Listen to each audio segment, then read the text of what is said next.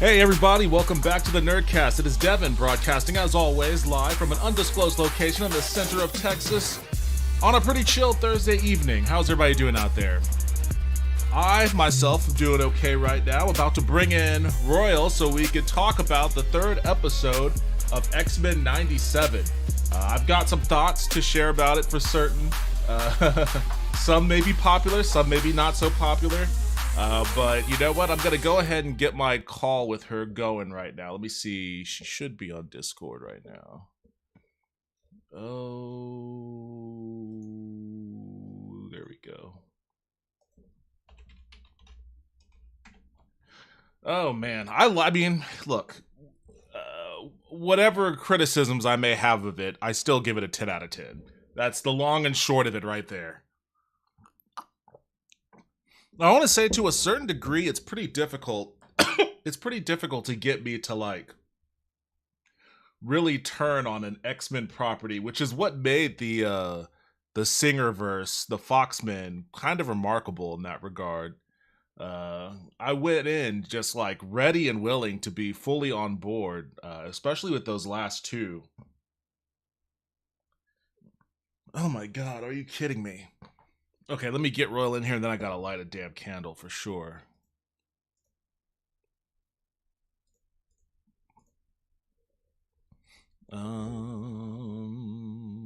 There we go. Oh yeah, I gotta use this camera, I guess.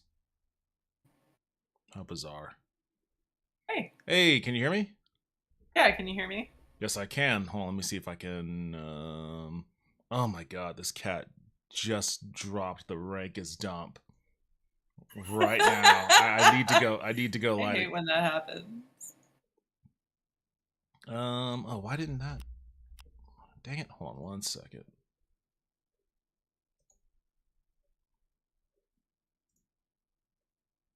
There we go. Okay. How are you doing? I'm good. I'm good. I have tomorrow off thanks to the Christianity. So Thanks to the Christianity. yeah, Oh because wait, tomorrow's Good Easter, Friday. Easter stuff, huh? Yeah, I forgot all about that. Yeah. Let me change my view. And let me see. Let me fix my camera. You know what? I'll just go ahead and hide that and use the other camera. It looks weird because you can see the you can see my ring light through it, but you know what? So what? I don't care. This ain't a super professional outfit over here. And then hold on one second. I'm gonna light a candle. Oh my god, we picked the. They wait. They deliberately wait.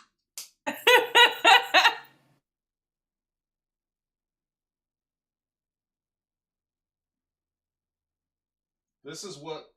This is how I discovered the true value of Bath and Body Works 3-wick candles. Ugh, okay. That's me. All right. How are you doing? I'm good. I'm good. I actually not every Inferno, but I read most of Inferno today. You read most of it. I mean, that's a I good did. that's a good chunk of that's a good chunk of reading. I did Uh, not. I did one issue of the New Mutants, but that was it. And then yeah, the rest was just X-Men and X Factor.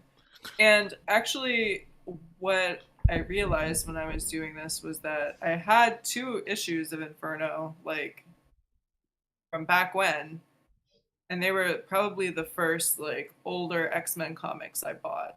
yeah. Like when I was starting to like read X-Men, and because you could get it at like Walmart. You used to be able to get X-Men comics at Walmart. Wait, So I was you like, can't anymore? I guess probably I not, don't huh? know. I never go to Walmart.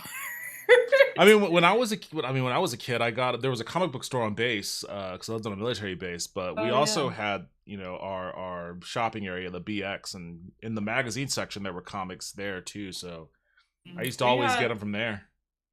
there was like a corner, like Yeah, in our Walmart, there was like magazines, and then there was a corner that was a rack with comic books, and you could get comic books at Walmart, at Kmart, and at Publix.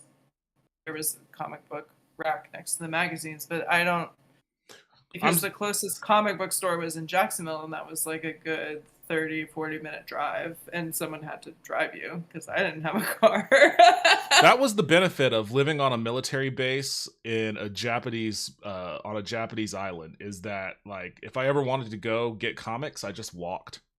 I mean, it Yeah, wasn't like the quickest walk, but everything was walkable. So I did a lot of walking to the comic book store. we had comics sometimes actually at the Jiffy Lube at the gas station What? by my house. Yeah. There were comics at the gas station yeah, Yeah. because there would Sometimes. a lot of times there would be that rack, that like long tall rack that spun Yeah. around in circles, and they would have magazines and comics on those. I remember Yeah. that. Yeah. Yeah. I Because don't. I definitely, there was definitely a moment where I probably like walked or rode my bicycle to the gas station to buy like to look at X-Men comics at the gas station. Oh, that was. I mean, that was. The gas station comic pickup was a rarity for me. It was usually a road trip sort of thing, but I got them from whatever source I could get them from whenever I could as a kid. So The very best, like kind of slightly off topic, but I feel like the best find for me as a teen in a gas station was if there was a gas station that carried heavy metal magazine and would not card you for it. oh, yeah. I mean, I never found that. If I ever found any heavy metal, it was always like in the woods. Because for some reason that's where all like the the joy of finding like a magazine in the woods cannot be understated. Well, it's a generational thing for sure. I don't think kids know what it's like to like not have access to porn, at your fingertips. That's true. Whenever you want. No barrier for entry at all. But back then it was like I couldn't even watch PG-13 movies in theaters because if I was 12 or 11 or something, I'd have to have a parent with me. Yeah, my mom would be like, "Are you 13?" Yeah, exactly. And I remember, I think I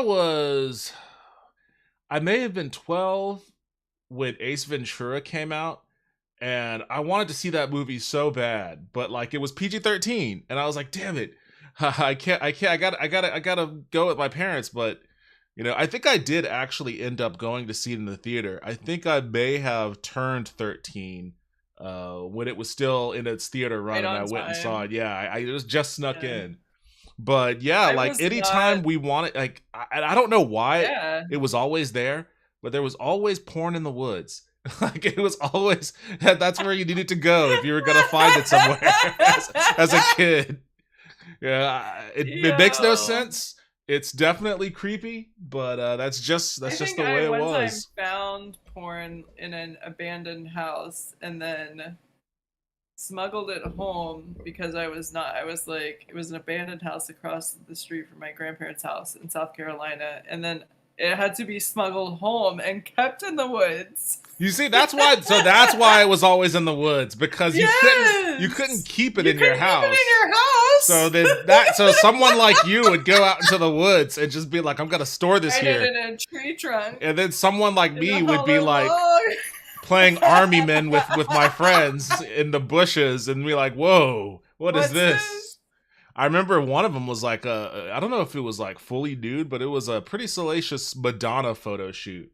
And one of my friends took it home and then got caught with it and like got in trouble. Like that's why it stays in the woods. That's why it stays in the woods. What happens in the woods stays in the woods. We're certain. All right. Anyways, crazy sidetrack aside. I mean, it's fine. We both watched episode 3 of X-Men 97. What is it actually called? The episode? It's like something with fire, Forged with Fire, or I don't remember. Let me get the name actually right. Subtitles. Fire Made Flesh. Fire Made Flesh. Yes, that's what it was. Fire Made Flesh, which. So when episode 2 ended, the second Jean Grey popped up, and immediately anybody that was familiar with the comic books knew where this was actually going to go. And I was excited about it because for years I've been saying, there are really only 3 X-Men arcs that I want to see the MCU adapt. Mutant Massacre, Fall of Mutants, and Inferno. And as soon as she popped up, it was like, oh, this is gonna be what I thought was like the start of like an Inferno adaptation. And you've read it all, I guess, today, or most of it. Yeah. So I'm curious about because it's been a while since I've actually read Inferno. I'm curious how my memories match up with your recent knowledge. But just at a high level, before we get into like the nitty gritty of this episode, what did you think about it? I was I did like how they I was like, what are they gonna do with this woman's costume? Because I remember like the first time I saw it, I was like, who is that? The Like Goblin Queen, you mean? Because she had a very, like, for the time, very like spicy costume for Marvel Comics. Oh yeah, for because certain. The comics that were like, because when I was starting to read like superhero comics, it was in the 90s, and so it was like beginning to be the influx of like what were called bad girl comics. It was super trendy, so like Lady Death, Vampirella, all those things were super on trend, Yeah. with these very like scantily clad like babes who would kick your ass. But for Marvel Comics, that's a scandalous costume, especially for the 80s, the 1980s, because the back then Marvel was still had to be comic code approved. Yeah. So I was like, oh, they really like they toned it down, but kept, I think, the essence of her crazy spicy costume. I'm gonna start being obsessive about the camera now that I moved it. All right, But that's a it little was better. very, A little bit, maybe. I No, wanted maybe to it was better last rewatch it. time. No, it's fine.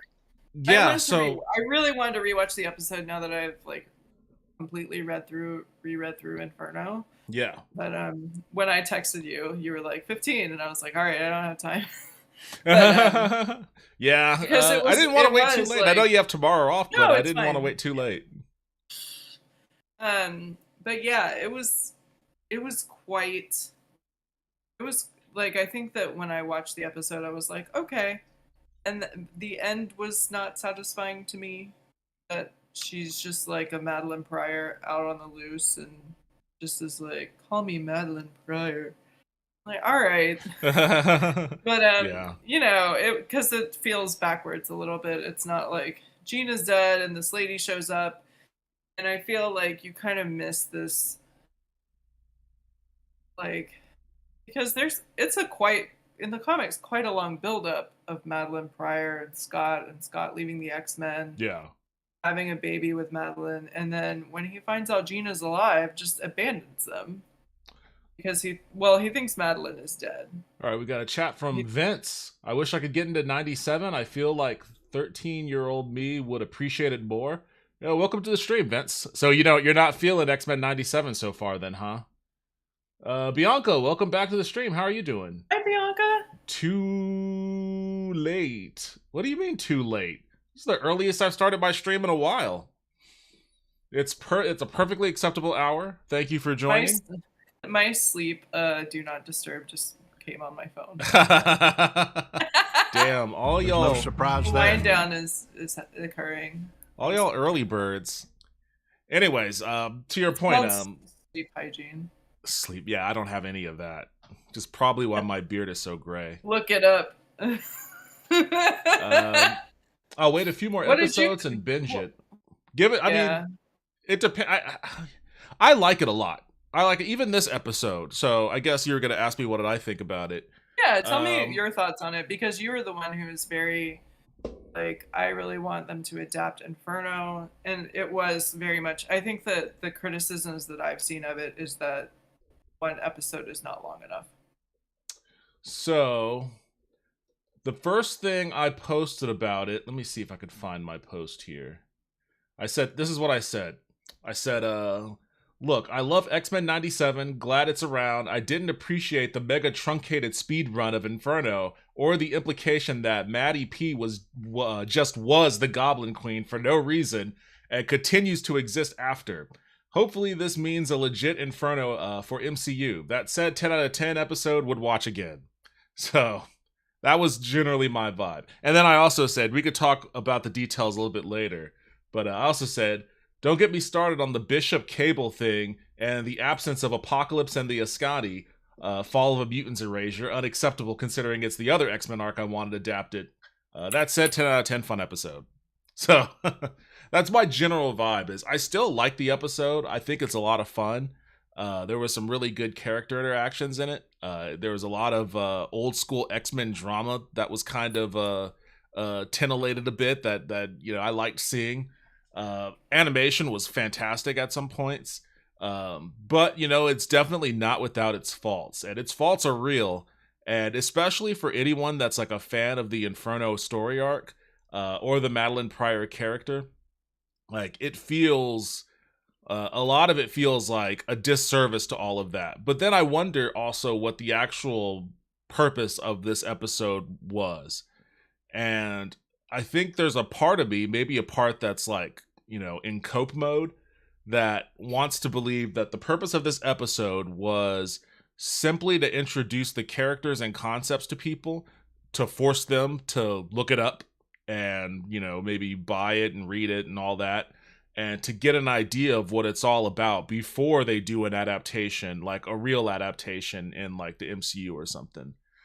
Because it's a fucking crazy story. Like Inferno is a crazy story. It's terrific. I really enjoyed it. I really liked it because there's so many layers to it, but also the layers that are in Inferno kind of make it. No, because your difficult. guest said too late, so I copied, but I have to go now. I got a watch party to attend to. Bye. Well, thank you for stopping by, Bianca. It was a quick dropping in and out. That's good though. Enjoy your watch party.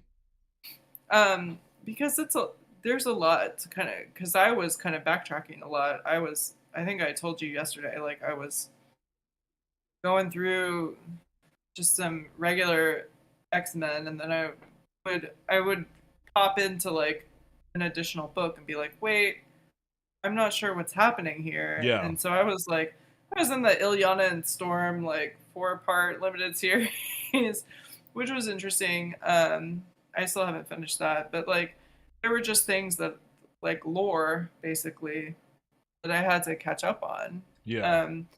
And the other thing about those old like storylines, because I don't know how they do them now, but I assume it's about the same, is that you're hopping between books. So you're not getting like a full vision of everything unless you're reading like Uncanny X-Men and X Factor and possibly New Mutants. Yeah. Actually, can you hold on 1 second? Yeah. Let me see something real quick.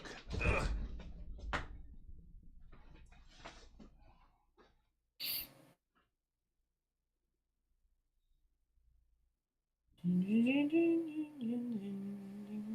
ding, ding. Oh, we gotta talk about this crazy guy.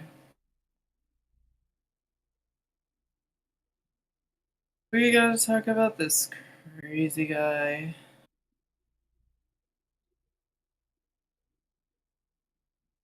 Devin told me to come on here with celebrity gossip, so luckily we are pretty we've had a busy celebrity gossip week. So if we can get around to that, there will be plenty to talk about. However, I don't know if we will get that far because we also have quite a lot of X-Men Inferno to talk about. X-Men saving the day. Coming your way.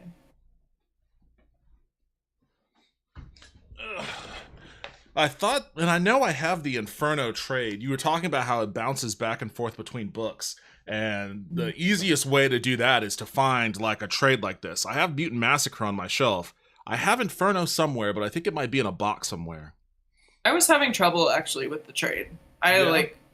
Because it was giving me too much, because the trade will like, and I'm not saying this is a bad thing because this is how you would read it, but like the trade is going to give you stuff, like it'll give you the whole issue that I don't always need. And then sometimes the trade will give me a whole issue that is almost completely extraneous and I'll get lost. So I just went back and I was like, the whole, so what do you mean like by... it'll be like when we were talking about Mutant Massacre, and yes. I was like, there is a Daredevil issue in here that serves no purpose. I don't care. Like, yeah, it's very it's minimal. Just Daredevil and Sabretooth fighting. Yeah, that's it. So I'm like, whatever. So I went back. I backed out of the trade. I went back into X-Men. Just started reading X-Men, and then it was like when I noticed something was like not quite going together, I'd be like, okay, and I'd hop into X Factor and pick it up from there. And then like if they would say in like the caption, they'd be like, "Oh, it happened in New Mutant 72." I'd be like, "All right, let me read New Mutant 72." Yeah, So I'm not just like jumping around like that is annoying, which is it's why a I do little. recommend the trade. Like, you're right, there is a lot of stuff where it's like, I don't really need this, but then I just skip past it. So like, yeah, there's a Daredevil issue in here somewhere that I just It'd never. be easier for me to skip past it if I had like a physical book, but because I'm like reading it online, I'm like, Yeah. am I clicking? Like, my God, what is next? And so I just had a window open with Uncanny X-Men and a window open with X Factor, and just like clicking Yeah, there's a away. random ass issue of Thor in here where Thor is just hanging out with some. Because Thor comes in He does come in, and but he lightnings the whole yeah, corridors, so that's but why that's like later. Storm and Callisto are confused, and And they're like, "What happened here?" And they're yeah, like, "It's lightning." but that's Yeah, it's later. super. In the Thor issue, Yeah, he's just hanging out with a Mexican family. And it's like, why am I reading this? Like, it's so cute though. mutants are being killed. Like, Why am I hanging? I could not. I honestly like Thor hanging out with that family was so cute. No, that it was cute. It Like, was I cute. couldn't be mad. No. It was very adorable, and also it was very funny because we had the conversation about like with I think it was you, me, and Bianca. And she was like, Scott Summers is punching hole in drywall. He only has a mattress on the floor, and when Thor goes home, he only has the mattress on the floor. No, Like, it was Lulu that said that. oh, it was Lulu. I'm sorry. Because I actually made a TikTok out of that because let me see. Hope you bear, He's punching the wall. bear with us for these. What? Shut up. What do I have? Oh yeah. Here we go. I'll share my TikTok real quick, and then we'll get back into the discussion. So, on my other Cyclops video, Lulu commented on that. Cyclops definitely punches holes in drywall. And then, of course, this happened.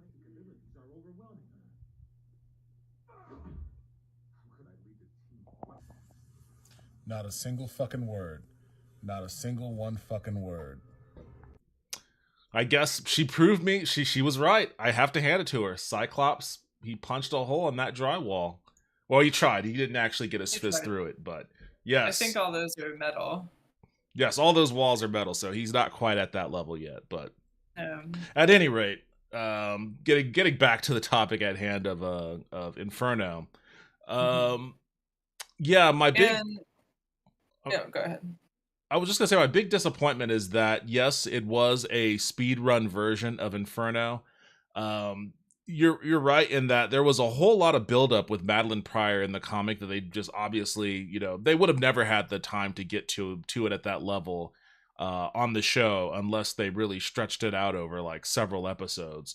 But it would have to be over the course of seasons. I yeah, feel, to like get that same impact because it's impactful. Yeah, when you're reading this book for this long and they're like, hanging out, sailing, and like dating and whatever, and then they're like, well, bye. And it's so like after you like build all that up within these books, and then she's like, you never loved me. You loved me because I looked like Jean Grey. Like, it's very impactful. Well, it's important that the entry point for the entry point for the Madeline Pryor character is the death of Jean Grey. Because when Madeline Pryor shows up, Jean Grey is still dead. And, Cyclops is grieving and whatnot. And then, like, he meets her and, like, he's, stunned that she's a dead ringer for Jean. And then they get into their relationship. And then he starts down a whole other path that ends up becoming upended when Jean comes back.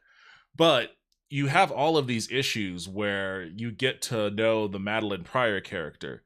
And subsequently, when Cyclops, does his thing, his shitty thing, and abandons her and the kid, and then she ends up, she goes to the X-Men to try to figure out where he is and whatnot, and she ends up just hanging around them and gets swept up into all this other stuff.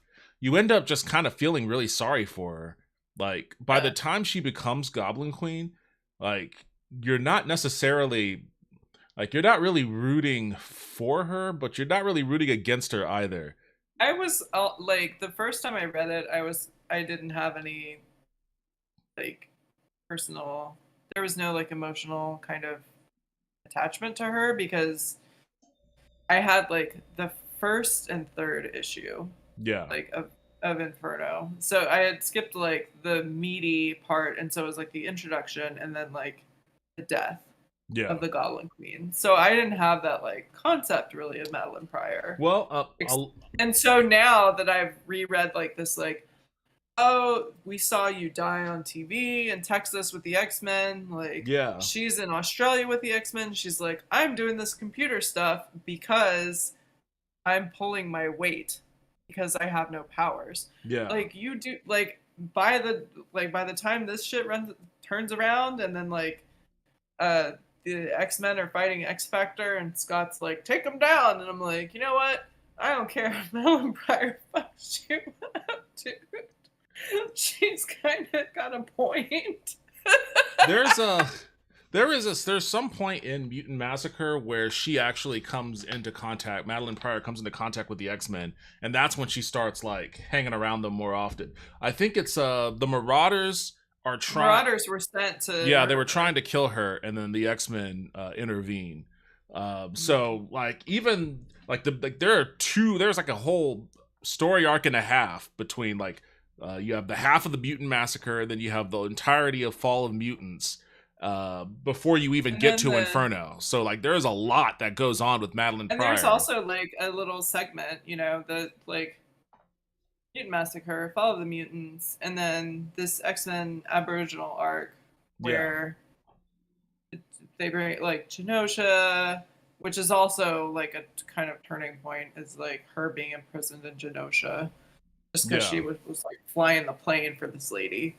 And in that, like, the other thing too that you'll miss if you don't like hit those Australian X-Men episodes is the gradual like Havoc understanding that Polaris is evil because she's possessed by malice. Yeah. Like him coming to grips with that and them like coming in together because they both lost their partners. And that's actually another really important point. We could talk about that a little later. Because there's a lot of really cool stuff in Inferno that happens that doesn't translate into the episode. I mean, it's impossible to get all of that into an episode.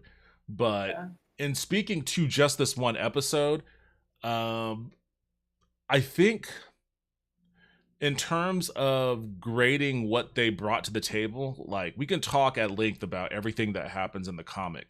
But we're just talking about what they put on the screen for this episode. And as an adaptation, as best they can do, because again, the entry point for Madeline Pryor was Jean Grey being dead, but they've already moved past that point in the cartoon. Long past. So they couldn't go from there. They had to figure out some other way in which they could bring the character in and introduce the concept of her being a clone of Sinister's, and why Sinister would even want to do that, and all of that other stuff. And that part, and they did it very concisely, like as concisely as you could possibly. As concisely as you, and that's probably my vibe on this entire episode is as an adaptation that was constrained to one episode basically.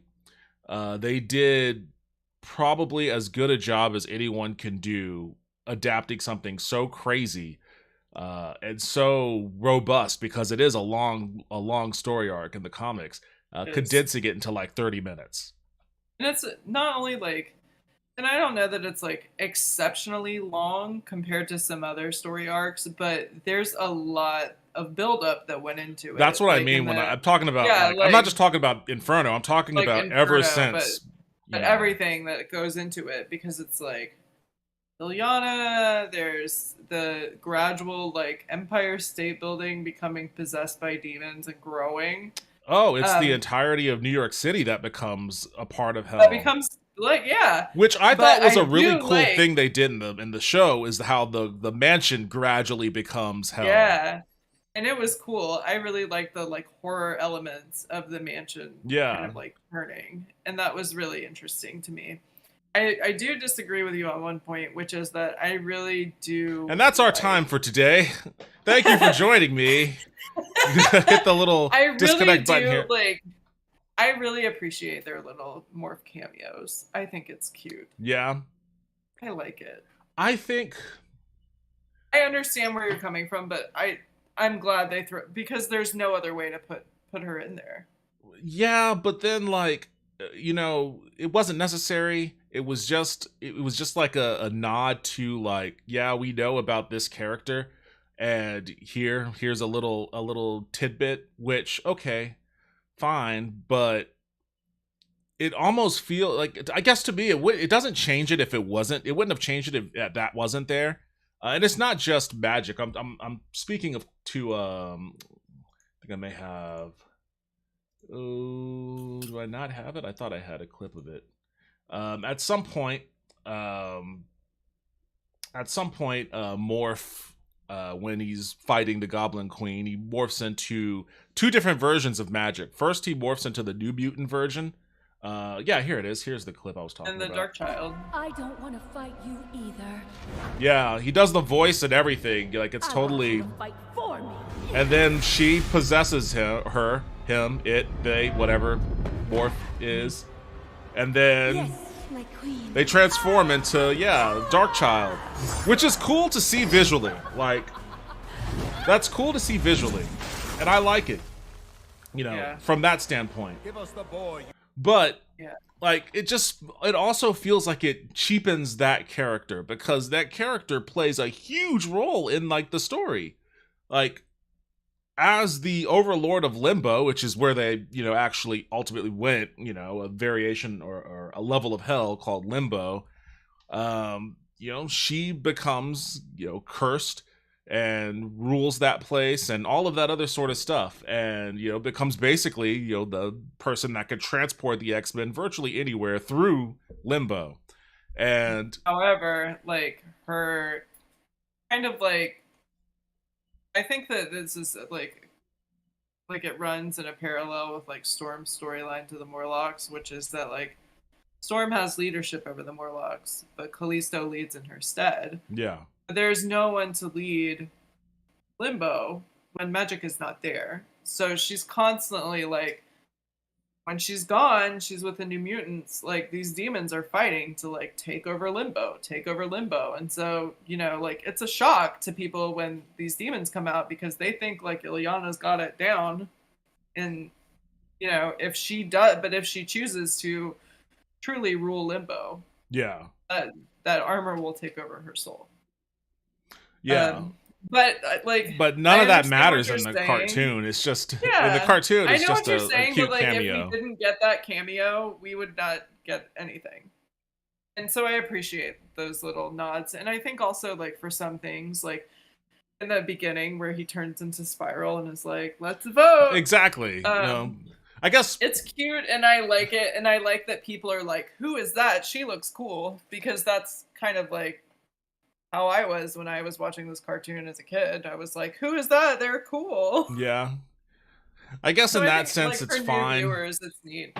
I guess maybe I'm just a little disgruntled. I'm just like, oh, well, I want to see like. It's a cool character. I I want to see think- her too. I think it's because the Inferno. Once I realized that the Inferno story that they were adapting was going to be super truncated and not like a full adaptation, I think that it just made me a little annoyed by it. Right? It's almost like if you watch someone building like or baking like a really awesome looking cake, you know, and it looks delicious and it's got like great icing and toppings on it and stuff, and then like, you know, the only thing that you get to do is like lick the spoon. You don't get a slice of cake. All you can do is lick the spoon. And you Yeah. just kind of get mad about it. And then like it just, yeah, so that's kind of, I guess maybe that's where I'm coming from on it.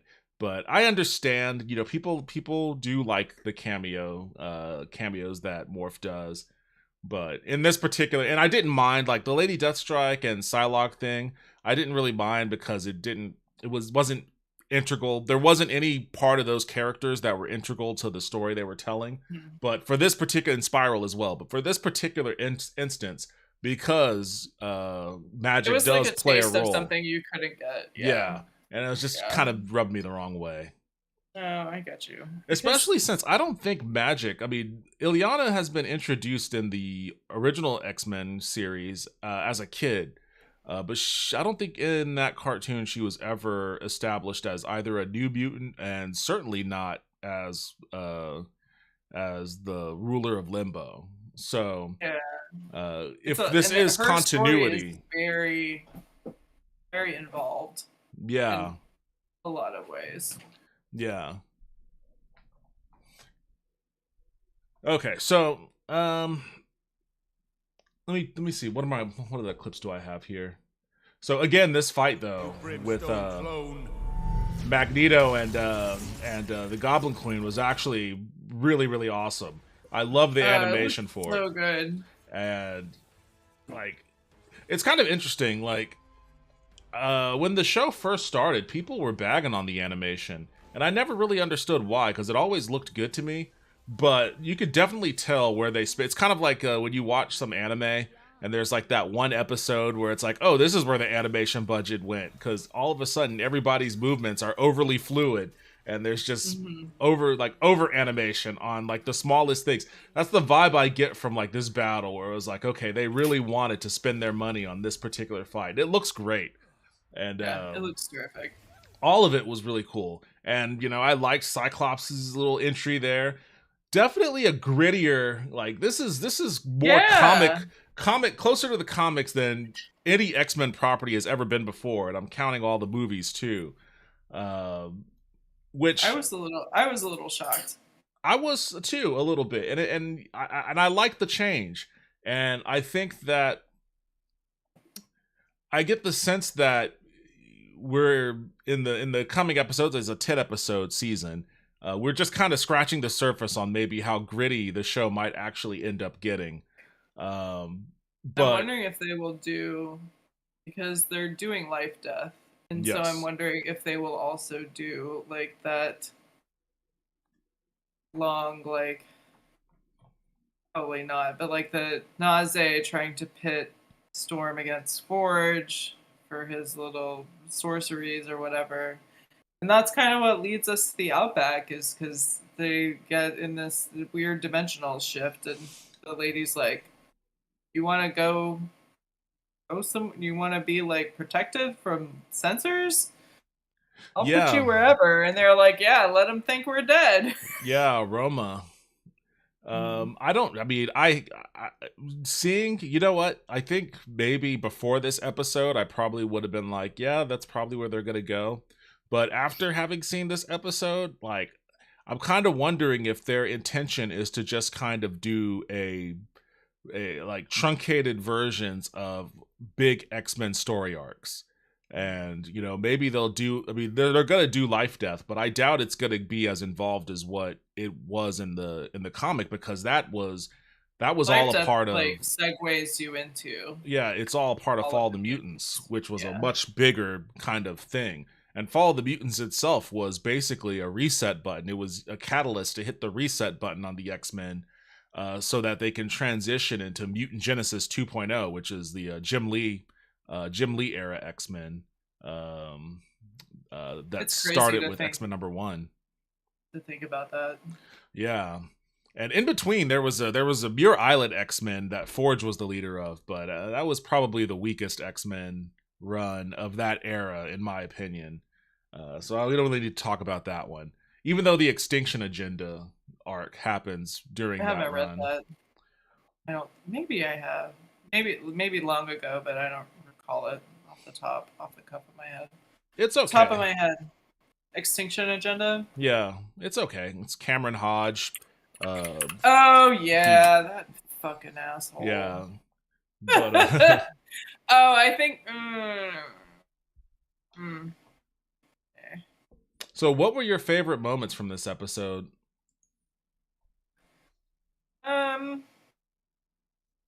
I just really like the Goblin Queen. What did you think of Mr. Sinister? He's a little confusing to me because I find him like mysterious I just don't. I understand that he's like bad guy, super geneticist or whatever, but like I feel he has powers, and I don't know what they are. That's basically So the general vibe of Sinister, is that he has powers, because he but will like what the shoot hell are a they? like thing at you, he'll be like, "I'm not today" or whatever, and he's very powerful. Because all the X-Men together have to like keep at him to Yeah. even throw him off slightly. I will. And Cyclops murks him real bad. For maybe that time. I don't. I assume he comes back. Are you I feel referring to like in the comic? yeah, Yeah.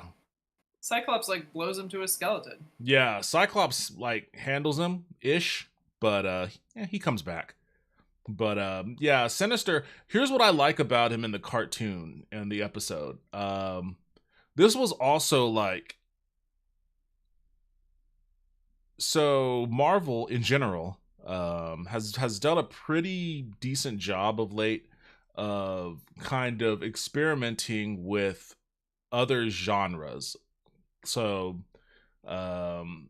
whether obviously they've done their lion's share of comedy fusion, but they've also tried dabbling in horror with Doctor Strange and the Multiverse of Madness. They had Sam Raimi put some of his horror touch on that movie. There's Werewolf by Night, which was fantastic. Was that a whole show or was it just that It one was just part? Like a one shot. I saw the one shot and it was terrific. Yeah. I really enjoyed that. Yeah. Yeah. And the vibe I got was like, as soon as they introduced Sinister, Madeline Pryor is in the room with the baby, and then he starts speaking through the baby monitor, and then he like shows up in the shadows. It was a very horror movie kind of thing. He seemed Yeah. less like a comic book supervillain and more like a horror movie antagonist, which I thought was really, really cool and really well It's done. appropriate also because he's like doing these dark machinations that yeah, are really behind the scenes and crazy. he is that guy. Towards the end Yeah. of the episode, it kind of morphs into him being like more of a traditional megalomaniacal villain. One of my funny scenes is he just walks up with the baby and just dumps it in the pool. He's just like, boop, and the baby just floating in there. It's like, wait, you're not gonna put like the little breathing mask or anything? Like, just gonna flood this baby's lungs with whatever weird Mountain Dew Yeah. liquid you just dropped it into? Just But like put this baby in a Baja Blast. yeah, I know. It's just like, all right, I guess that's what we're doing here. But prior to that, though, yeah, like I thought, like he's always been one of my favorite X-Men villains, and I thought it was really awesome how they introduced him in like such a mysterious and terrifying kind of way. Yeah, because that's what he is. Because that's what he is, and that's what he should be. yeah. I think that like babies in any kind of media are hard to like do. But like when the baby starts getting the techno virus and like the face it makes and like the cry it makes, I was like, oh, that's legit. Like that is a sick baby. It does not sound fake. Like it looks crazy. I think that the horror elements that they have been doing throughout the show, like the like glitching sentinels and stuff, have been really terrific. Yeah. Yeah, you mentioned the techno-organic virus that the baby gets, and that's just one of those things that about the this episode that kind of bothered me, because it makes me like, so there it just confirmed me there are certain things in this show that I had an expectation of, or maybe I wanted to see it, and I don't think I'm gonna see it now. Obviously, the child of Madeline Pryor and Cyclops is Cable, grows up to become Cable. In the comic, this was during the Fall of the Mutant story arc. He's infected with the techno-organic virus by Apocalypse, and the only way to save him, yes, is to send him to the future, but it's not with Bishop. And I kind of don't know why Bishop is even going back to the future, honestly. I know he mentioned he wanted to find his sister, but it's like, yeah, you're already here. Just hang out here. The Shard cameo. Yeah, like, the horror shard cameo. Yeah.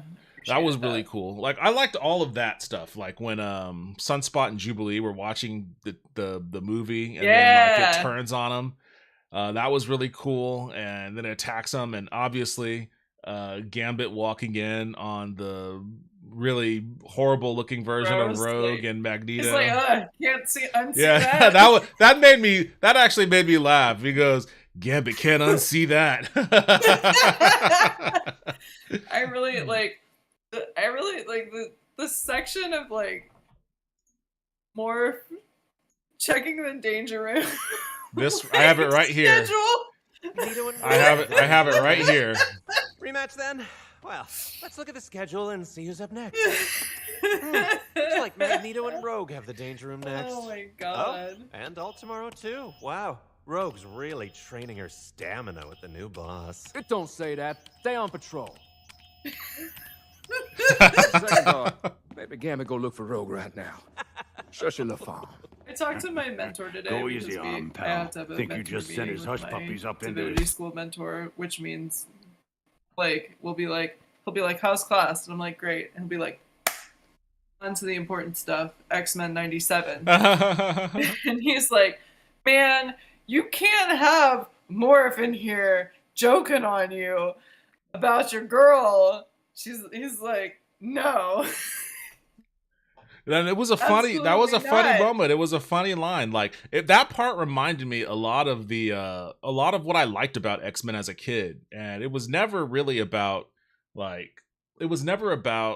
superheroes beating supervillains, and it was never about like all the stuff that made the Avengers comics, the point of the Avengers comic books and all of that. That was never the point of X-Men for me.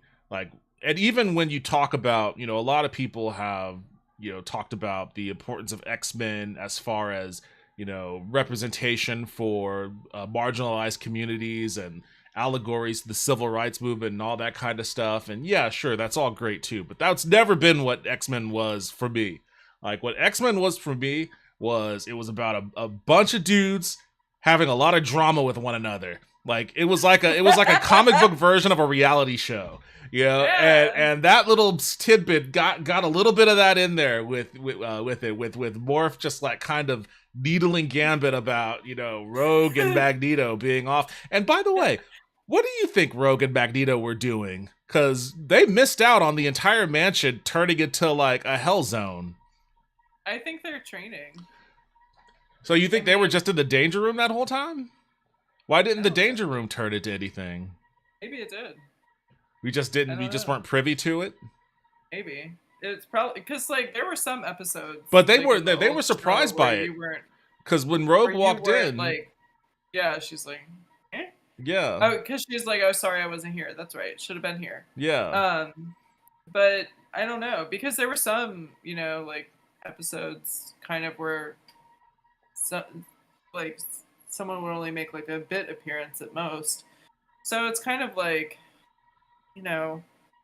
what maybe it was just like one of those extraneous things. Like how can I fit these people in here? Well, you're coming up with When- like the technical reason though. Yeah, Like, no. that's not what what I'm do they do? asking. I'm not asking I the get you. technical reason. Like, yeah, They're back in the day when X-Men became a very hanging popular. in the danger room. Maybe not the danger room, but yeah, back in the day when X-Men was really popular as a cartoon, they went on to season 2. They couldn't afford all the actors in the same scene anymore. So that's when you ended up, oh, this episode only has Wolverine and Nightcrawler in it. Well, where are the other X-Men? They're doing other stuff, but this is just Wolverine and Nightcrawler.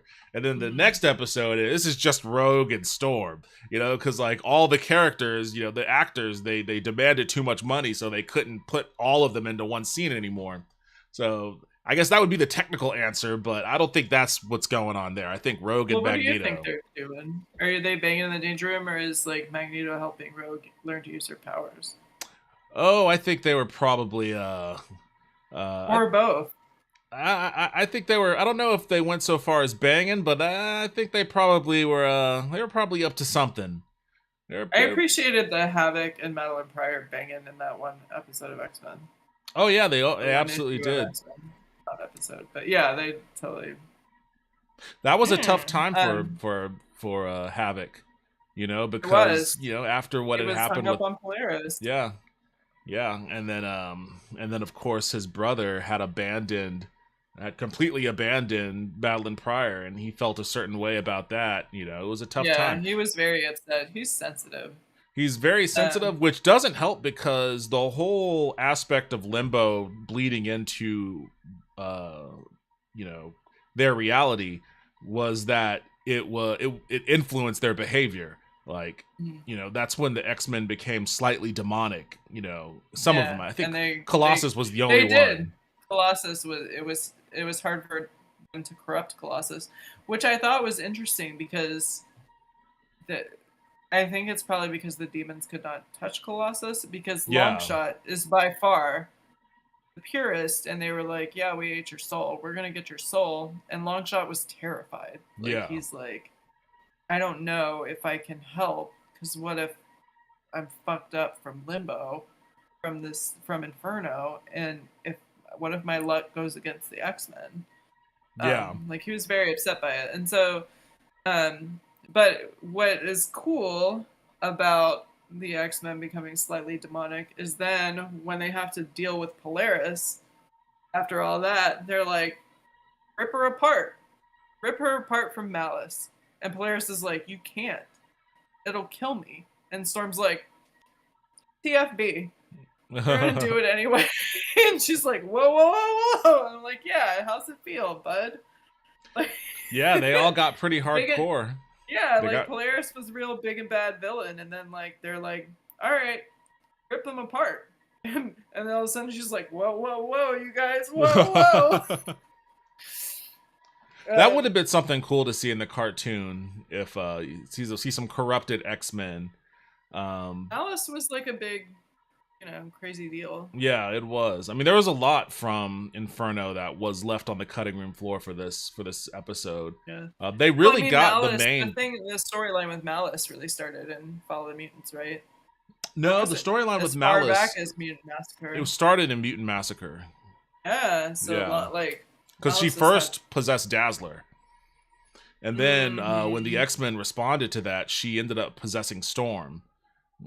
So and Storm shook it off, right? She was Storm, like, no. fought it and ripped the thing off. But I think Sinister bonded Malice to Polaris, because Malice flips out and is like, why do I gotta stay in this person? And he's like, yeah, just chill out, don't worry about it. You're gonna be good. You can go wherever you want, but now you have a home, and it's Polaris's body. But yeah. You don't get any of that in this. I really appreciated Morph's little wants to shower with Wolverine a little bit. they're definitely angling this whole almost it's implied for certain, but it's almost like a will they won't they between Morph and Wolverine. It's pretty interesting. I appreciate. I think it's great. Yeah, especially because I think that a lot of people, and I don't know if I'm one of those people, but I might be. But the reaction I've seen online is that people are really tired of the Wolverine, Jean, Scott love triangle. They're like, ugh. Are they tired of it? Yeah, because they're like, I'm over this. It's boring. And not only do I have to look at one heterosexual love triangle, I gotta look at two. Yeah, although I guess the triangle kind of changes in the story in the comic recently. My mentor said today, he was like, Rogue does not like straight men. He's like, neither of those men are straight. Magneto is no straight man is sashaying. He is strutting in with this outfit, which I agree, because Magneto is in love with Charles Xavier. I mean, if nothing else, most of the X-Men seem to be pan. He was like X-Men. He's like, you're a mutant, great, but you were also, I feel immediately, you should just pick up a pride flag in the back. But I mean, and that's and when you think about it, It's pretty much true. Yeah, It's pretty much true. and I understand like people being like, because even though there really hasn't been anything in media that really accurately portrays what the Scott, Jean, Logan love triangle actually was. The cartoon kind of came close in the 90s, but there is a lot that goes into that. Like the Extinction Agenda plays a big role in it because in the comics, somewhere around Mutant Massacre era, Wolverine's healing factor just goes to shit, and he just can't heal the same way. I can't remember what the explanation for that was, but it basically makes him incredibly vulnerable. And he stays that way for a while. And in the Extinction Agenda, he gets real fucked up. Like he gets fucked up and thrown into a cage with Jean Grey and Genosha, and they're in that lockup together, and Wolverine is just bleeding out, dying, and Jean is panicking, and then they have like a real emotional moment, that culminates in them kissing. And in X-Men number 2, after Mutant Genesis, Jim Lee X-Men, when the X-Men, are, I forget how it happens because it's been a while since I read that issue, but the X-Men Blue Team end up becoming villains of sorts on Asteroid M or something like that, or I forget where they're at. But Oh yeah. they end up having to fight each other. And when Cyclops encounters Jean, he kisses her. And he goes, "Was that better than Wolverine?" And then he blasts her with his eye blast. That's what that's in reference to, is what happened in Extinction Agenda. And there's this whole interplay that goes back and forth, and it builds and all this sort of stuff. And nothing has ever really caught the essence of all of that. But in speaking to what I was talking about before, about what I liked about X-Men, is it doesn't really necessarily matter to me personally whether it's heteronormative or whether it's something more modern and progressive. What matters is the drama of it all. And I like that the cartoon plays to that a little bit more. I'm for the drama, but I don't know. I feel like there are so many better pairings for Wolverine that the Wolverine and G thing is tired for me. Yeah. If that makes sense. That's all it is for me. I'm just and what was interesting to me when I was reading Inferno is because X Factor and the X-Men don't know each other. The X-Men don't know Jean Grey is alive. Right. And X Factor thinks the X-Men are dead because they saw them die on TV. Right. So when Wolverine smells Jean Grey and he kisses her because he's like, "I want to make sure it's you." Yep. And the other X-Men are like, "Wolverine, you fucking creep." And it's like, oh wow, I'm really impressed that everyone is mad at Wolverine for just smooching Jean Grey out of nowhere. And they're like, "Come on, man." Yeah.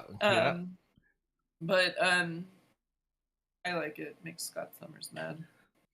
There is a lot of I mean, also there's the Archangel loves Jean, and he's gets in trouble with his girl for it, and then Cameron Hodges, doesn't he kill his girl? Mm-hmm. Candy. She has the most porn name ever, Candy Southern. Like, oh boy, like what were they thinking when they came up with that name? OnlyFans. Seriously, but yeah, and I guess maybe all of that just depends on how much you like Jean Grey and Scott Summers too. If you don't like either one of those characters, I mean, they're made for each other in a way, but it's just I have to say that upon the reread of Inferno, I was like, yeah, Madeline Pryor's got a point. Goblin Queen's got a point. Oh yeah, of course, for certain. I'm not mad about it. No, yeah. everything that happened to that character was forced upon her. She didn't have any sense of, she didn't have anything to do with anything. She just, as far as she knew, she was Madeline Pryor. She had all of, or at least some of Jean's memories, but you know, she had a kid with someone she was in love with and married and thought she was going to live a normal life. And then all of a sudden, everything just goes really fucking crazy, you know, and Yeah. can't really And you blame find her. out like you're not real, and Yeah, your husband leaves the you. memories are not real, and Yeah, I think what was very like poignant within that was this like consistent reiteration of Madeline Pryor of like, you never really loved me. yeah, You loved Jean Grey, and that's the only reason you loved me. And it's like heartbreaking. yeah. It's heartbreaking. Well, there was And so one. yeah. There was a scene from the comic that was incredibly poignant to me, and I still remember actually reading it as a kid and being like, "Oh wow!" And they did a pretty good kind of nod to it in the episode, and that is when Madeline Pryor is examining the monitor in the Outback when the X-Men are out doing something, and it's on a news station, and the news are interviewing X Factor, and she sees Cyclops with Jean on the news, and she freaks out, and she punches the monitor and, like, you know, hurts herself and blacks out. And as she's unconscious, she has like this dream of, you know, she's like in this open desert space with Cyclops, and she's walking there, and then like an angel descends from heaven, and it's Jean, and then Cyclops is like, I don't want to be with you anymore, and goes to the faceless angel, and like the faceless angel like takes pieces of Madeline's face off of her and puts it on her. It becomes, you know, and then That was nuts. what's left is Well, just like Madeline the is faceless the angel. mannequin. And like Cyclops takes the wings, he takes all her features and like puts them on, and then and then she's Oh, was just, Madeline like, the angel? she at first, and then Cyclops like, you're not the angel anymore. Yeah. She's here. I think I want to say, but like, yeah, he's like the scene of him like pulling her features away and like placing them back, and then like, yeah, she's just like a blank body. What? Yeah, super poignant, really crazy. That was one of the visually most impactful and, I guess, telling moments of that Inferno arc in the comic, because it really tells you what that character is going through, what she's experiencing. Is that a Claremont issue or a Simonson? It may be Claremont. Hold on one I'm gonna second. look it up. I'm gonna look really quick.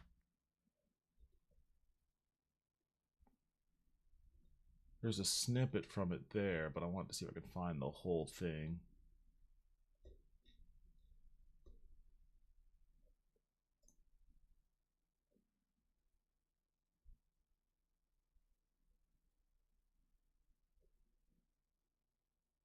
I wish I knew. Let me see what issue this is. You can use your totally legal comic book. Yeah, I'm looking at my totally legal comic book site right now. It's just one of those things because there's so much happening that like it's hard for me to recollect which issue it was. Number Is it when they're like 230? fighting the Brood? Sorry. I think it was when they were fighting the Brood. Yeah, I think the cover of that is Colossus getting a car thrown at him. Uncanny X-Men number 230, I think it is. 230? Oh, that's far back. Let me go. I was in like 234. Let's see. Might be the one. Oh, this is Long Shot. Yeah, that's the night before Christmas. Oh, okay. 230. Let me see though. This one doesn't give what 231 is the one where Magic tries to conjure Colossus's ghost, but he's not a ghost. And she's like so sad because she thinks he's dead. Okay, it's issue 232. 232, okay. Hmm. Let's see. Can you get me the link to that? Yeah, give me 1 second. Oh no, it's not. Like she punches the thing in 232, and I think the next one is, I think it's 233. Oops. I think the dream might be.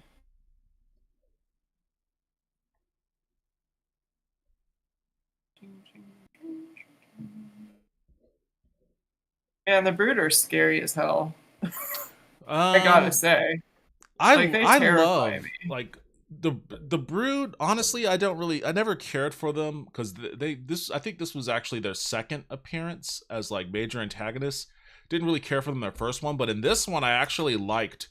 I liked this story arc with how they came down to Earth, and then the X-Men who were still in hiding had to go out and like fight them, and the Brood were possessing other mutants. So like they weren't just aliens; they were aliens with like mutant powers.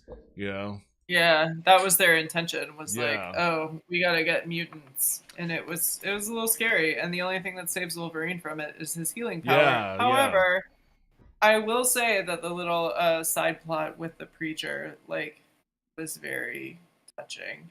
Yeah, I mean, it was a this was a great issue all around. This was a fantastic issue. Like it had the Brood fight and all of that, but then you had this moment. God's country was wild and free and elementally beautiful. And then yeah, Madeline is flying around as the angel, and like Cyclops is there with the kid. Like this is an idyllic, love story.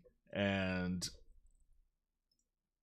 they're just living their life. And this is, I never understood Gateway, like, and that's probably by design.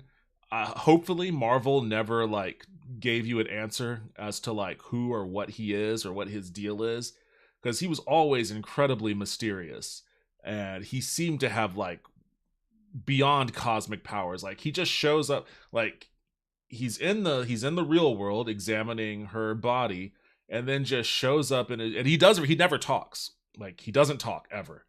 And he has that aboriginal tool that he could use to create portals and shit. So he shows up in her dream, and she knows that something's wrong, and he starts spinning his thing. And he opens up a portal, and Cyclops in true dream fashion just morphs into his outfit and blasts him, but then he turns into like the faceless mannequin, and then Cyclops goes over to the mannequin and embraces it, kisses it, and then is like, time to lose those wings, Maddie. You're not supposed to have them anyways. You can't really fly. You're not special like us. You're only human. And then rips the wings off. I mean, this is a brutal moment. Like, you can't keep him either. Takes the kid. He's a mutant, he should sweetheart. be raised by his own kind. Yeah. See, look how happy he looks. You couldn't take that away from him, could you? Like, how can you do this? I love you, I know, and I'm really sorry, but I loved someone else first and best. Her needs take priority. There, that's better. Like, took the hair, took the lips and the nose and the eyes, and then, like, all of a sudden, Jean is whole again, and Madeline has been stripped of her identity. And then, like, she materializes her X Factor outfit, and the world disappears from around her, and I never meant to hurt you, but once I discovered Jean was alive, I had to go back to her. I'd never lose her again, which is Cyclops in a dream, but that's literally what he would say, in that moment, and then like, she would scream, but she has no mouth, a nothing being in a nowhere place, abandoned and alone, which is like harrowing. I remember reading this as a kid and just being like, oh my God, and knowing that this is kind of like the origin story of the Goblin Queen, it's hard to like falter. Yeah. Like I get it. 100%. And the reason why I mentioned it is because you see this in at the start of the episode when Madeline Pryor is using the telepathy to scan the real Jean's mind. She sees images of Jean that looks like this. And as soon as I saw that, I was like, oh, that was from that one issue. And I liked that nod. Like, that was really cool. Because this was a big moment, both in the story, but also just, in comics in general. This was pretty iconic. Who wrote this? Was this Claremont? I'm gonna look right now. Forgot to look. Derp. Oh yeah, and then Havoc kills a dude. It is Claremont, yeah. And then he feels a certain way Havoc about feels bad about it, but the guy is infected. Like, and I think it's also hard for Havoc to like come to terms with that, even though like they talk about it earlier and they're like, some of these X-Men have fought the Brood before, and they do not talk about it Yeah. because it was so horrifying. Yeah. And so, like, when Storm and Wolverine are like, listen, this guy is a husk. Like, these are parasites, and when you're just killing like this host body with this alien parasite inside of it, and I think it's hard for Havoc to believe that. So I'm gonna share. So I'm gonna show this on the screen. So I want your opinion on this.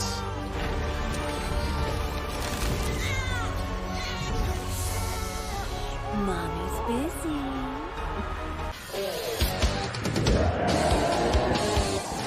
Fighting evil by moonlight, winning love by daylight, never running from a real fight. She is the one named Sailor Moon.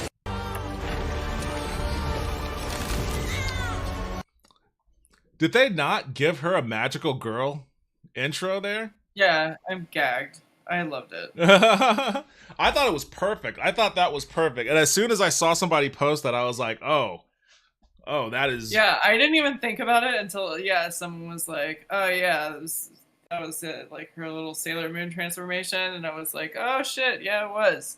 But it was great. Now, I guess I'm so used to a Sailor Moon transformation that I'm not like, oh yeah. It doesn't catch you by surprise.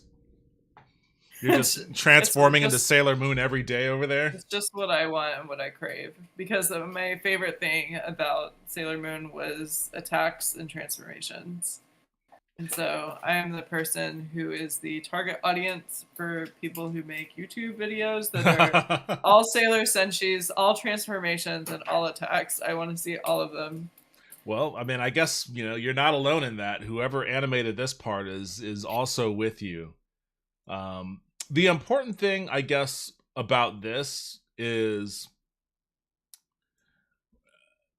Madeline Pryor just doesn't become Goblin Queen out of nowhere.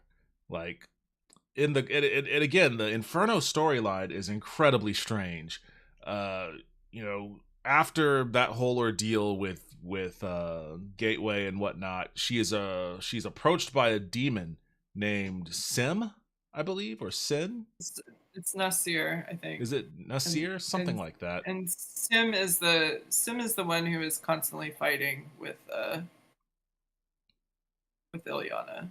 Okay. Sim is the one who's like pitted against Ilyana all the time for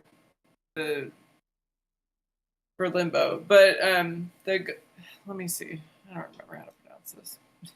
Yeah. Something with a lot of little fun.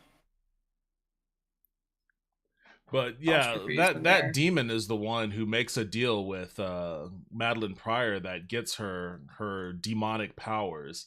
And in the cartoon, it gives the impression that she just always had them, which is like, well, how OP is Jean Grey really, that she can just whip out these demon powers seemingly out of nowhere?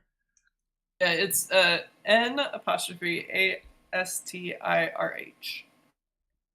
N apostrophe what? Here, let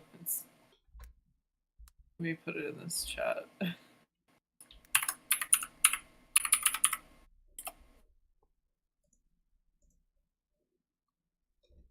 Wait, where did she put it at?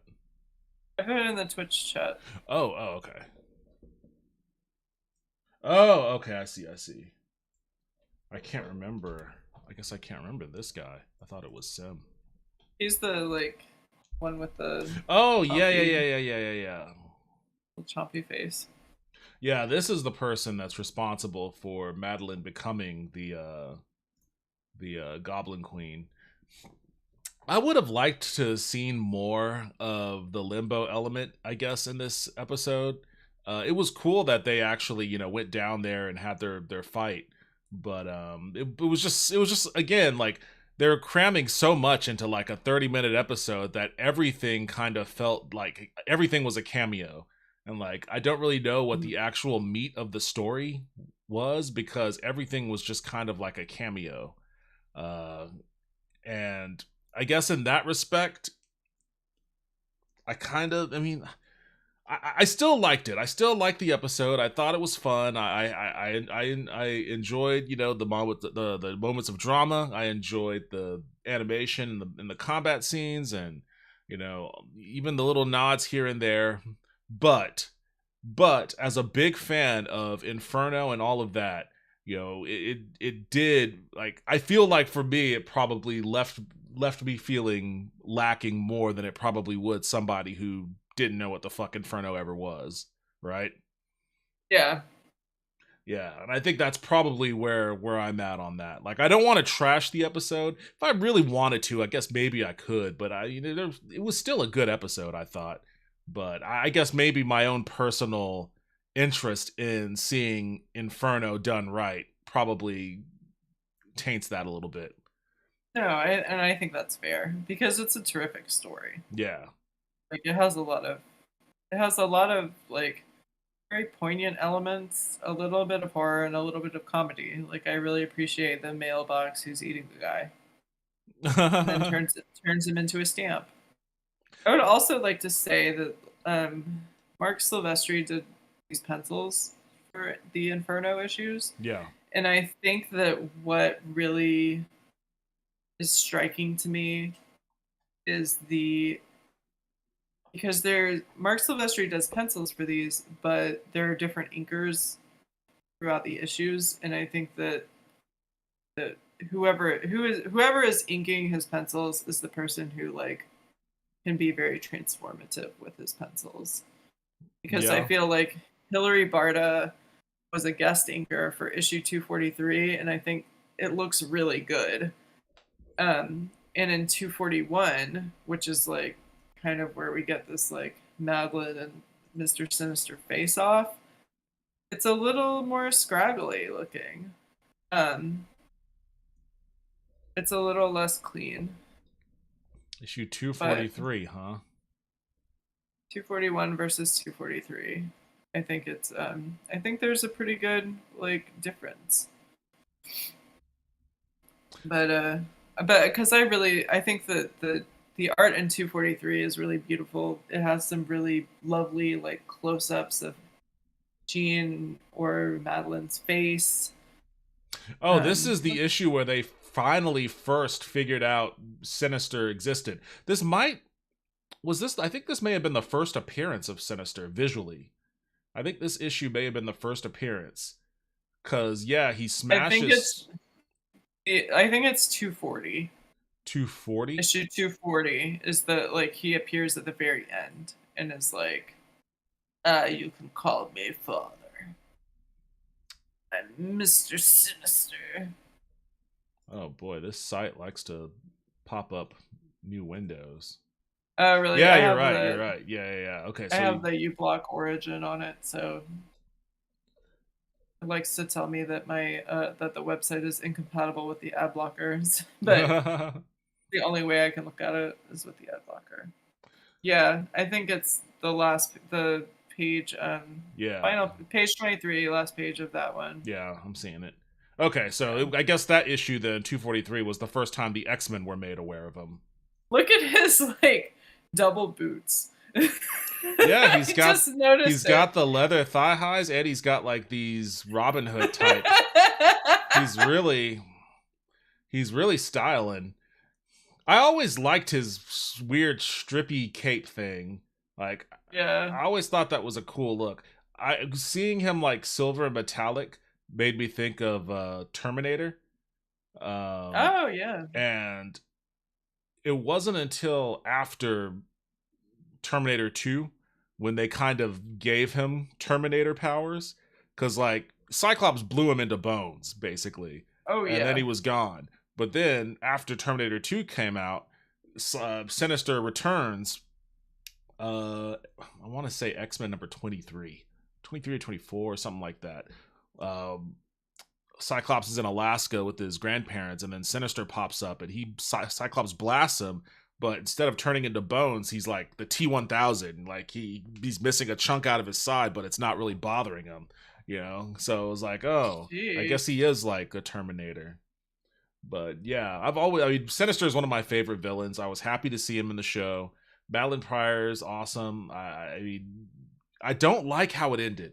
I will say that, like, you know, the two of them, Jean and Madeline, just having like a little chat, and she's like, you know, call me Madeline Pryor. I'm just gonna go hit the road. God, Yeah, I'm just that gonna was like, weird. what I is was she? like- What is she gonna do? She's like gonna Yeah. become a traveling salesman or something. Like she's just like, She's gonna go fly a plane somewhere. she didn't I even get a guess. like not a taxi or something. She was just gonna hitchhike. It's like, damn, all right, well, okay, I guess I'll see you later. But yeah, like it's a much more tragic ending in the comic for sure. And it makes more sense to have a tragic ending in the comic. It would have kind of been maybe it would have felt weird if they had the character die in the cartoon, since we had just been introduced to the concept of a Madeline Pryor, and you know, probably would have made it feel cheap. So I guess I can understand keeping her alive in that respect, but I didn't. They should have just had her like flee, like run away, you know, and like, oh, where'd she go? She's not here. We need to find her and stuff like that, rather than having like that weird heart to heart with Jean about their identity or whatever. It was weird. I didn't like that. I'm gonna put this like death scene in this Discord, because it was a little shocking, especially because X Factor is like, oh, X-Men, or you're hardcore now, you're gonna kill these people. What happened to Professor X's dream or whatever? And Havoc is actually the person who is goading Cyclops to get mad enough to fire a killing beam at him. Well, it wasn't just a killing beam, it was any beam at all. So, and this is the tragedy of Scott Summers' character. Turns out, and he didn't know this until, you know, he found out during the course of these last few issues of Inferno, Sinister fucked with him when he was a kid at that orphanage. And a part of fucking with him was putting like an inhibitor, like some kind of inhibitor that prevented him from shooting his optic blasts at Sinister. So all throughout this battle, Cyclops was completely incapable of attacking Sinister until, you know, he Sinister, you know, captured Jean, and you know what to do. Havoc was blasting Cyclops. You know, it wasn't gonna hurt him. It was just basically charging him up. But once Cyclops saw Sinister, you know, kissing Jean, he lost his shit, and yeah, he completely vaporized all the flesh off of his body, ostensibly. I guess. I don't. I guess maybe they must have retconned it. I don't know what the explanation for the skeleton here is. But when I first saw this, I was like, "Holy shit!" Yeah, I saw this for the first time today, and I was like, "Well, damn." Yeah, he left no piece behind on that one. It did, like, the little Havoc kind of like back and forth did remind me of and obviously this was first, but there's an issue of Generation X where Endplate has kidnapped everyone because his thing is like eating off of mutants, like taking the literal marrow from their bones. And he and like, even though like all of Generation X and everyone is tied up, Jubilee is like roasting his ass mercilessly. Like, she's just like roasting his ass. Everyone else is like, "Will you shut the fuck up, please?" Because you know he's getting pissed off and he's telling her so, and she won't stop. He comes up close to her, and when he like comes up to a mutant to like feed on them, he kind of sinks a little bit to their powers. But her powers are hard to control when she's pissed off. And so that's why she's like amping him up, because she knows he's gonna like kind of take some of her power into him, and he won't be able to control it because he's mad. And so it was kind of like, you know, Havoc kind of like pushing Scott to be like, "Look, dude, like, what's it gonna take?" And you know, finally it's because, you know, that it is like a moment of like deprogramming. Here it is. What are you doing now? This side. Yeah, this is issue 22. He's hanging out with his grandparents, and then this dude shows up, and he's like, "I've got some problem. I got a problem with my tree or something." And Cyclops is like, "I don't remember you," and he's like, "You were just a little boy, Scott. Yes, you were young." Very, very young. Like being a real creep about it. It's like, all right, Sinister, maybe you had a why oh, I'm doing it on the wrong side. There we go. I was like, I guess you had like different intentions here, but yeah, he shows up as like the Jim Lee run? This is after 22. this is after Jim Lee. This is Adam Kubert or Andy Kubert, I think. But Can't tell them Kubert boys apart. Yeah, I know. Anyways. No, because one of them I was gonna say they really like to draw hair. Yes. They love to draw some fucking hair. That's Revanche, by the way, in the purple.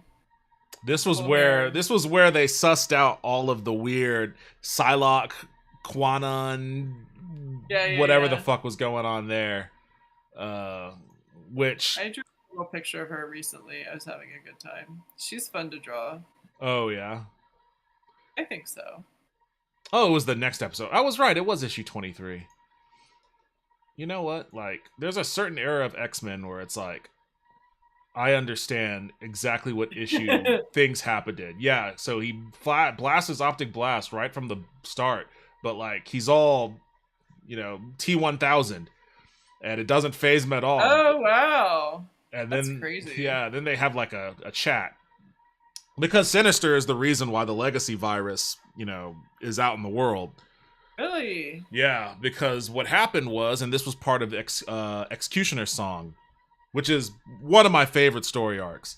An Executioner's Song, That's like Strife and Cable, right? Yes.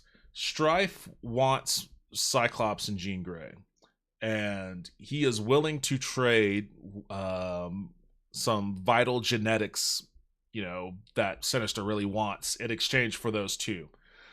So, Sinister, while other things are happening, obviously, Strife, posing as Cable, shoots Professor X and frames Cable for the attempted assassination, and then that turns all of the X teams against X-Force, and then X-Force goes on the run while all the other X teams are hunting them down.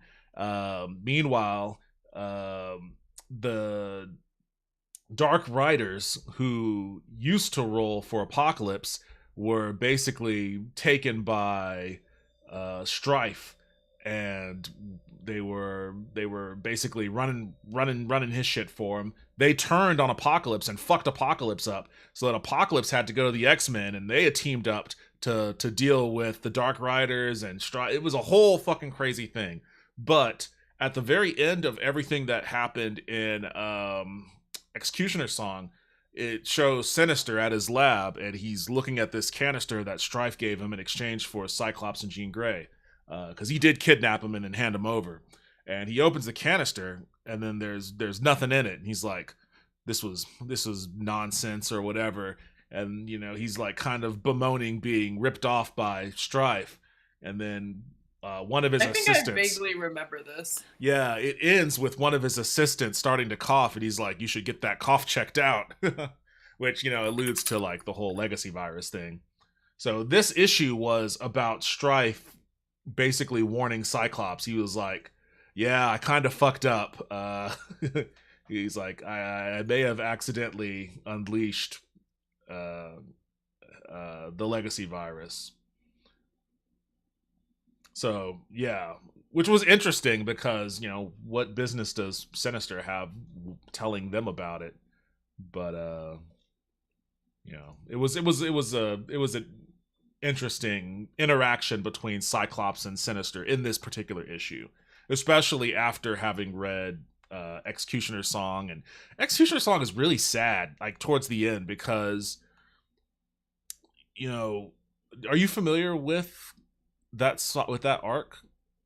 No. Or Cable and Strife? I'm looking at it. I know that Strife is a clone of Cable. Or vice versa. That's the thing. Is Strife contends that Cable is the clone. And Strife has a lot of anger towards Cyclops in particular. He knows that Jean isn't his real mom, but close enough to what he can get. And he wants revenge for being abandoned in the future, you know? And, you know, it's just this, he doesn't like the Summers. So that's why he creates like a force field that only allows Cyclops and Jean and Cable to get through. And Havoc ends up getting through it because he shares the same genes. And, you know, he's just like dismissive of Havoc because he's like, fuck that guy. But I mean, it's a whole crazy story arc. I highly recommend it. Is this all Peter David? Oh, I have no idea. I don't know who. I'm trying to look towards the end, and it's the Jay Lee issue, which I'm not sure which one this is. Let me see, because I'm in the trade. Oh, X Factor number 86. Okay, that would be Jay Lee for his art. He was doing X Factor at the gorgeous. time. Yeah, I'm a big fan of his it's art. really beautiful. Yeah, I like his little There's a little lineup of like Iceman, Beast, Polaris, Archangel, and they look like that. Whoever that 80s artist who like did those fancy ladies. Does that make sense? 80s artist I'm that like- does the fancy ladies. Hang on, I'm gonna put it in the Discord. I'm gonna put this it's at the bottom, but you'll know who I'm talking about. It's Patrick somebody. Like the art that you see on a nail salon. Oh, I see what you're saying. Yeah. You're right. Yeah. It does kind of have that vibe. Like Very you would lovely. see it in like a framed picture of some sort. What is that guy's name? What is TPB? Oh, trade paperback. paperback. Oh, that's cool.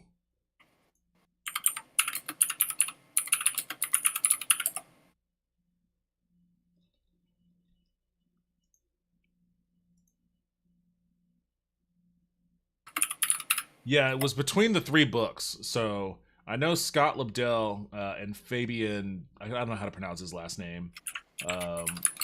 They were the X-Men and X Factor writers. I'm not familiar with Peter David. Peter David, I think, wrote a lot of Incredible Hulk. Oh, I want to say. Patrick Nagel? Yeah, that's that artist from the 80s. Oops. Didn't mean to copy all that. 12-year award-winning 12-year run on the Incredible Hulk. Aquaman, Young Justice, Spyboy, Supergirl, Fallen Angel, Spider-Man, Spider-Man 2099, Captain Marvel, and X Factor. Okay, cool. Where is that other? Yeah. Oh, I guess I must have closed it. I I thought do he like did this style of art. Yeah, I thought he did like a Catwoman run, but I might be wrong. Yeah, this looks. I have to say that this looks really good. I don't know anyone. I don't know any other issue that he's done, and I keep talking about this issue constantly. But it's the first appearance of Executioner, and it's the annual 17. Yeah. And that art, I just really enjoyed that person's style. Like, I liked the way he drew Storm. I just thought it was really great looking. Who was the artist? I'm gonna look. Let me see, because I don't remember off the top of my head. I feel like I should because I just really liked it. I never understood why they called it the Executioner song when he had absolutely nothing to do with it. I don't think he was the character then. Like I don't think he was created yet. Wait, what year was he created?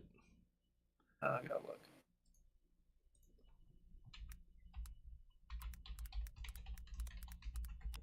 I could have sworn he had existed prior to.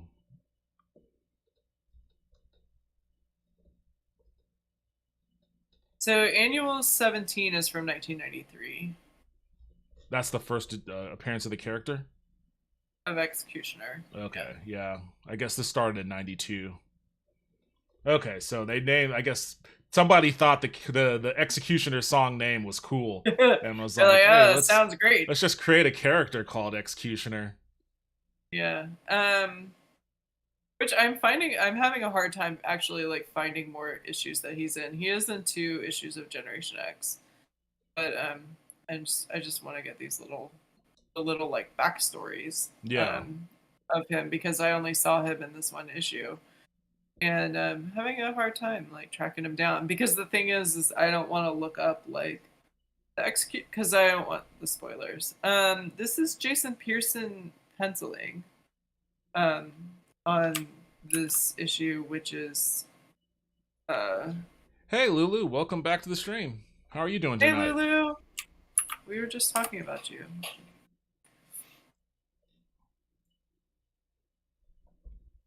Jason Pearson and then Mark Farmer on inks. Okay. And a separate letterer, which I appreciate. Nice lettering, looks good. I like this doom on the first page. Thum. Well, I guess the last thing I guess to mention about the third episode would be how it ended, which is Storm at a bar in Dallas, and then Forge just rolls up. So yeah, they're definitely doing life death, but Yeah. they're coming at it from a very different angle. So it'll be interesting to see what how that unfolds. But the first thing that I noticed and liked was Storm was wearing her punk outfit, which I've been waiting to see an iteration of Storm in that getup pretty much since the first X-Men movie of 2000. Like you saw her in it in the original cartoon, in like an alternate future sort of thing where she and Wolverine were together. But outside of that, you don't really ever see any other version of Storm in that getup. And to me, that's her best outfit. So I was happy to see her. Love her in that. Yeah. Yeah, and then Forge just rolls up. I don't know. I don't know how they're going to do my man there, and I also don't know why Bishop took the baby into the future for Forge to, I guess, heal when there was clearly a Forge around in this time period. It's like you didn't need to go to the future. You could have just found the Forge that exists here and keep the kid with the parents. Like, I think Bishop just wanted to kidnap a baby. he was like, this is the only time I'm gonna get to kidnap a baby. Like, I could tell them that Forge is still alive in this time period, and he could probably help us because he's genius level intellect like that. But I want to see what it feels like to kidnap a baby. So, didn't quite connect to me there, but I'm feeling better after I rested. Stressful day. Sorry I'm late to the stream. Oh, no worries. I'm just glad you're here. No worries. Yeah, we're happy to have you. Punk Storm is best Storm. I 1000% agree. It's my favorite Yeah, version of Storm. No argument here. I really love this story in this annual. I'm like, because they're Bishop, Dean, and Iceman are trapped in Mastermind's mind. So there's a whole world that's happening. That was the one. That's That was like- the issue you were telling me about before, right? Yeah, with Executioner in it. And No, wait. I'm thinking of something different. I was thinking of the one you were telling me about where Cyclops and Storm and the Professor were in a snowstorm or something like that. that's Giant Size X-Men #1, I think. That's Mm. what it's called. It's called something. Something like X-Men Special or something. Okay. But yeah, this one is looks terrific. Like the art style is very unique to me. I don't think I've seen this person do anything else. The inking looks terrific. And I like that they're in this like futuristic world where Jean's like happily married with the kids. Iceman leads the X-Men because that's his fantasy, is that like everyone loves him and whatnot. And then Bishop is just there to like fight with his sister. This is before Ileana's death. Colossus is pissed off, and Warren is just hollering at Storm, and Storm is just like, yeah, whatever, dude. Wait, Bishop's sister was there? Well, because Mastermind has Jean, Iceman, and Bishop in his mind. Yeah. So there's like a storyline that's playing out that is basically like kind of their ideal lives Right. within and it's Bishop and Shard in the XSE, and that's I didn't realize that Shard had appeared as a character prior to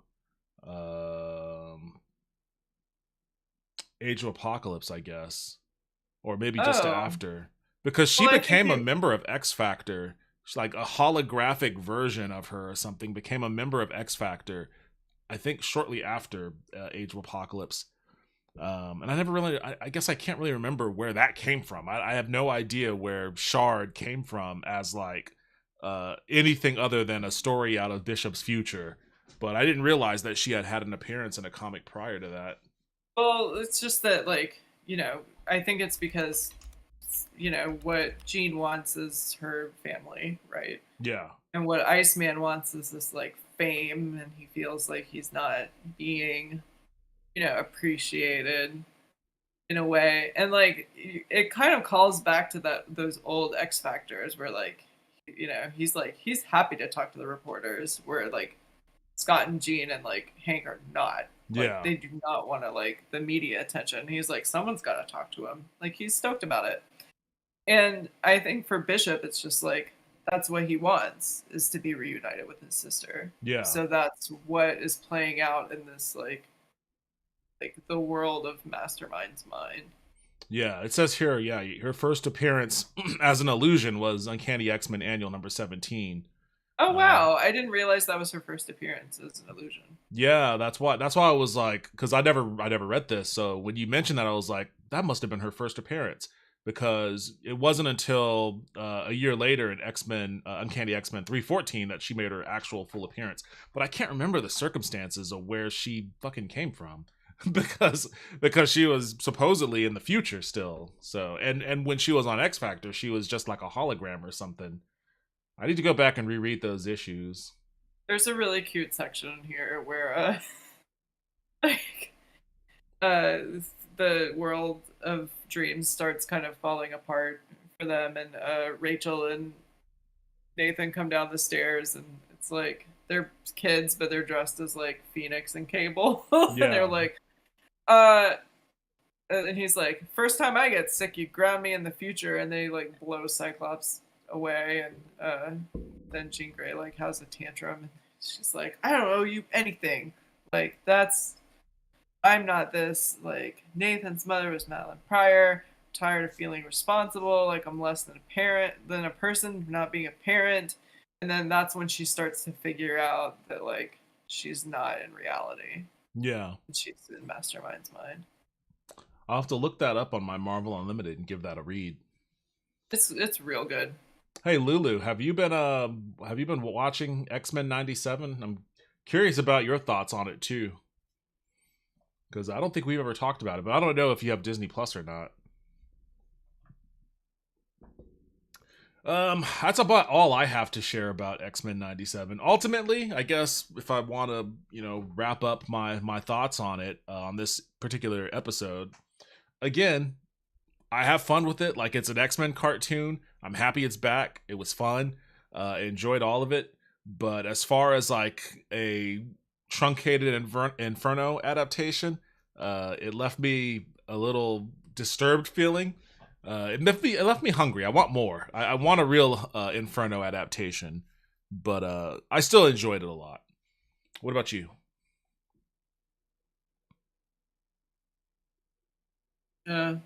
Luffy's crew. Oh, I wait. I haven't started it, but I have it pulled up now. I don't have Disney Plus. I'm part of Luffy's crew. Okay, I got you. Say no Yeah. more.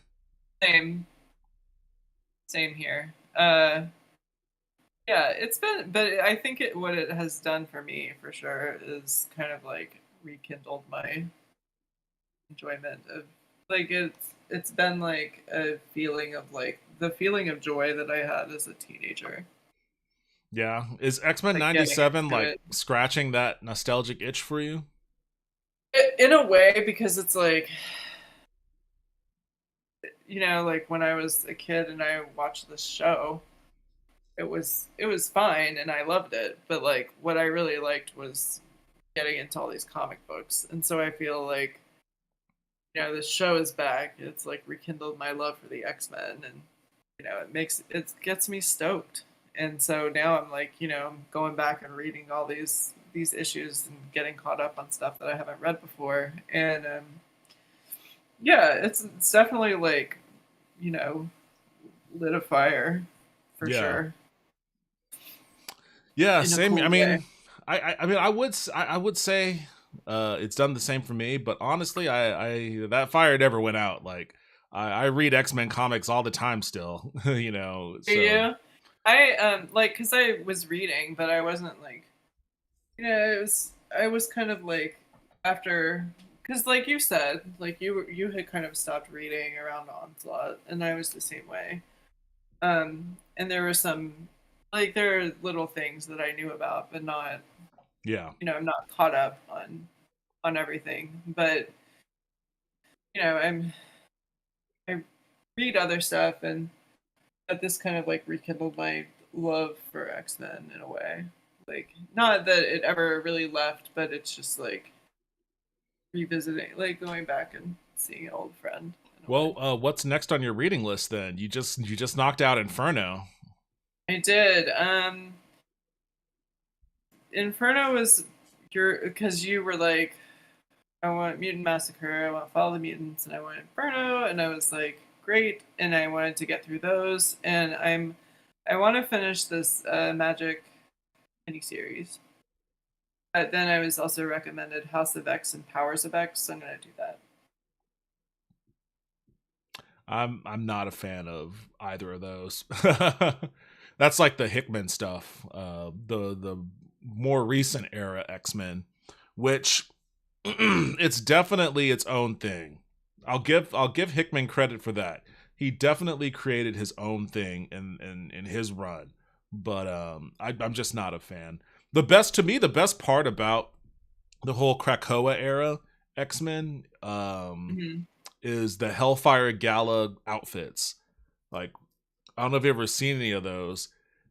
I think I saw. I think maybe I did see like a little bit of it one time, but it's something like I'd have to go look at it again. But yeah, I do love a little outfit.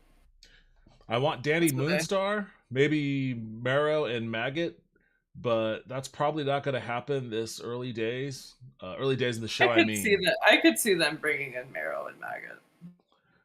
I could um, see it. I'm not saying it'll happen, but like I don't think it's out of the question. I think Danny Moonstar would be a hard sell. I can't remember. Maybe not because they've got what's his name? Sunspot, right? Uh, oh, this guy? Really? Oh man, I didn't think anybody liked this character.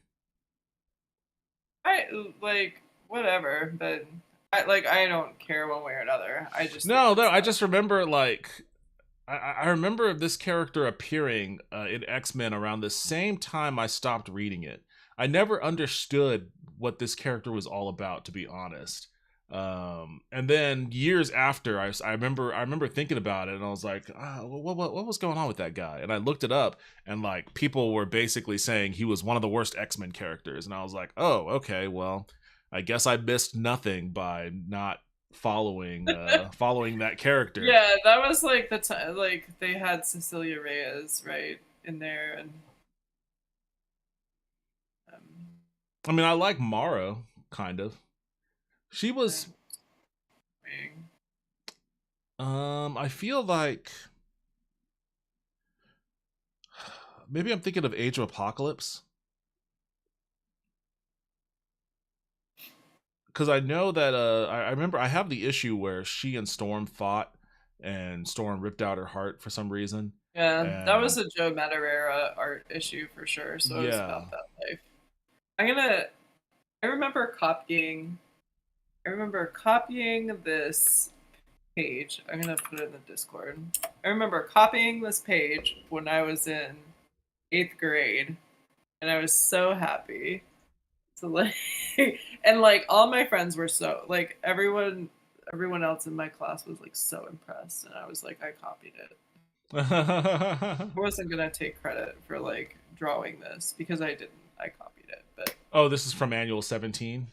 yeah, yeah, buddy. I was living for that little electro ball. Oh man, I mean, yeah, I never like the executioner's just a dude. So Yeah, like he's just a guy. He teleports out from that. Maggot is Storm's nephew, I believe. Oh, Really? really? He speaks Okay. in a weird manner. I don't know if it was like what is it, patois or something different, but Oh, I don't know. I was unfamiliar with his origin. Like I just remember he showed up in an issue one day and I was like, eh. Oh, he has the Afrikaans slang because he's from South Africa. Okay, Afrikaans, that's what it is. Yeah, I don't know anything about him. He Art and Morrow X-Men. were Morlocks, the mutants that had to go underground because they looked too inhuman. His first language is Afrikaans, I believe. Yeah, so that I mean, I didn't know what it was at the time because I just wasn't familiar. I was a kid, and I was like, why is he speaking weird? But yeah, I just remember that part about him, but I didn't know that he had any kind of relation to Storm. I was looking at the Wikipedia and it says in 2014 reception. In 2014, Entertainment Weekly ranked Maggot 100th in their "Let's Rank Every X-Men Ever" list. That's what I remember when I looked up because I was randomly thinking about him one day. I was like, who was that fucking guy? I have no. I remember like he had worms and shit. And I was like, but I've never heard or seen anything of him since. And I was like, what happened to him? So I looked it up and I saw that, and I was like, oh, okay, so he just sucked. And they probably just forgot about him or purposely left him, on the cutting room floor. They do that with a lot of like there's a lot of X-Men storylines and characters that are like introduced and then end up just like vanishing. Arcade, the villain Arcade. That was such a good little. That was the first like classic X-Men story I read. Yeah, he was a classic villain. Was the little Arcade, and it was cool. For what? I think they could bring him back in a cool way. I don't know if he would work in the X-Men, but he could probably be. Don't want to read the recent story. Oh no, there's a recent Arcade. Apparently, there's recent Arcade, and we want none. Oh, is it? Recent Arcade. Oh boy. Okay, I'll have to look that up then and see what they're doing with them. But Adam Extreme. If anybody remembers Adam Extreme. I do not. Oh, brother. Or Adam X. I guess he was called Adam X. This guy, he was he had the backwards baseball. He was like the edgelordy Limp Bizkit mutant from like the 90s. Yeah. He's got like the crazy hair, the backwards baseball cap, and just random ass razor blades all over him. I don't know what they ever did with this character, but I feel like they phased him out really fast once people realized how lame he actually was. The X-Babies, although I like the X-Babies. You do? Yeah, I thought they were. I mean, it was basically just chibi X-Men. He doesn't. Here's the thing about Adam X. He doesn't even have a main article on Wikipedia. Why would he? Yeah. X-Force Annual #2. Like, this was a very quickly abandoned character, I feel. When Fabian Nicieza left, they retired his ass. Because they wanted him to be the third Summers brother. Is that what they were trying to do with him? He was originally intended to be the third Summers brother, but the character was retired when Nicieza left. That's X-Force. Also referred to as the Extreme. Oh boy. That's 90s comics for you. I feel like that was like a reaction to like Image Comics. Probably. Yeah, 100%. I got to a point in when I was either reading like X-Men or X-Force, and I clicked into the next one like after the end of Inferno, and I was like, oh, this is fucking Rob Liefeld. can tell immediately because they're at Madeline Pryor's funeral. And I was like, well, time to call it quits.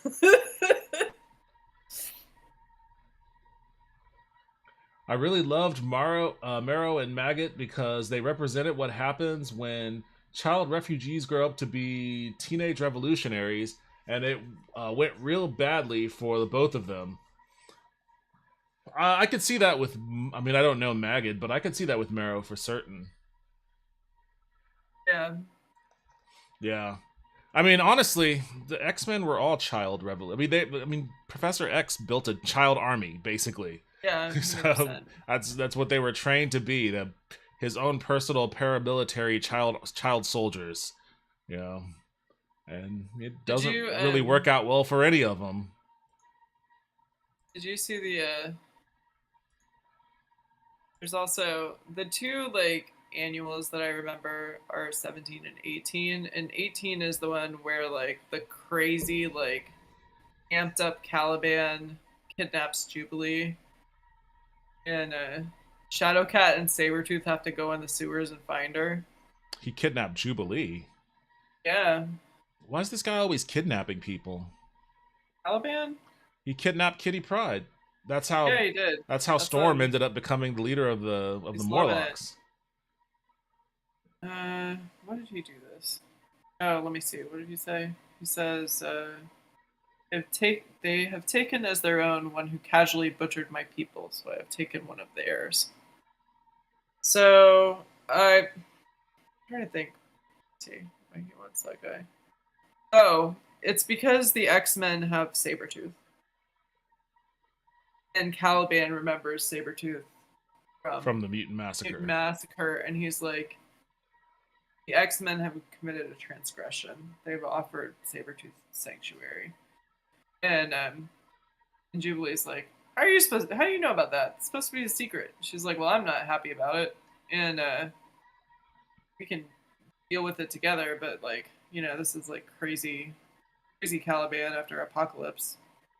Made him super buff and nuts. Did you ever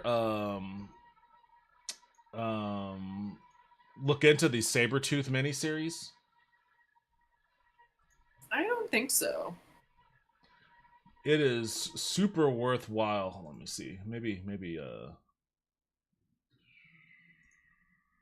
it's, let me see if they have it on this little thing you linked me to here. Wait, what? Oh my gosh. Whoever scanned like the X-Men Annual 18 left the ads in, so it's like, do you want the Image swimsuit special #1? It's only $1. 50% off. Man, those X-Men like swimsuit issues were so fun. People like have nostalgic like feelings about them, and it's kind of funny because like I never thought much of them as a kid. Like, it was always kind of weird. It was like, oh, I guess Wolverine is grilling hot dogs on his claws, and everyone's just hanging out by the beach and shit. I was like, this is kind of weird. It's kind of the same way, like, people feel the same way about whenever they play baseball and stuff. And it's kind of interesting, like, the level of attachment they have to them doing mundane things.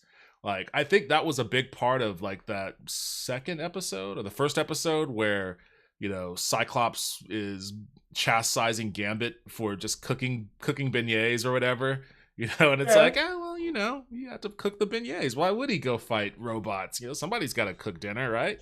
Yeah. Let that man in the kitchen, especially after. I feel like that's definitely a nod to like the original series where he's like bitching about Jean being unable to season anything. I forgot about that. There was a lot of cooking in that original season. Wolverine was making sandwiches and cutting cold cuts with his claws. There should be like a X-Men cookbook. It doesn't look like this. Oh, maybe it is. Hold on.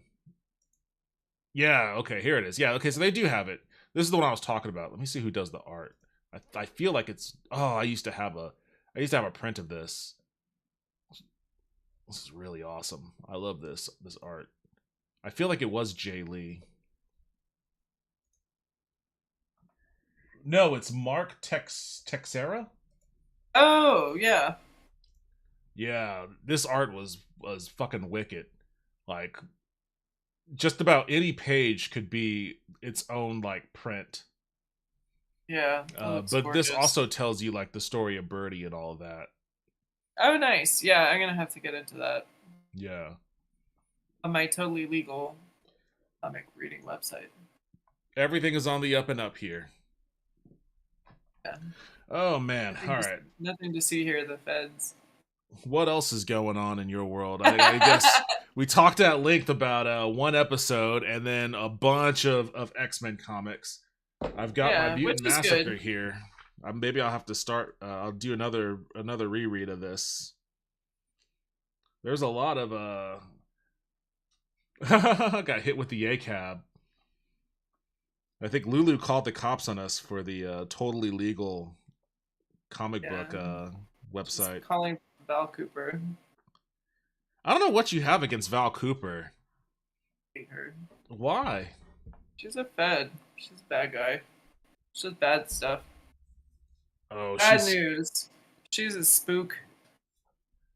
Yeah, as far as Val spooks Cooper. as far as spooks go, she's like not one of the worst ones, I guess I should say. There are definitely worse spooks in the X-Men universe. If we go down, we are going down together. Well, I don't want to go down. Yeah, I'm not going down. I'm selling We're not y'all going out. down. I'm snitching. I'm snitching are at the first not. opportunity I get. I'm cutting plea deals. I'm not going down.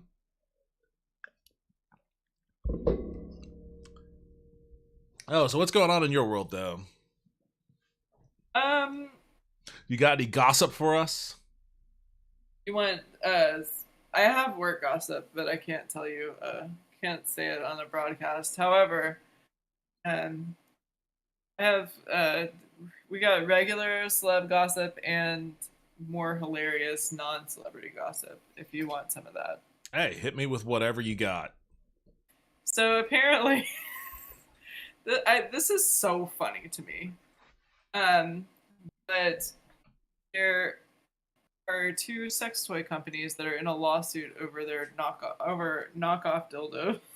Okay, I'm not going to be able to like show any links for any of this, you know, It's right? okay because there's like even at the source apparently like all the images are blurred. Oh yeah. But So it's a I guess dildo war. It is.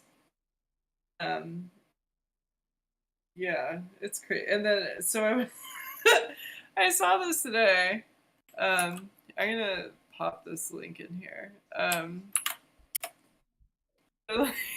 It's like fully blurred, but like the comments are so funny because everyone's like, "What an awful day to be literate and have eyes." And everyone's like, "Oh my god." New York City And, firm accused of pirating fantasy-themed sex toys. Pirating. Lawsuit involves silicone creations such as Spritz the Sea Dragon and Virgil the Drippy what? This is This hilarious is to Bad me. Dragon. Bad Dragon is suing for somebody ripping off their designs, I guess. Oh, okay, Anyway, I see. This is hilarious to me. I'm like not saying that like it's hilarious like to think of your I guess your art being No, I mean if stolen, they but, have like if they have a legitimate claim, I guess. But I mean, at the end of the day, it's all dildos. Like, are they underselling them? I guess. Like, I don't know. I'm yeah. leery about guess- diving any deeper into this. I know if yeah. can I click this Twitter link? What's gonna happen? Twitter is I think not it's- a place for free scrolling these kind of stories. That's true. Oh, this has like no engagement. Like only two people, like only 2 people like this. It's so Okay. funny. Wait, why is Vegeta however, trending? I think you have the real celebrity gossip because I don't know this person, but it is like this girl with this TikTok who is complaining that Anthony Mackie was rude to her is like blowing up all over the place. Oh, yeah. Hold on. Let me see if I can dig that up. Which is weird because like yeah, and I always feel I didn't wait, watch hold it on. because I don't know who he is, so I don't have like any feelings about it one way or another. But like He people are, like, is Falcon from the Marvel movies. If you are familiar with those. no, You haven't watched just I Falcon haven't- and I Winter don't- Soldier, Captain America? No, I don't like Captain America.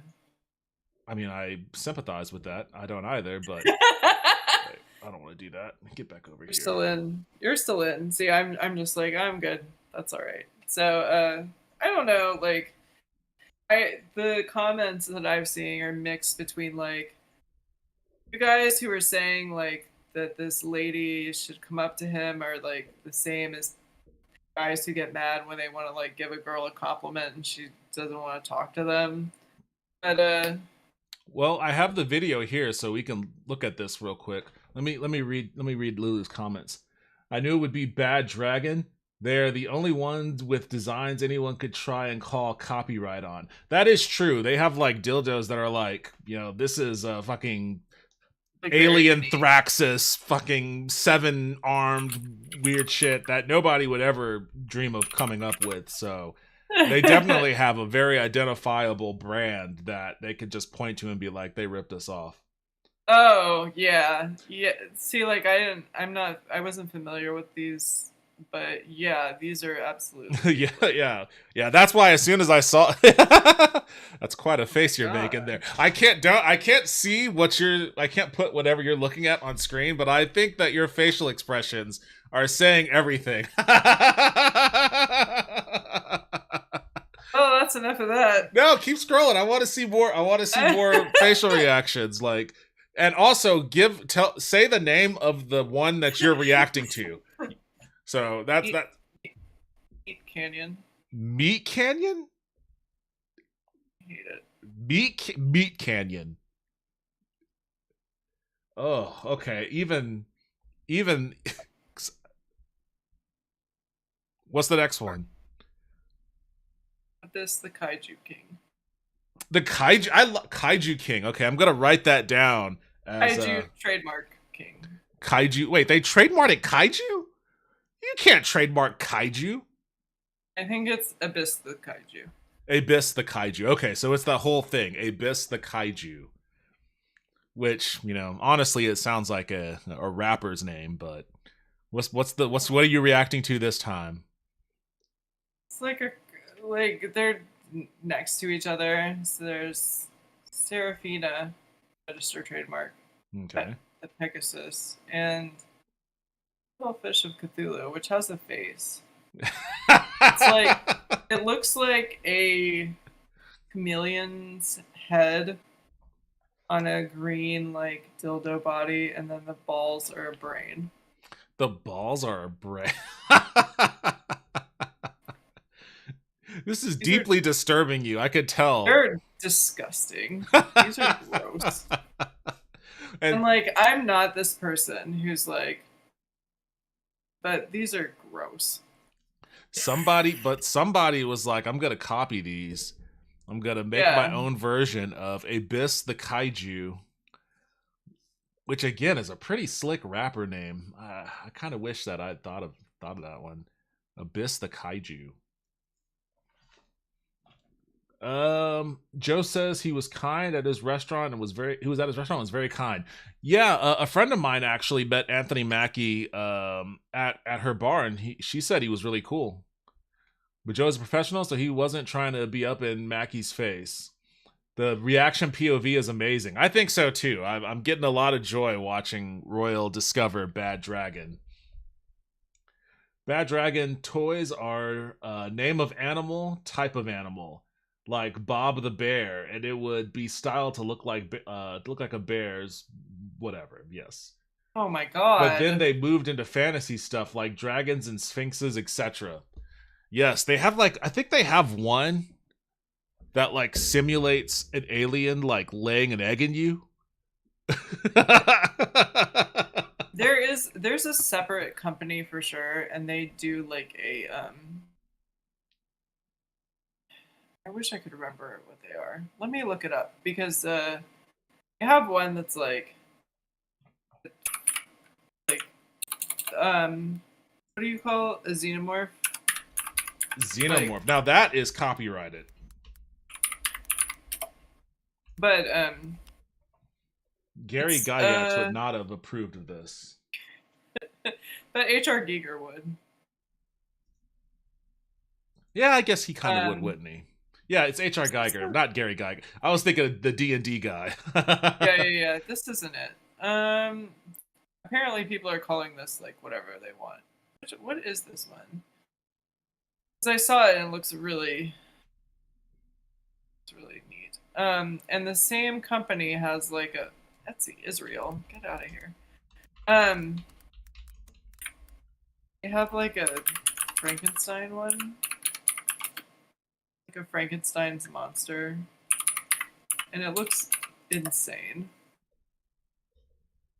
Like they have next to it like a here it is.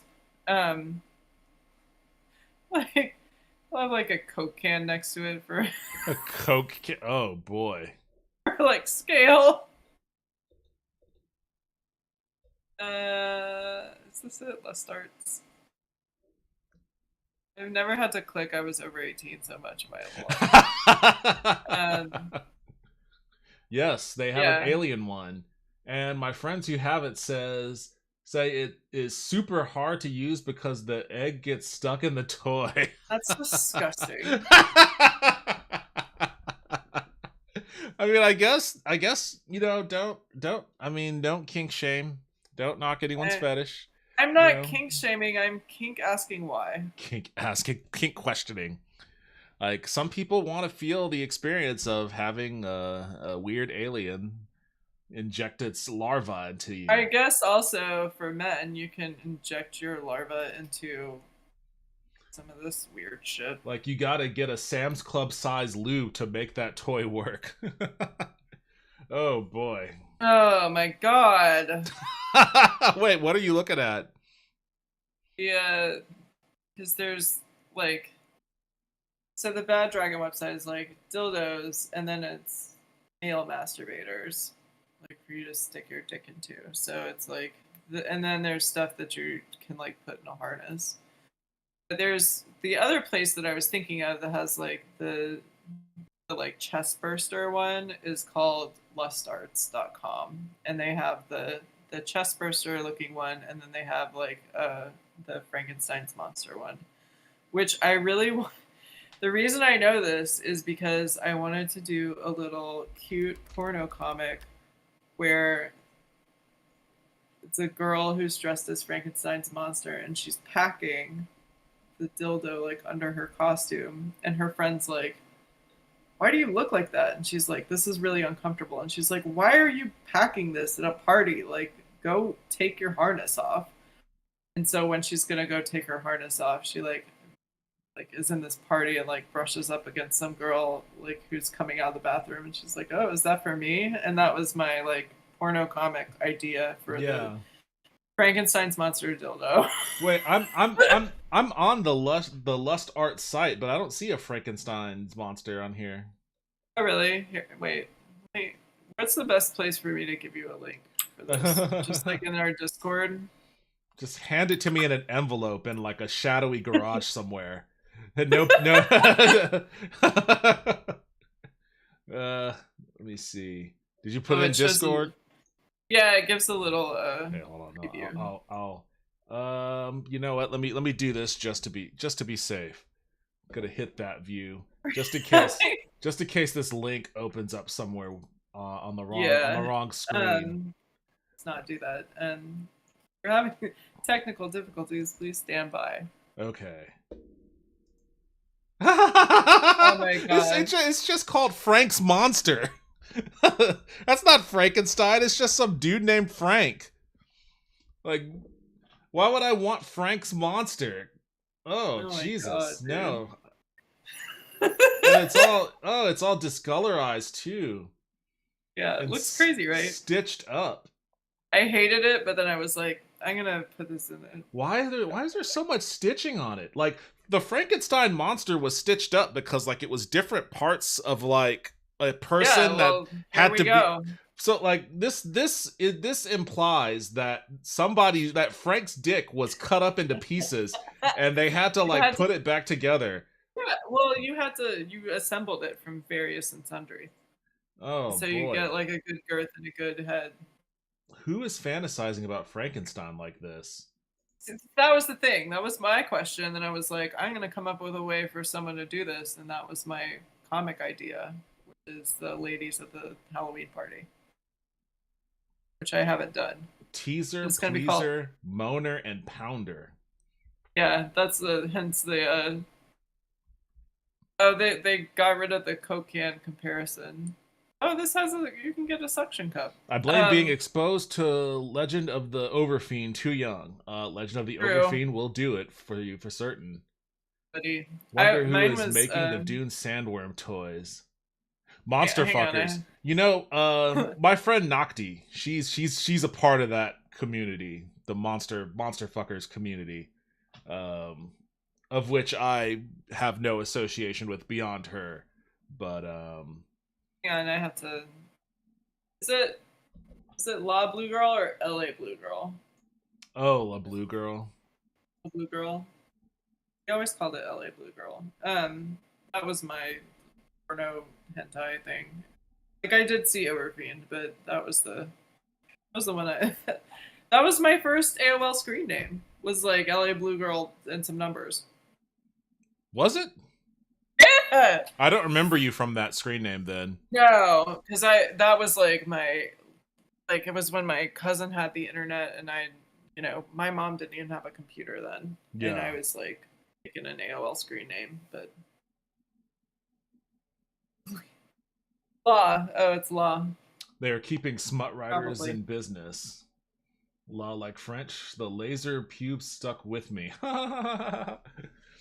You know, I'm kind of glad that I didn't watch anything crazy like that as a kid. Like, I Well, didn't. you can find it in the woods.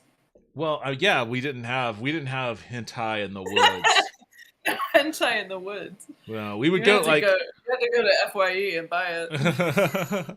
there was just quote unquote normal porn in the woods, but it wasn't until much Regular. later in life when I was exposed to hentai. By that time, I'd already been scarred by other things. You want me to continue to look at this bad dragon? You don't have to. No.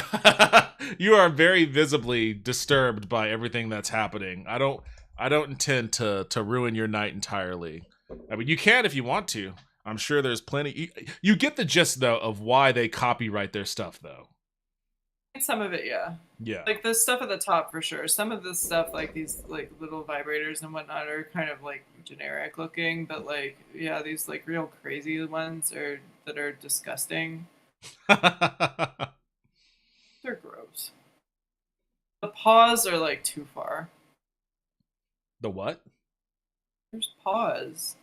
There's paws. Like a Is it like a silicone. full outfit? No, just like a paw. Oh, Dog. just like a they just sell a paw by itself? I Why hate did they it. just sell a paw by it?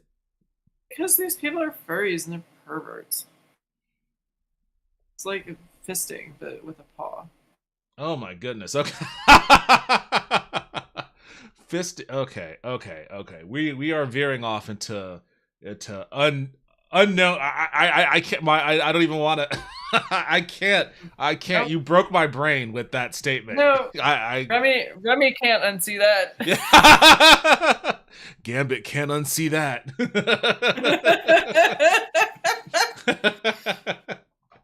I need to get that on my soundboard. I need to get that. Absolutely, please. Gambit can't unsee that. Oh boy. We need that, and we need give us the weather report. Yeah, I'll have to From the pull those. forecast. I'll have to pull those somehow. Anyways, just to wash the slate clean of all of that, of the dog paw shit, I'm just gonna go ahead and play this woman's TikTok rant. Oh yeah, this lady. So I just met Anthony Mackie, and let me just say, rudest human being alive. So I live in New Orleans. I'm here for spring break. Apparently Anthony Mackie lives here too. I pulled up to a gas station. Here Anthony Mackie comes in this huge fucking truck, all blacked out, all fucking sleek, windows down. So it's like, also, if you don't want people to come up to you and fucking say how much I can already tell you her energy is way off. Her vibes are bad. To me, like, failing vibe check immediately. they appreciate your work, why the fuck are all your windows down and you're blasting music, smoking a fucking cigar? So I park my car, getting ready to pump my gas. I see Anthony Mackie across the fucking lot. I gently walk up to him, being like, oh my God, I'm so sorry to bother. Because I know celebrities are on time. I know celebrities got shit to do. I understand that. So I walk up being very, very, very respectful, very, very, very open-minded, being like, hey, I'm so sorry to bother you. Tell me why Anthony Mackie did this. No. No. To my face. No. And then just went back to what he was doing, having me standing there. I was standing there in front of Anthony Mackie being like, oh, should I leave? Like, should I go? When I tell you, all I wanted to do was walk up to that man. First of all, thank you for his time, for even looking at me, and then saying how much I appreciated his work, and that was it. That was it. I just wanted to be like, hey, Anthony Mackie, like, it's so nice to meet you. Like, I'm so, like, your work is actually phenomenal. I'm so glad I got to meet you. Like, have an amazing day. That was it. That was it. That was all I wanted. But these fucking celebrities make it seem like we're fucking roaches and rats. Bitch, I'm pumping I'm at the same gas station as you, bitch. My feelings are not mixed at all. Like, bad energy, right? Like, totally fucked up vibes. Look, she is, like, insanely entitled feeling to, like, oh, just because this person is, like, a public figure of some sort, like a celebrity, like, you have to be on all the time. If I approach you, it's incumbent upon you as a celebrity to, like, acknowledge my presence and give me what I want out of this interaction. I mean, I don't think that's so. how she's acting. I don't know. Like, at first because like I haven't seen this until now. Yeah. I've just seen people's like responses to it. And so I feel like I feel kind of like team no one about it. Team no one. No one. Because first of all, here's my thing, which is not like a thing I thought of on my own, but something that's someone said in a comment on ONTD. Is what if this lady was going up to him to tell him that something was wrong? Like, to be like, you have a flat tire. Or what, like, I'm sorry to bother you, but can't be smoking a cigar at the fucking gas station. Now that would be different though. Like, if there was something like that, like, you would still be like, you know, if he had a flat tire and she was like, hey, you got a flat, I'm sure he would respond. He probably would be like... Well, here's the thing. Like, if you were like, oh, listen.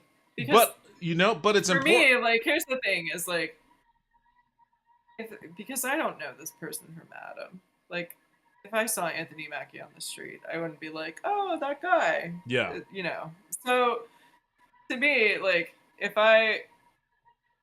it were someone like I did know and we're like, you know, oh shit, it's so and so. Like, I might be like nervous to be like, oh, by the way, your tire's flat. Not saying that like she's gonna, you know. Oh yeah, no, absolutely, absolutely. I'm like 100% behind you, Lulu. Yeah, I'm 100% behind you. But I think my general yeah. Wait, hold on, let me catch I up on feel chat like here. Team nobody a little bit because. Spoiler Yeah, alert, celebrities don't owe you the time of day. The utter entitlement. All he said was no. Cue Bugs Bunny meme. Yeah, that's 100% a Bugs Bunny meme. But yeah, it's absolutely the same. Like, How's it going, everyone? Yo, what's up, energy. Lynn? Thanks for joining It's the us. same energy of like men who want to talk to you, Well, like strange men talking to you. again, For sure. I think the key here is energy. Like what kind of energy you have when you approach someone. And in my personal opinion, if she's the kind of person that's willing to go on this insane rant about a motherfucker she does not know because she did not get the kind of interaction that she wanted when she just randomly rolled up to him, that tells me that like he probably caught some weird vibes off of her too. And like as a person who does, you know, he's in a bunch of MCU movies. He's Captain America now. Like I'm sure he's had interactions with people of less than desirable, you know, behavior where, you know, he might act a little short, you know, he's not always going to be like he's at Comic-Con greeting fans who are waiting in line to greet him. You know, he's pumping gas in New Orleans or whatever. So, And some people like, but to be fair, like some people are rude even at like a con. and some people are rude at con, but then also some Yeah. people just come off as rude when they're not rude at all because Yeah. they just have that continence about them, you know. So I'm like, so it's kind of like, you know, like it's hard. but It's like, am I rude to strangers? Yeah, absolutely. oh, I'm sure I am at times too. But at the end of the day, though, it's like, okay, so he was a little rude to you. Does that necessitate all this? But I don't think she's angry. I think she's just like, She is angry. like, no, I don't get that vibe. I don't get the vibe of like anger. I just feel like she's like very disappointed and like, because I think there are times when you I think talk to as soon someone as and she you, goes, like, these fucking anticipate- celebrities. Like I think, look, I mean, this is anger, but these fucking celebrities, that goes into like Alex I Jones just think territory. she's a little disappointed, but like, because she sounds a little sad about it. Oh, I'm sure she Me. was sad about it. I mean, but anger is a reaction emotion, right? So The anger is sadness, right? it could be a lot of things, but it's definitely a reaction. And she was reacting to feeling rejected, I guess, by. I think also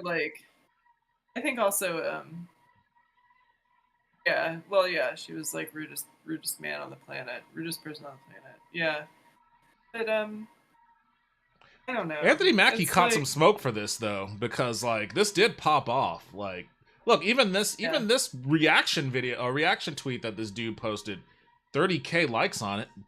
So like this went somewhere. People Like love this to gained comment on that legs. stuff. People started shit talking him. Like you didn't do Did you anything see to it? deserve Yeah. that. I think absolutely. I think you're totally right. It's reaction to a deeper emotion that is difficult to face in the moment. And that's, you know, I just think it's complicated, but people like to make it not complicated. Yeah, They I wanna be mean, like, who's wrong? And it's like, well, maybe you're both wrong. Anthony Mackie don't smoke at the gas station. don't you're more upset about that than anything else. But you're right, he shouldn't be smoking at the gas station. Yeah, blow But- us all to smithereens, bro. Excuse me, sir, you can't smoke here. I guess as someone who is just a These damn naturally celebrities just think they could smoke. I guess as Oh, someone man. who is naturally more introverted, like I get like I guess maybe my personal No, viewing I'm it behind you. viewing it through my personal lens is like, you know, approach people at your own risk. You know, maybe they'll greet you with enthusiasm, or maybe they'll greet you with, you know, derision. You never know. I'm also very bad at meeting people that I admire, so I kind of stopped for a while. I don't know. Because I would do something really dumb and embarrassing, and so I'm like, well, that's enough of that for me. And the only time, like, because I've met Alison Bechtel, who did like Dykes to Watch Out For, and she was Yeah. the cartoonist for Fun Home, I was very stupid to her. Like, I was like, and then I went to a reading in New York that Kate Beaton gave of like Hark a Vagrant comics. Yeah. And the person I was with was like, "Oh, do you want to go meet her?" And I was like, "No, I'm gonna say something dumb as shit to her. This is enough." And then, and that was probably like the mid 2010s. And then I did not meet anyone else or like go to meet him. But I went to see David Sedaris when he came to Pittsburgh, and I waited in line for him to meet him and have him sign my book. Yeah. And and one of the things that David Sedaris actually wrote about was like, I guess when he was like younger and like went to meet an author he admired, and like the author was like talking to someone else the whole time and just kind of like signed his book and like gave it to him and did not even glance up or whatever. And he's like, Yeah. buddy, that ain't gonna be me. And so he makes like a very concerted effort to like speak to everyone who's standing in line Yeah. to like get a book signed. Like I was like mortified. Like I was so scared to meet him and talk to him. And he just made conversation and was very pleasant and signed my books. And then I wrote him a letter because I was like, I was so scared to meet you. Yeah. And then I read like Themes and Variations, and I was like, I'm glad you wrote this because I was very grateful that you were like so kind. And, Yeah. and he sent me a postcard. Yeah, but that's like I don't even know if I'm trying to think in my head if I ever met anyone famous that I liked, but I don't think I ever really have. I've had run-ins, like unintentional run-ins that ended hilariously, but I've never like met someone. Please tell us the story. Yeah, it was a very treasured moment of like getting this postcard from David Sedaris in the middle of the pandemic. He was like, "It's killing me not to tour." I just hate when Lulu met Social Distortion. Oh, I gotta catch up on chat here. Joy Kerr followed me. I don't know why my thing didn't trigger, but thank you for the follow. I appreciate it. Welcome to the stream. I just hate when men stroll up to me and I am disinterested in talking to them, and even if I politely decline, they have the audacity to act victimized because I didn't let them compliment me. That's how her attitude reads. The first thing she says I believe, was how mean he was. Yeah, I mean, I guess that's an experience that you have as a woman that I don't have. So, I guess if you can relate to it in that respect, I understand. A lot of experiences with that. Yeah. It was like the person that like, I do have like a friend here who's like a stranger that I met at the bus stop. Yeah. He was like, and I was very close to being rude to him, just because I was so tired of getting hassled by men. I don't try to be like I don't try to be rude to anyone. Like even yesterday, I had a doctor's appointment downtown, and as I was walking back to my car, this random homeless dude started talking to me, and like in Austin, I guess a fatal mistake is acknowledging a homeless person, because then they'll be like, you acknowledge me, let's try to get this thing going. So like as soon as I said that, like he started following me and he was talking to me about Shaq's shoe size and all sorts of other weird random shit. And like Macaroni pizza? Not the shakaroni. We did not talk about the shakaroni. There was no shakaroni discussion, but the entire time it was just like, I don't know if this guy, is going to try to ask me for money, or if he just, is looking for a conversation because he doesn't have conversations with people or what. But I didn't want to be rude. I didn't want to be mean. And like, I talked to him, and then I got to my car and left. Like, I don't like being rude to people. And if I am rude in any capacity, it's probably because, something else is happening in my life that, put me in that state. Like, you don't know what kind of state of mind anyone is in when you approach them randomly at a gas station. Yeah, absolutely. So, there's all these other facets that kind of fall into it. But I definitely don't think it was worth putting this dude on blast the way that it ended up. Like it's not, and it's one of those things because like we're in this world of like instantaneous That's Joe that followed you. Oh, cool. Everything. Awesome. Thank you, Joe. And you know, like back in our day, like if we had had this like situation happen, we just would have like gone home, wrote about it in live journal, or like text message each other on AIM, and that would have been it. Like this is Well, I mean, social media clout is a whole other ball game. oh, you know? absolutely. So Lulu has a really great story in this chat about. okay, hold on. social Let me get.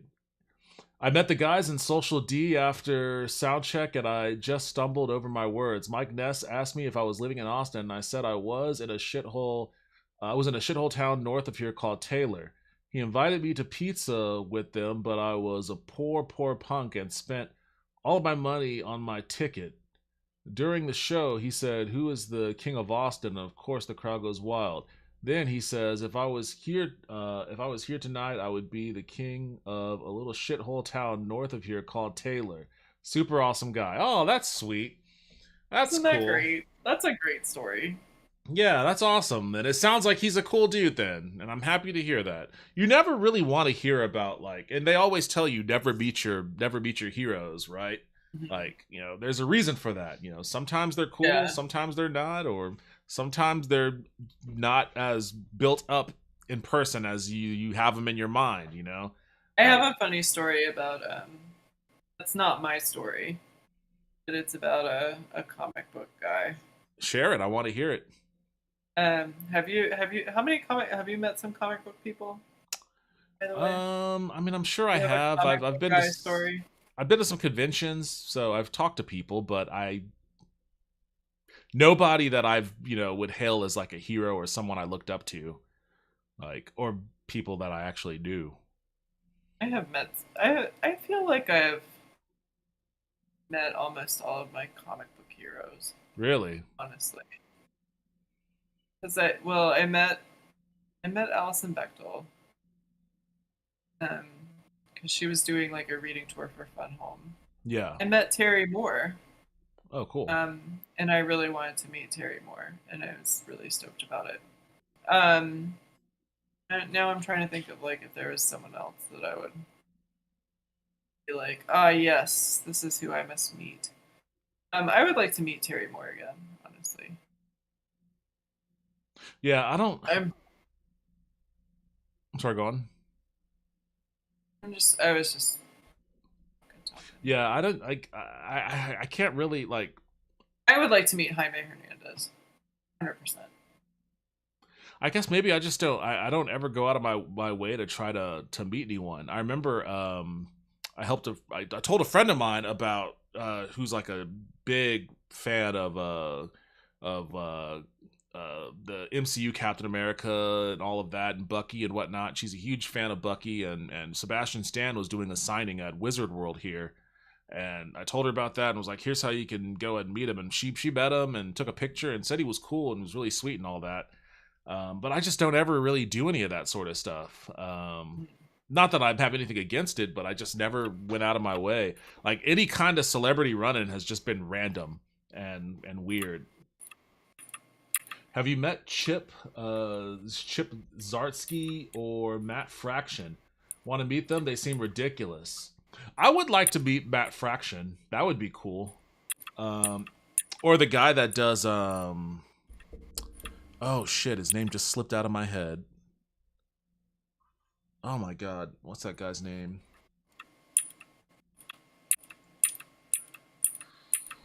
He did the Fade Out. He always does like noir style Image comics. Ed Brubaker, yes. Like, Oh yeah, I would like to love meet Ed him. Brubaker. Yeah. He's terrific. He's like way younger than I thought he would be. Is he? Like when I saw, because I had never seen a picture of him until like I looked him up recently. He's and I was like, 57. oh, He just is looks. he? Yeah, he just looks young. He looks mad young. He does not look 57. He looks crazy young. Hold on. Yeah. Let me see if I can. Let me see if I can find a recent picture of him. Or he's using like a mad old picture, which like I don't blame him for using like a very flattering photo. Yeah, I look older than this dude. he does not look 57 at all. Yeah, because I didn't look up. Even yeah, in this picture where he looks his absolutely not. oldest, where he looks his absolute oldest, like I still look significantly older than him. Yeah, no way. Like, yeah. This No, means this means he has a pure soul. Either a pure soul or he is a complete sociopath who's unbothered by nothing. God. I'm trying to find this because I took a shot of a screenshot of this conversation. So I wanted to directly quote it, but I need a minute to like find. I have a Zarsky fraction comic worth 5 to 11K. God damn. Well, keep that shit, locked up in one of those Indiana Jones crates on the very top shelf if you're sitting on an 11K comic. When I sell it, I will use some of the money so Joe can meet Scotty Young. Who is Scotty Young?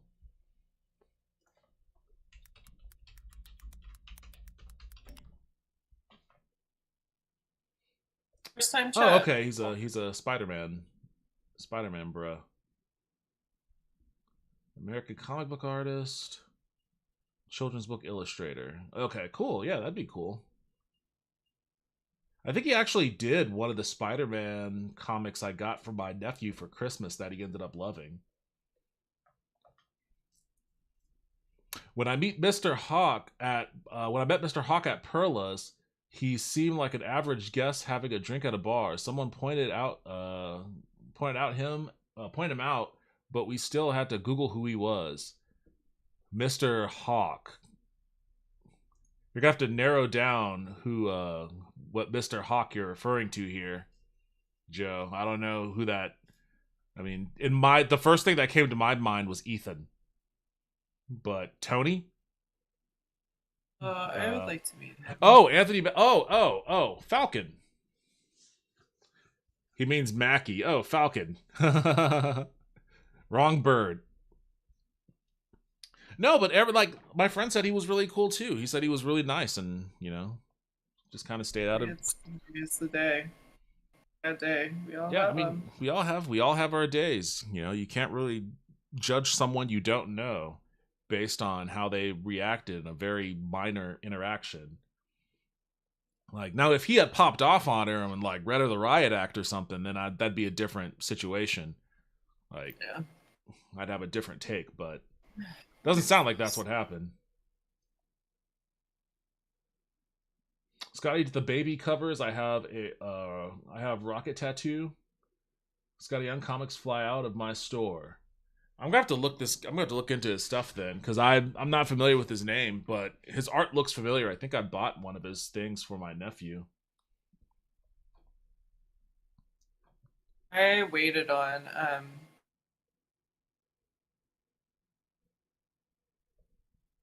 what did I wait on? I waited on oh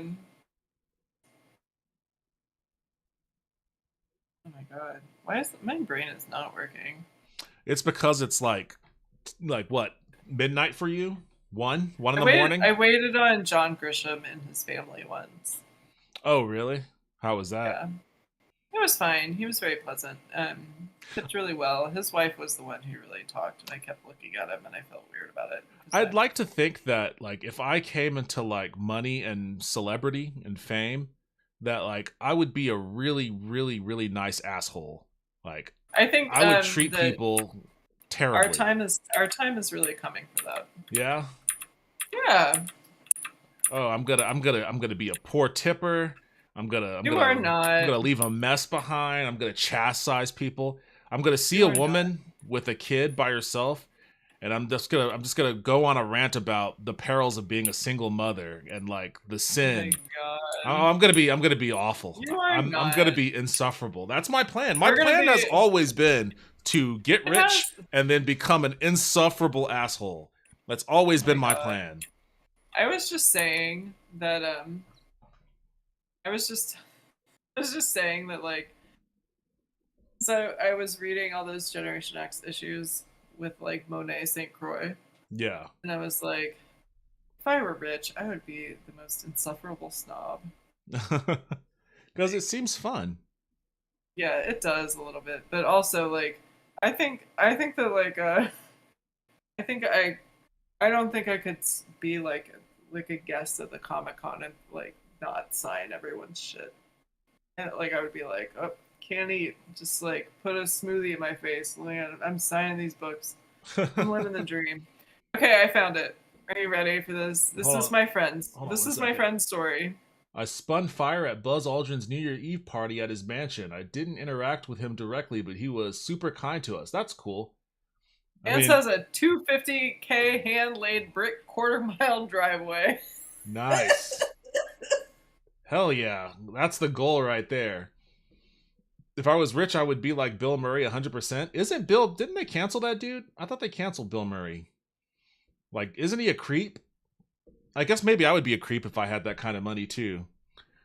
I don't know. Bill Murray used to be one of my idols. Still is, kind of. But he definitely has done some suspect shit. So... You ready for this comic book story? I'm ready for it. Let's hear it. This is a text from my friend Edward. He goes, Jim Steranko yammered at me for like an hour and 15 minutes about film, acting, art, health, foot races, the shadow. He was wearing gray leather heeled boots from no later than 1972. When I asked for a picture, nah, kid, I got a rule. I only get my picture taken with hot babes. You have a good one. Awesome. I like it. I like it. I respect. If he had said that to me, I would have been like,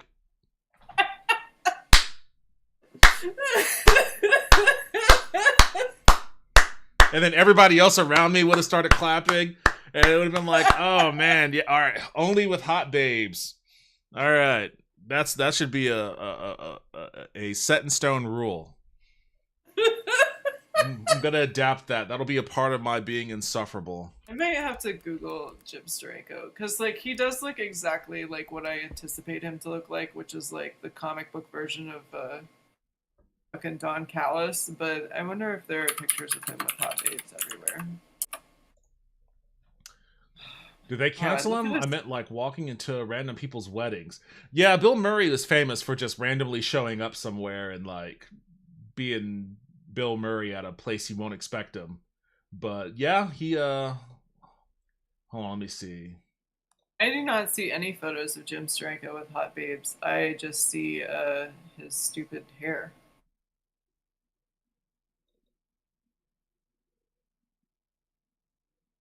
In April of 2022, production of Being Mortal was suspended after Murray was accused of unspecified, quote, inappropriate behavior.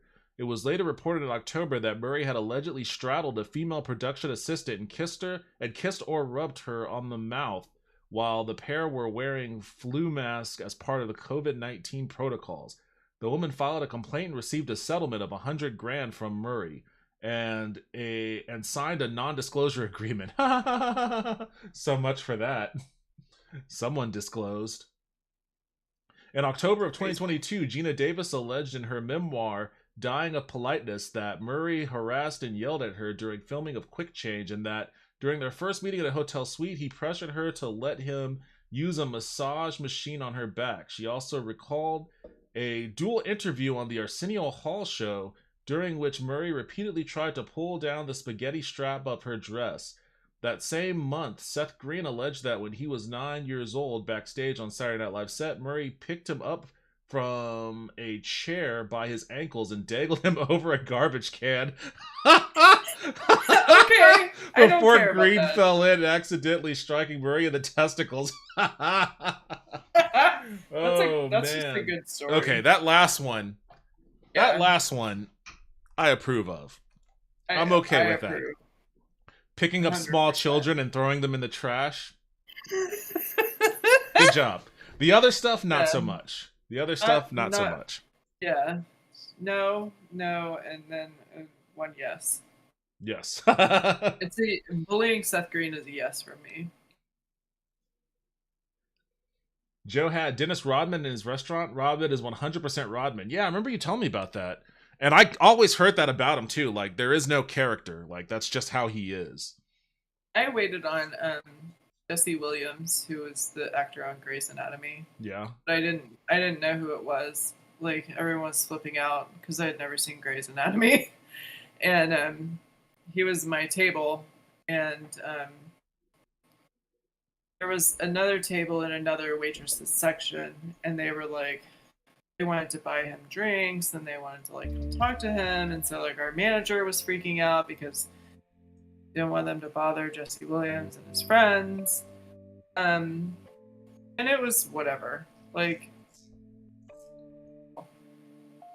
the thing that made me upset was like my manager was getting mad at the server who had these other people in her section, because I'm like, Yeah. if these people are like, you know, you can't control what they're gonna do. Like, they're gonna do what they're gonna do, and like you can kick them out or whatever, but like you can't blame their server for like what someone at their table is doing. Yeah. And they wound up like, they bought him like a shot, and they bought shots for his table, and I was like, if I had the net worth of Jesse Williams, I would never let a regular person buy me a drink. No. That's fucked up. You're a millionaire. I'm not buying a drink for no fucking millionaire. First of all, yeah, that's real peasant behavior, buying a drink for someone worth millions of dollars. Like that's peasant brain cuckoldry. I watch the show, and you should be buying me a drink, you fuckface. But like also at the same time, rich people get rich by spending other people's money. So, you know, he's just staying in line. You know, if you ever have an opportunity to spend someone else's money, do it. Are we letting peasants at the anime con buy us drinks? Fuck, we're peasants ourselves, yes. We're not, but we won't be. But we won't be? Well, yeah. We'll see how it goes. I'll never say no to someone buying me a drink. So, Really? yeah. Never? Unless I'm already shit-faced, or if I'm having a medical issue, I suppose. There are probably some extenuating circumstances where I will say no. What if the lady is trying to roofie you? You know, that just means that my drinks will be a lot more effective. Like, I won't have to drink as much to get a buzz. That's the things you have to think about when you're like 6'5" and like as big as I am. Like, you are very tall. Yeah, I take a shot and it's like, all right, nothing doing there. guess I'll do another shot, and all right, well, I guess I kind of feel that a little bit. I guess I'll do another shot. Next thing you know, I'm like, this is why it's like when I first started like going out and drinking, like I would go out on dates, you know, when I was first like learning how to, you know, drink and socialize, which I was like 26 at the time. I didn't drink in high school or college or anything like that. I didn't start drinking until after all that.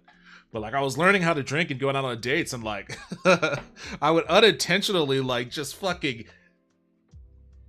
hammer my fucking dates, like drink them under the table. They would just, because like to me I was just drinking to like, I haven't gotten a buzz yet. Like I'm 4 drinks down and like I'm just barely feeling a buzz. But like they would be trying to keep pace, and they would be like 4 drinks down, but they're half my size. So they'd just be like, and I'm like, wait, what's going on here? Like, you want another one? I'm gonna get another one. You didn't realize they were like competing with you until it was too late. Yeah, until it was way too late. And I was like, oh. It wasn't until much later when I was like, okay, I need to like take it off the gas a little bit, you know, before you know, or at least you know, learn that. By that time I had learned how to socialize a little bit better without leaning on alcohol. But it was pretty rough. It was pretty rough going early on. Yeah, I had an ex who was, probably still is, an alcoholic. Speaking of money, what would you guys do if you won the $1 billion lottery? Oh, $1 billion lottery? Powerball's at $1 billion right now. Well, close to. But that just means you get half a $500 million on the cash out. The first thing people always ask, like, what would you do? And the very first thing I would do is buy myself a nice bottle of champagne. What? You could do that right now. That's the first thing I would do. Buy a nice bottle of champagne. Okay. So I mean, I celebrate guess you're winning not the talking lottery. about. You're not going to like Walmart and getting like whatever is like. You're not going to the bottom shelf, but like the shelf right above the bottom is where you're going. No, Like I have a to. $17 bottle of champagne. I'm going to contemplate what I'm going to do with all this money, and I'm gonna drink a Dom Perignon while I'm thinking about it. Lulu brings up a good point, which is, can you imagine the amount of roofie they would have to give Devin? A shot would be all roofie, no shot. It would taste like turpentine with a splash of Tito's. Pretty much. That's pretty much what it would take. Even regular medicine isn't always super effective for me. I usually have to get higher doses. Wow. Yeah, depending on what it is. So that's just the curse of a big dude. But I'll tell you what, though, these past couple months, I went to my doctor earlier today, and you know, they weigh you. First thing that you do is they weigh you. These past couple months, I lost 22 pounds. Nice, But congratulations. thank you. You can't tell when you look at me. It's the curse of my body in that weight evenly distributes itself all across my body. So 22 pounds, you can't tell that I lost it because I still look the same. It came off of everywhere rather than like one focused area. So it kind of sucks that way, but yeah, at the same time, it's like, all right, just so long as it's getting out of here, you know, that's what matters the most.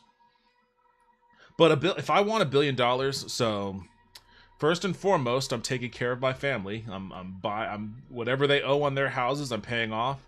If they want new houses, I'll get them new houses. I'll get my parents a house close to my brother and sister, since that's where their grandkids are.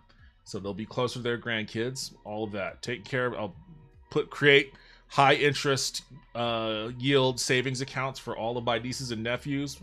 Put some cash in there for them, so that I won't tell them about it. They won't find out about it until they hit a certain age. But once they hit that age, then they'll have access to like at least a little bit of a safety net. After that, I'll just create some accounts of my own to just keep myself a little cushion. Nothing crazy. Probably buy a house in a really nice beach town somewhere. Ooh. But then, and I'm gonna have a lot of money left over because we're talking about like $1 billion here, or half a billion,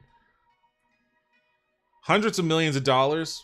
What I'm gonna do is I'm gonna set out to just have a 24/7, year-round advertising campaign. TV, radio, internet, flyers, mailers, the whole thing, year round, and all it is going to be focused on is deprogramming. It's going to be ads that are specifically targeted towards deprogramming the American people from being just diehard slaves of capitalism. Just nonstop. Like, it'll be talking about like it'll speak directly to people's day-to-day material needs. It won't be talking about it in a analytical sense or in a theory sense. It'll be talking about it in like terms that any layman can understand. Anybody can pick it up and get it. And the whole idea behind it is, the reason why shit is in such a bad state it is right now is because we have that basically from the right-wing side, from the conservative side. And so as a function of all of our media being owned by corporate interest, the foundation for which all of our conversations about policy sit on is inherently right-wing. The only way to change that, the only way to get any of this changed, is to undo decades of all of that kind of conditioning, social conditioning that people have against their own best interest. So after I take care of my family and put some shit aside for me, it's just going to be nonstop, you know, to a certain point. You know, it's just going to be, ideally, after several years of it, it'll get to a point where things that might be, and we've already seen that this sort of thing works. Like, socialism isn't the bad word that it used to be, 30 years ago or so. It's the idea is that we supercharge our national acceptance of these kinds of ideas not through like violent revolution or anything, but just by, you know, just communication and normalizing the communication. So and I put a lot of thought into that. Clearly, like that's what I would, because how does anything, that go in line with you being a rich asshole? I could do both. Yeah, I could fund that, and then when somebody comes like up and says, "Hey, I really like that you're doing those ads, man. They're like really starting to change things. We elected some." I'll go, silence, fool. Not today. And then I'll storm off, and they'll be like, "Oh my god, that guy's an asshole." And then I'll have both. I'll have the best of both worlds. Oh my gosh. I'll refer to people as peons or plebeians, peasants. Plebeians. One of the P words. One of the P words. Those are all very good ones. Yes. Um, $1 billion land back. I'd be investing at least half into purchasing native land back. That's actually also another really good use of it. I don't have an answer necessarily to this. Like, I would buy a house in the country. But the rest of that money I would have to like have a very I have to think about that for a while. In the country, However, in Florida? Maybe. I just want to be like, we have like family land, but there's like it's so rural that, in theory, if I could go live on it, like I would, but I don't think I could get a job out there because its population is so low. But then like if I had that money, I wouldn't have to worry about it. I could just do whatever. But yeah, if you don't need the job. But what was I gonna say? God. You thought that out, and I didn't. Well, I mean, this clearly isn't my first time thinking about it. As I sit in Texas and stew every single day. I have been voting in this state since 2000, right? Well, actually 2002. I didn't register until then. Every election that I've ever voted in since 2002 to now, not a single person I've ever voted for has ever won anything. Like, not statewide. I guess that's not. Wait, was I? I don't think. No, I wasn't eligible to vote for Greg Cesar. Yeah, not a single person I've ever voted for has ever won anything. So, like. Hoi polloi sounds too fancy to be derogatory to me. I also really like the hoi polloi. My favorite term for peasants is hoi polloi. Derogatory meaning the masses. Hoi polloi. But I think that hoi polloi sounds fancy. I don't know. I'm gonna have to Google that. There's something about hoi polloi that sounds like vaguely ethnic slurry. I don't know what the origin of that is, so I gotta look that up.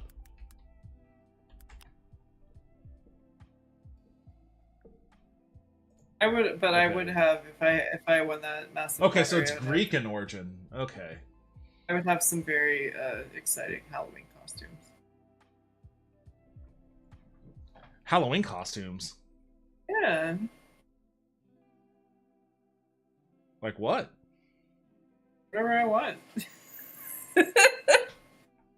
I mean, I guess if you have that kind of money, you could like. Have you ever watched that YouTube video of the dude that makes his own retractable Wolverine claws? No. Oh, dude, hold on a second. This might turn into a React stream here. Heidi Klum is like a worm was amazing. Wait, what? Heidi Klum does all her crazy like Halloween costumes, and one year I think she was a worm. Oh, really? I wasn't aware of that. And it's so funny. It's like she's not afraid to get ugly. Let's see if I can find. I think it's this dude. Yeah. Megan Thee Stallion has really good. Can we recreate Wolverine's claws? His come out between his knuckles. We can't do that. It's going to require surgery, and I haven't got any space in my arms, I do believe, for any claws. So we need to have to make something which is going to go on my arm, so 3 blades can go down my arm and then come back again, and completely automatically. I don't want to have to be flicking them out. Can you see this? Pushing them back in. No. All itself. Oh, I'm not doing the screen share. That's why. Hold on a second. Let me. No, I can see it. I'm looking at this, but I have. I thought you were asking if I had seen this before, and I have not seen it before. But I can see it. Wait, can you see it in this view? No, like I had like I wasn't looking at Discord. I was looking at the stream in another window, so I could see it. Oh, yeah. But I thought you had asked me had I seen it before. Oh, it's better to watch it on the screen share because then it won't Okay. lag. So, can you see the screen share? Because I'm screen sharing on Discord. No. Yes. Yes. Yes. So.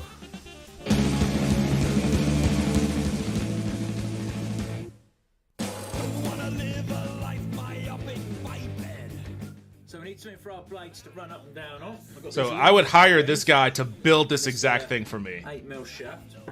So we'll just skip through a lot of like the mechanics of it. Working. So, a bit like how a cork flies out the end of a wine bottle or a cap end shoots off a pipe.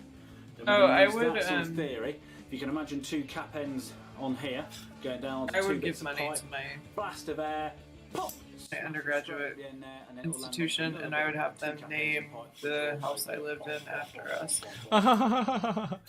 Wait, where's your undergraduate institution? I went to Sweetbriar College. Sweetbriar, okay. You know, I feel like giving money to a college at that level kind of puts you in scumbag territory. I don't know why. Not all of it. No, it just like a good amount. No, I'm just saying, like, it seems like only the worst people give money to universities on that level and have, like, buildings or stadiums named after them. I mean, it would just be a house. Just put a plaque on the house. That's all I ask. have the blades attached to it. Okay, so he's fashioning this little track that shoots the blades out via, like, Straight down. yeah, like, compressed air. Oh. My arm at the moment, it's going to dig into my skin, so we need to put a flat plate on it and give it a bit of a base. And the I really outside, appreciate a people pipe like or this. something. I do. This guy is awesome. Yeah.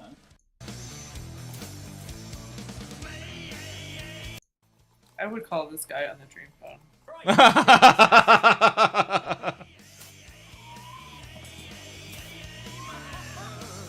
Not that he would not say, "You're right. I really like you." I don't think it would matter. I would just call him on the dream phone and be like, hey, build me some Wolverine claws. Like, hey, what's up? No, I don't know who likes you. And So here's the finished product. basement building the Wolverine claws. Wolverine claws! Oh, come on. Wait, I thought I was on your channel, dude. Wait, No. I thought I was on your channel.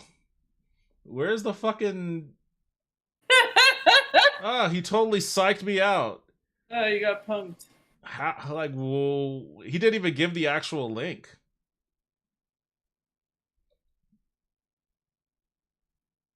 I guess is this... Wolverine, everybody's favourite X-Men. Here it is. Right, here we go. Colin First Edition, Wolverine claws!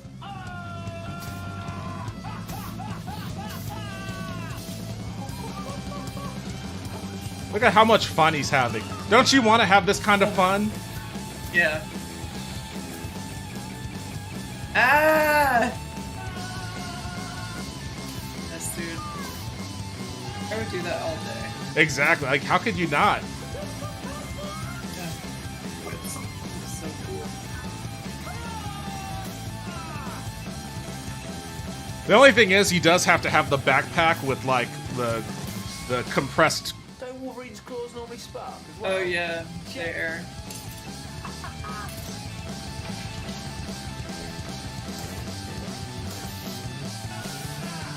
Ooh. They go out, and they go in. Yes.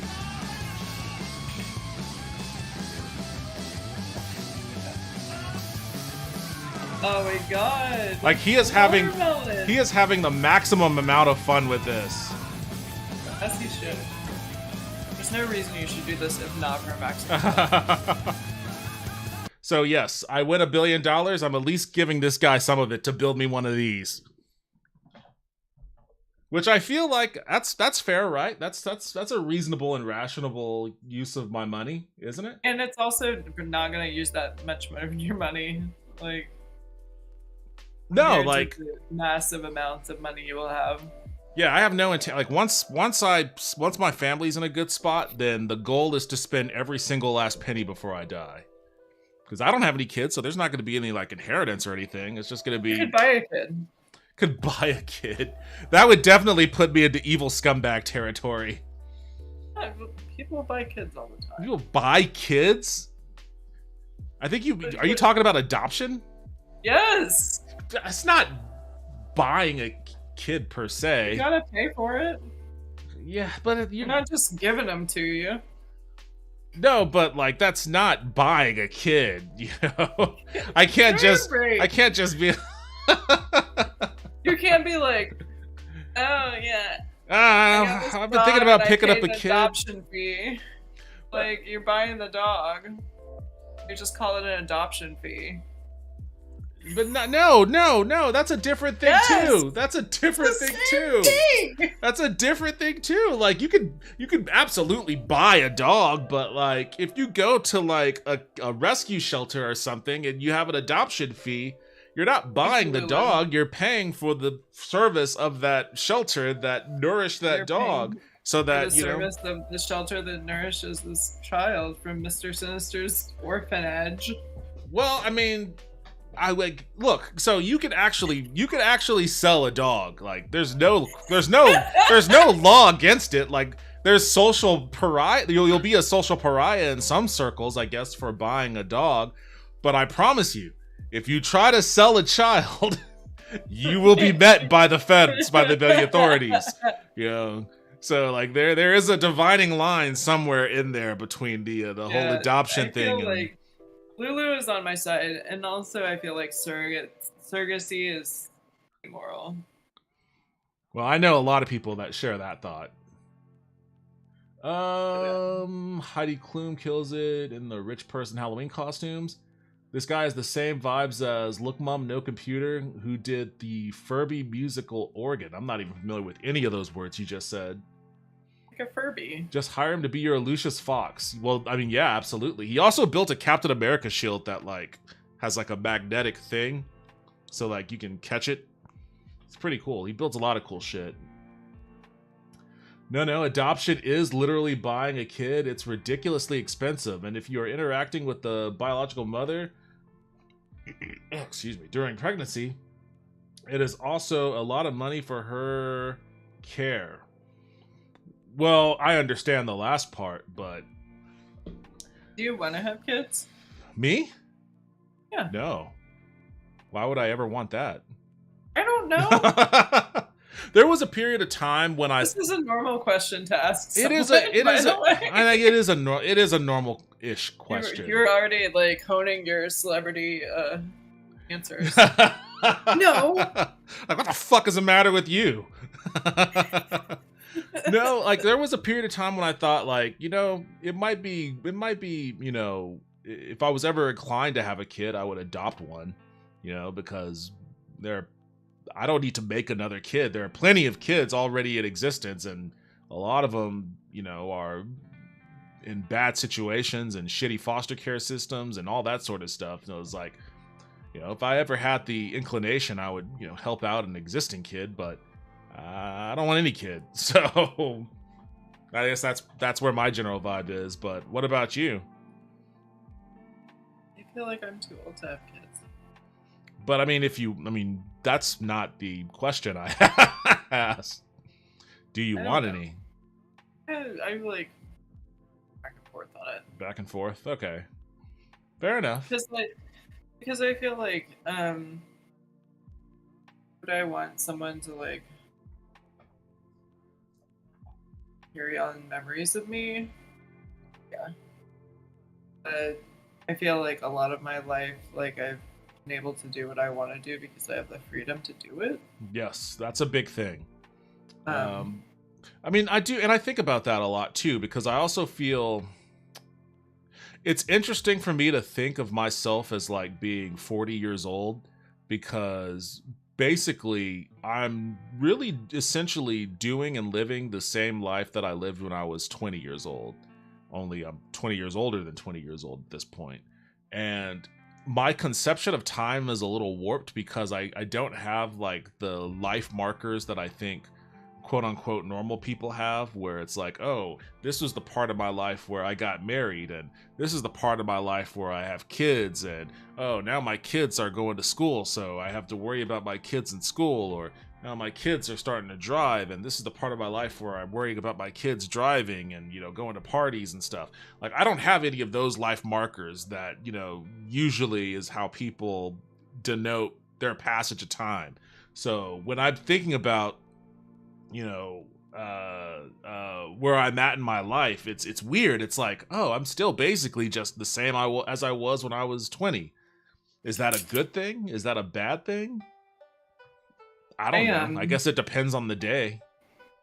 Until pretty recently, I think that a lot of my thought processes, whenever I would experience something, would be like, how am I going to explain this to a child? Like, how would I approach this as a parent? How would I approach this? I'm sorry, in what respects do you think that? As a parent. Like, I would think that when I would be going through something. Oh, okay. Actually, that's a pretty good mental exercise, it sounds like. And so it took me a long time to kind of look up Mom No Computer Furby Organ. Great build. I didn't want kids, had two. Yeah, I mean, and that happens for, you know, I think that's the case for most people I know that have kids, is like, you know, not planned. I think I only know 2 people that have planned kids, but hey, you know what? Life happens that way sometimes. Love them, but do not recommend. Doesn't Gabe follow the stream? I know he knows that you love him, but the whole do not recommend, don't let him see that. Lynn Ratman on YouTube says, X-Men, the Dildo Wars, and the Lottery. This is a good stream, LMAO. Thank you. This is a very ADHD stream, so I'm glad you're appreciating the random topics we're ricocheting around on here. But I appreciate that, thank you. I agree, having a legacy is something we crave, but I fear what my legacy will have to experience as the world shifts into the end of humanity. Okay, that turned into a speech from Apocalypse towards the end there. The end of humanity. I don't think it's gonna be the end of humanity, but it's definitely gonna be some shitty times. And, you know, this is probably not the ideal time to, you know, bring a kid into the world. But, you know, I mean, people probably feel that about every era, though. Like, can you imagine having a kid during World War II? Like, no. That must have been terrifying. It's understandable why there was a baby boom after the war ended, you know, because it was like, oh shit, we thought we were all gonna die. Let's start fucking, you know? So, I mean, personally, I always kind of look at World War II as being our first major apocalypse. So we are technically living in a post-apocalyptic era. And it certainly feels like it. We certainly feels in certain respects that we are in a post-apocalyptic cyberpunk dystopia. But, I thought life the future endures. would be less stupid. What's up? I said I thought the future would be less stupid. Everybody always thinks that, but no. This is it. Or at least we would have, like, cooler outfits. There's some pretty cool outfits out there. Yeah, the Hellfire Gala. You haven't seen this. Have I? Let me look. I've got the screen share going here, so let me see if I can pop this up. Marvel Comics Best Hellfire Gala Outfits. Now, this would be some shit. If you were a good tailor, this would be some shit to, like, create for just cosplay purposes or just going out on the town. Gabe is watching the stream right now. Yo, what's up, Gabe? He knows I've gone on many a rant about prophylactics so he doesn't procreate. Well, that's just good mothering then. as far as I can tell. I fear I do not know who some of these people are. What's up? Oh, your camera froze. Are you looking at it? Are you viewing it? Yeah. Are you looking on the share or are you looking it up yourself? I'm looking at the stream. Okay. Yeah, like some of these But are. I was looking some stuff up. Hang on. I'm gonna try. Let me get out of here. These are okay. Those aren't the ones that I mean, I think they're like. That's one at school. Is it this one? Like, I don't know how I feel about Cyclops' visor here. This is it kind of has. I mean, I don't know how I feel about this fit for him. The visor It looks like every other thing he does. Like, it's not. I mean, it's kind of a throwback to his full bodysuit thing, the blue one. Yeah. And it's got a little bit. I don't hate it, but like. I don't hate it. Like, if this is the X-Men's Met Gala, I'm like, pass. You're like, pass? What about Penance here? Let me see.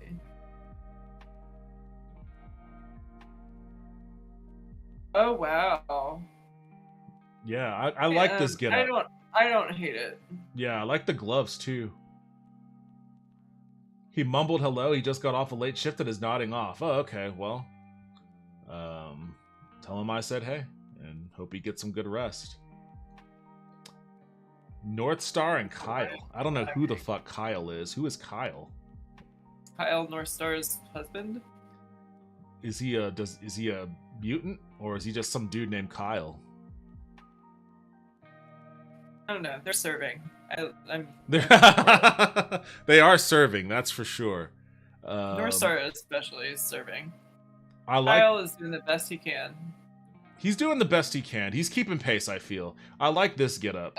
This one There's is only so far you can go. Like, you can only go. You know what? Yeah, 100%. It is iconic. Northstar serving. Kyle. How about Storm here? Gotta keep up. Now this I really love like. this. I love this for her. I love that giant lightning bolt. I like the callback to her. Like, the lightning bolt is cool. Like, oops, fuck. What are you doing? Can I not? Oh, I have to. Okay, there we go. I think we're in the ad break. Are we? Oh, okay. I'll hold. I'll hold for a second. Take myself a sip.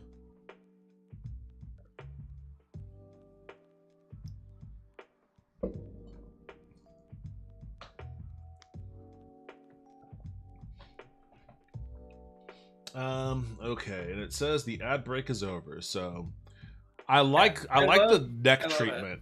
That's very inspired by the African tribes that have those neck collar things. Mm-hmm.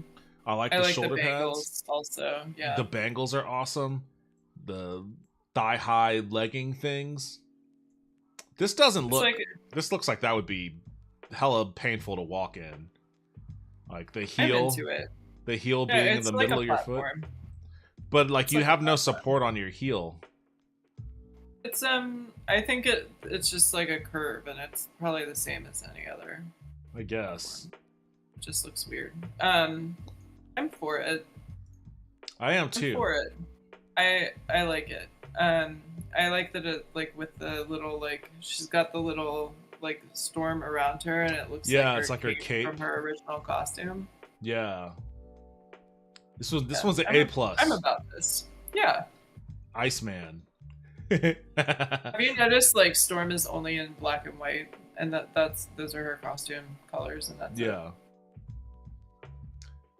What about Iceman here? I like his feet. His feet. Okay, he also has platforms on. Yep. This is uninspired. I feel like I know they're doing. So? I think so. I'm not a fan. I'm for it. They've got those 90s. I forget what kind of glasses those were called. I don't know. He just looks like. I saw some of those at Spencer Gifts the other day. Oh, really? You should have bought them. Yeah, I thought about it because I was like, I could do a Jubilee. Oh yeah, I guess these She these has are like some kind of like that. Brett the Hitman Heart. These are Brett the Hitman Brett Heart the Hitman glasses. Heart. Yeah, That's what they absolutely. are. That's what these reminded me of. And like, I'll give I them. support that. I give them I credit want- for that. I want Iceman to like absolutely give you a pile driver on the apron while wearing all of this. Iceman goes to Pride. Oh, absolutely. Yeah, 1000%. That's why I support it. I better start counting some sheep. It's going to be a busy weekend for me. I'll catch you guys later. Take it easy. Yo, Lynn, thank you for stopping by and hanging out. I appreciate it. Have a good rest of your night, and hope you have a... I mean, if it's a busy weekend, I hope it's busy in the good way. Rogue. I like this. I like this. I'm into it. Yeah. I mean, I like It's the... cute. I like the green. Like they're keeping some of the colors from her '90s get up with the I green like here. I like the collar I very like much. I like this collar. I like the crop top jacket. I like her little half a belt thing. Yeah, the little belt loop thing. Okay, underboob. There's a lot of underboob going on. She definitely has like bra tape on, keeping this thing from like going wild. But I mean, I'm not. I like underboob. I'm a fan of underboob. Don't shame underboob like that. Semi-sheer lace bodysuit, floral pattern. Okay, so I really like full-ass the red bodysuit. bottom boots with the X, the singular X, go together a lot. Yeah, the only red treatment that you get, Mhm. the X on this under the boot. That is a pretty good touch. It's a pretty good touch. I like it. This is a good one. This also gets my seal Nice of approval. accent, yeah. So Storm and Rogue pass. Yeah. And Mystique. I'm over Mystique. Just in general, as a person. Yeah, like her like long and convoluted like history. I don't like it. I don't like what they did with her character in Fair terms enough. of like making her super old or whatever, and like I feel like they like remember we were talking about how we didn't like that they retconned kind of like this Black Panther and Storm relationship just to like marry them off for whatever fucking reason. Yeah. I feel like they were like Mystique and Nightcrawler are blue, and just kind of ran with it. Yeah, and And they I made don't like she's Nightcrawler's mom, but or some like shit. Yeah, it's Nightcrawler's dad is the devil or something like that. Yeah, It's I'm like, really, get out of really here. stupid. But Yeah, it was dumb. Like I like her little like lesbian Destiny thing, and everything else is just like too damn much. Fair enough. I mean, I did like Destiny, but yeah, she became But kind of like a little bit much of a character. But I kind of like this outfit. Lulu I'm says, not opposed to it. like, can't touch anyway. Another Mystique, a house villain serving rich bitch. I like it. Yeah, it is very like old money kind of style, right? Like this would be like the feather boa. I think they could have taken it a little further. They probably could have. I think the color-wise, it looks a little flat. Yeah. They probably could have gone a little further with it. I think they could. Yeah, I think that like a B. A B, Give it yeah. a B. I'll agree with that. It's about a B. I feel like she needs hand accessories. Like her hands are too bare. Her wrists, like I don't know. Yeah, she needs like some bling, Rings or a bracelet or a something, bangle or something. Yeah. Something. Something needs to go. Needs to go on there. Well, It's also I'm- very close to her actual normal costume. She just doesn't have like the skull belt. Yeah. Who's this guy? I don't Dakin. know this person. This is I don't acknowledge Dakin, but he's Wolverine's son. And he's What? yeah, it's weird. It's dumb. I don't acknowledge him, but you know, he's here, so I'll judge He's his fit. not wearing shoes.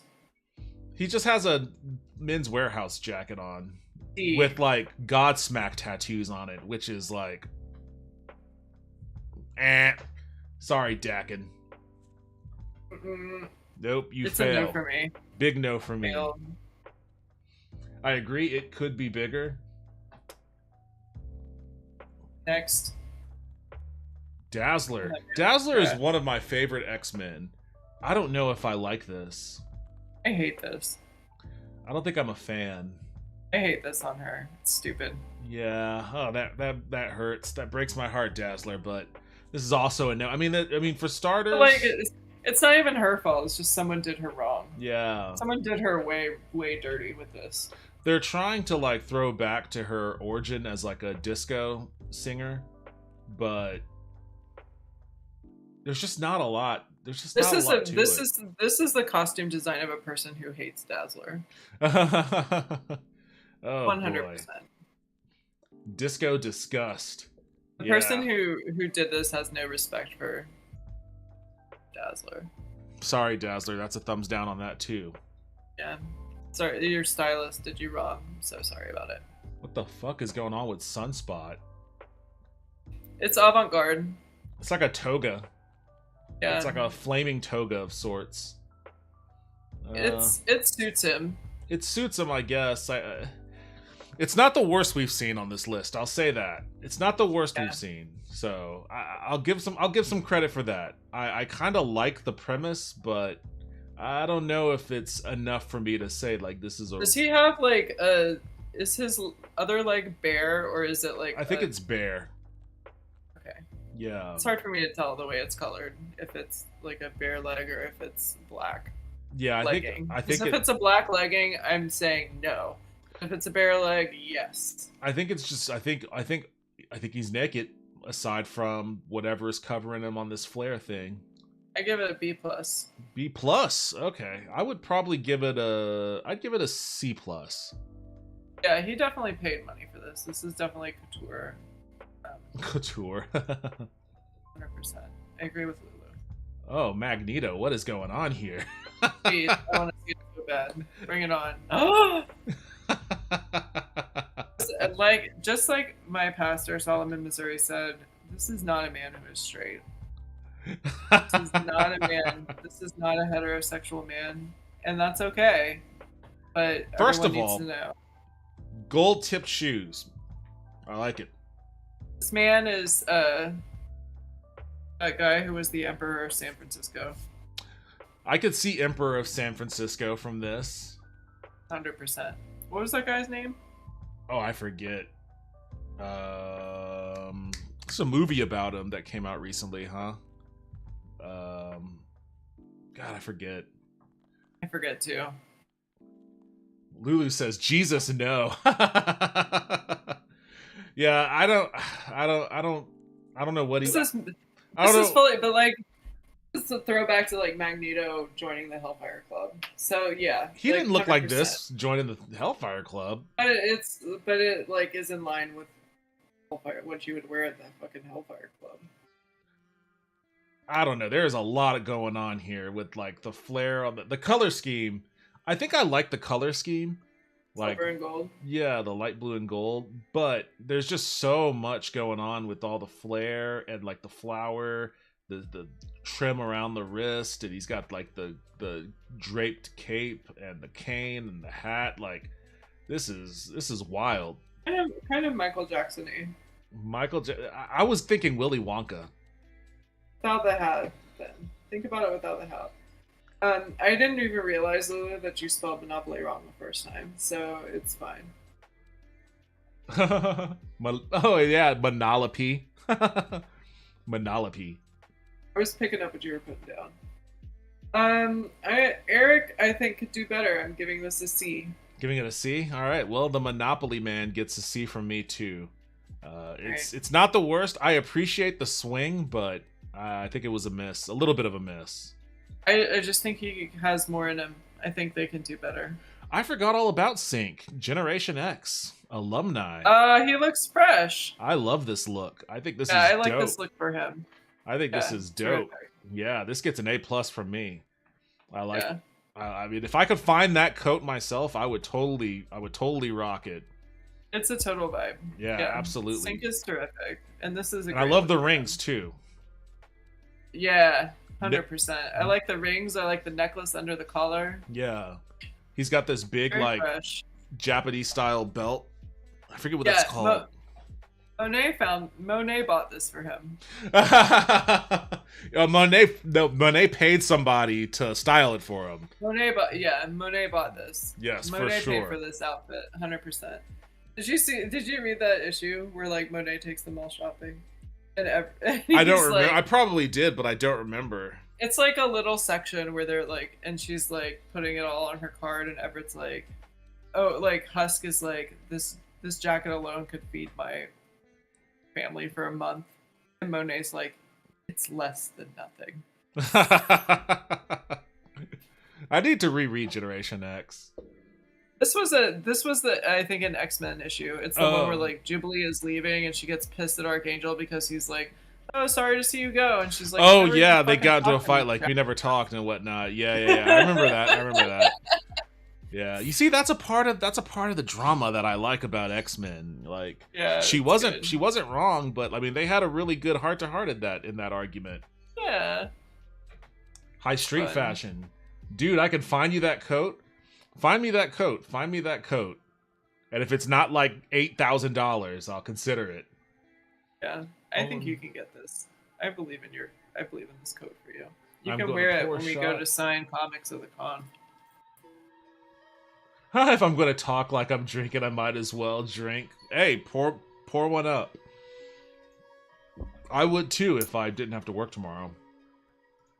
Oh, Mr. Sinister. He looks like a character out of a JRPG.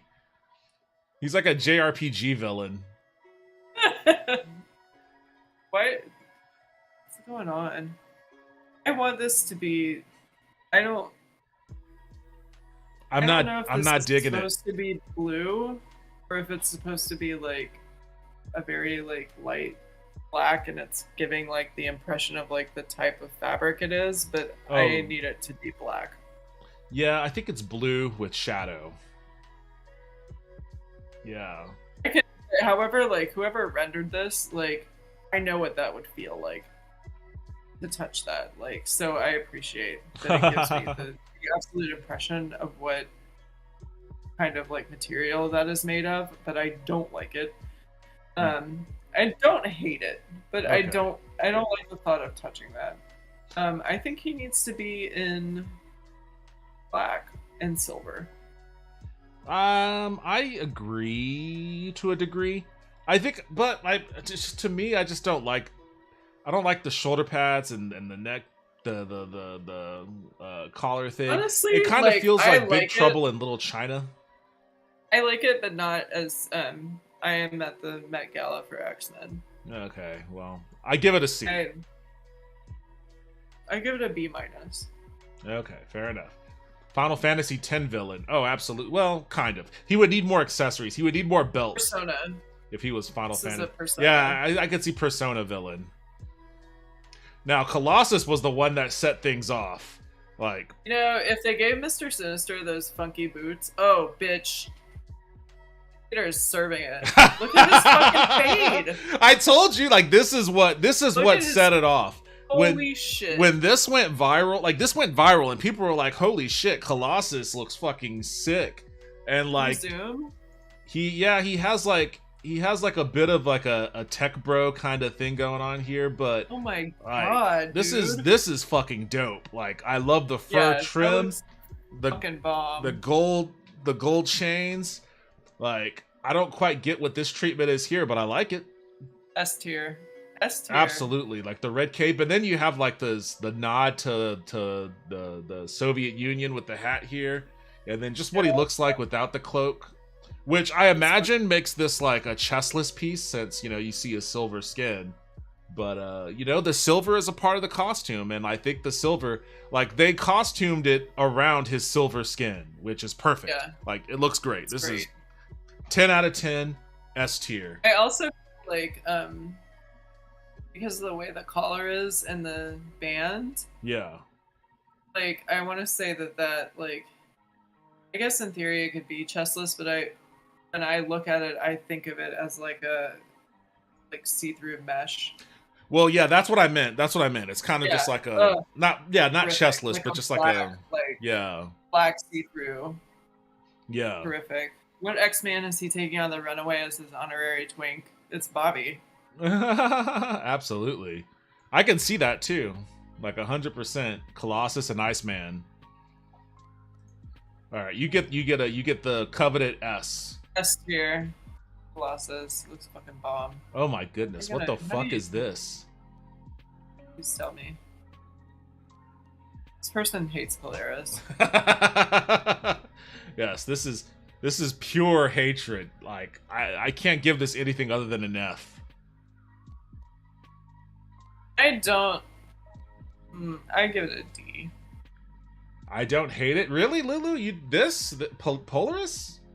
I think that. Yeah, I think I would have to see multiple.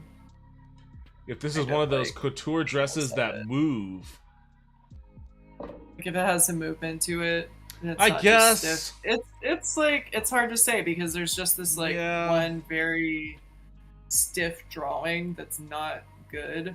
Yeah, maybe it's the drawing itself that's doing a I think disservice. that's part of it. I guess maybe I could see this on a runway, looking I pretty. still give it a D.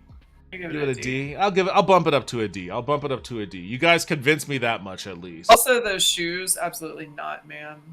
Oh, I didn't even realize she was wearing shoes. Just little sandals. They need to take this back to the drawing board, literally. Draw us a Yeah. better Polaris picture. These. Karma. Who? Oh. I love it. I didn't realize she had a robot leg. This is like, remember that Met Gala where the theme was like one designer and like no one did the shit except for Rihanna, like Ray Kawakubo or somebody. I don't remember I her don't last name. quite remember that. But it was like Rihanna was the only one who like paid attention, and this is kind of like that Met Gala theme. Okay. I like it. I'm giving it an A. I'm gonna give it a B plus. I like it. The shoes are interesting. I feel like she might step out of them without a strap there, but you know, I like the earrings. They look like they cling towards the top of the ankle. Yeah, I really like this. Yeah, okay, I'll give it a B It's plus. avant-garde. I've seen dresses like this in spring. In light fabric, the way it would move like flower petals. Okay, you're talking about Polarises. Yeah. I like this. This is super hip hop oversized monotone. Yeah, this also has like fancy. This also has like the and I know, you know, Karma is a Japanese character. It also kind of has like that kind of oversized anime sort of vibe. Yeah. I could see that. I'm getting that from this too. So I don't dislike it. I think it's good. It's a good one. I like it. Prodigy. Who's Prodigy? I don't know this character. I'm not familiar. this. But yeah, I like this too. This is I give this an A. give it an Absolutely. A. I'm gonna give it a B. Yeah. 100%. I'm gonna give it a B. I like it, but I'm just gonna give it a B. I don't like it that I'm much. for it. It's Yeah, interesting, and I don't 100%. know this character either. I don't know this character. I like the little gold makeup. This little piece, I flare guess. thing right This here. little- Yeah. I love the wings. I like this like kind of like thing that starts below the chest. Bodice This- part that leaves the this chest part? bare. This part? I'm into it. Yeah, I mean, I do like that. That's cool. Like that's actually cool. It also makes me want. It also makes me, and maybe this is against like the sort of minimalist nature of this design, but I do want something around like a gold necklace or something. I feel I think that it distracts from like the line of the neck the line of the in this neck. instance. Yeah, Maybe. like because you get this very nice like long neck kind of deal, which I think also like when we looked at the Storm originally, they had the like her with the neck piece, which we did like because it was this like kind of African throwback. But there's Yeah. also a picture like just showing the like big lightning bolt in her hair, and it just shows her bare neck, and I like that more. Okay, fair enough. I think it depends because the wings are there, so it's Yeah, like, and that is I think true. It's okay to have I the think bare neck. maybe because of the way that the wings look, I don't view it as a part of the costume. Like to me, it just kind of looks like a watermark of sorts. But I guess if the wings Yeah. are there as part of the costume, then that's probably accessory enough. I don't know Lulu this says character. It might be his powers we're favorite- actually seeing. My favorite red carpet trend is men leaning into more classically feminine silhouettes, which I would agree with because I feel like a lot of times when you go, like when you're like watching like the Met Gala or whatever, men will just come with like a suit and that's it. Like there's nothing else. It's just like a suit and maybe they have like a weird like corsage thing that's happening, but they're not going all out like this. Not everyone. Lil Nas X went all out. Yeah, and Billy Porter goes all out for the Met Gala for sure. Mirage. So I like to see them go all out. I don't feel like this is cohesive. Yeah, I don't. It's not a cohesive look. I want to like it, but it's just not. It's missing something. It's either like they either need to amp it up or like tamp it down. Yeah, I would prefer that they tone it down a little bit. Like, I like the gold sleeves. I think that's cool, and I think that works well with like the white. Like, she doesn't have any cloth on her shoulders, but she has like the white kind of top that comes around her neck and then just kind of goes straight down. I think that's a cool combo. Whether it fits with this coat or not, I don't know. I'm into the crystal crown thing. Piece. Yeah. Yeah, I could be okay with that too. What is this? Oh What is yeah, this part? I think you're right. I think they are trying to like mix the like indigenous with the Norse kind of deal, and Yeah. it doesn't. They're doing it in not a good way. Yeah, I agree with you. It's a little muddled. Yeah, I give it like a C. Yeah, I give it a C. I mean, there's potential there, and there are things about it I like, but it's just not. Yeah, It's not doing it it for did me. do her wrong. Magic. All right, let's see it. I feel like this is an unfinished art piece, but I Yeah. like what it's going for. First of all, I do always too. like pauldrons. So if you can get a pauldron involved, I'm on board. But I like the flowing dress and how it wraps around and has like this treatment over here where it comes up and it kind of flares. Like, I don't know Yeah. how this dress is supposed to look. I guess it's translucent. I feel like I don't know. It's hard to say because I feel the same way you do. I feel like this is not A finished art piece. Yeah. Indigenous fashion is popping off right now, but it's a new genre. I'll have to look at some examples of that. I'm curious. We should also be doing this with Lauren because she worked in the fashion industry. Remember? No. You don't? She worked for Tom Brown No. in New York. She hated every second of it. It was hilarious. It was hilarious. It always made for funny stories. Funny, I didn't know that. Magic looks like a character from Hazbin Hotel. You keep mentioning that show. I need to watch it. I like this though. I'm gonna give it a B. I think I would like to see a better drawing of it so I can have an I understanding. give it a C plus because I feel like it's too close to her. It is Like I just feel like it's too close to her like final Dark Child form. Yeah. The feet and shit, and I don't understand like what the horns are supposed to be doing. Are they floating? Like I don't know. Yeah, I'm just I like, assume- it's just not. I assume they were floating. It's not. I want to like it, and if I saw it in real life, I would probably like it. But I need a Yeah. little more. I just Okay. feel like it's one of those things where they could have done like something super amazing, and we got this kind of like half finished thing. Fair enough. Yeah, I love that. This is like a drawing of a couture dress idea, not an actual dress. I do like the arm bracer though. Yeah, I'm the same way. I like the arm bracer and I like the dress too. I like the yellow on the underside. I don't know how that works with the dress being translucent, but you know, a better drawing would probably show me.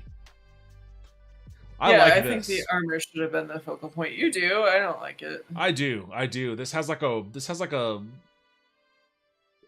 Rivendell kind of vibe, or you know, he's like maybe a Robin Hood sort of thing. Like it's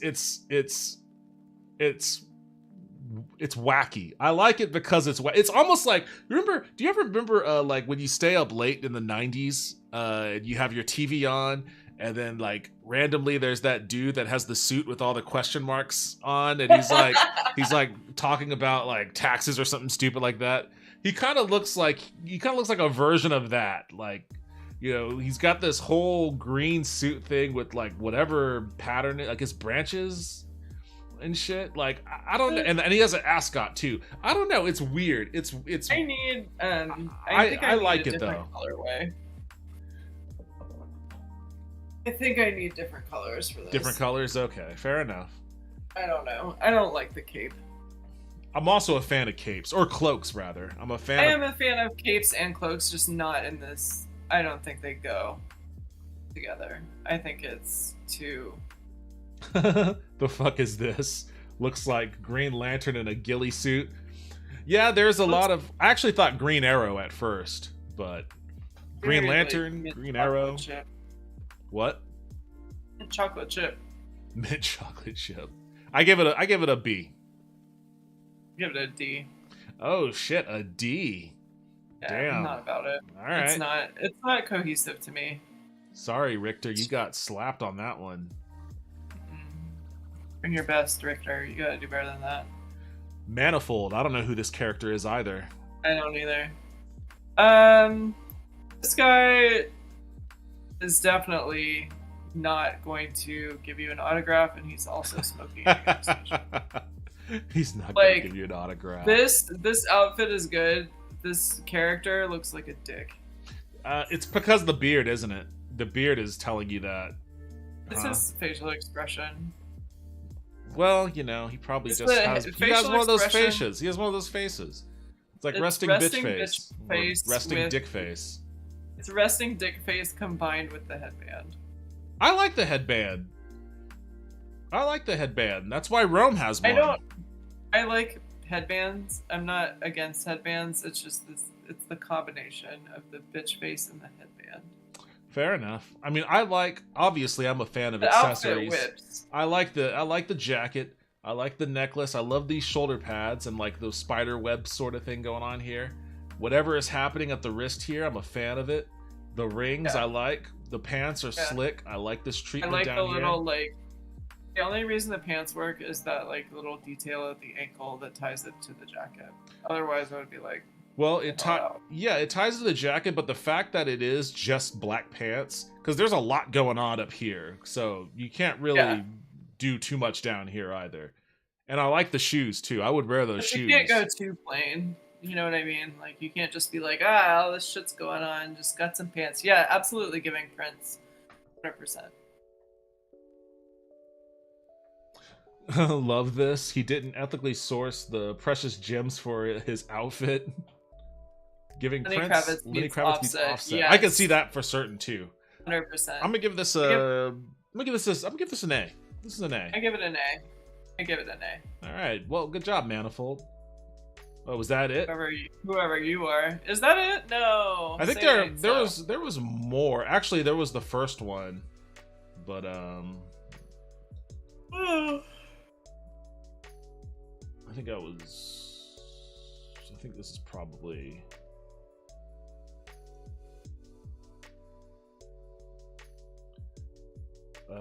This is X23. I think. Yeah. I think these are cover variants. I think they did her dirty because you can't see the whole outfit because she's leaning over. Yeah. Why won't you let me go to the next one? Me too.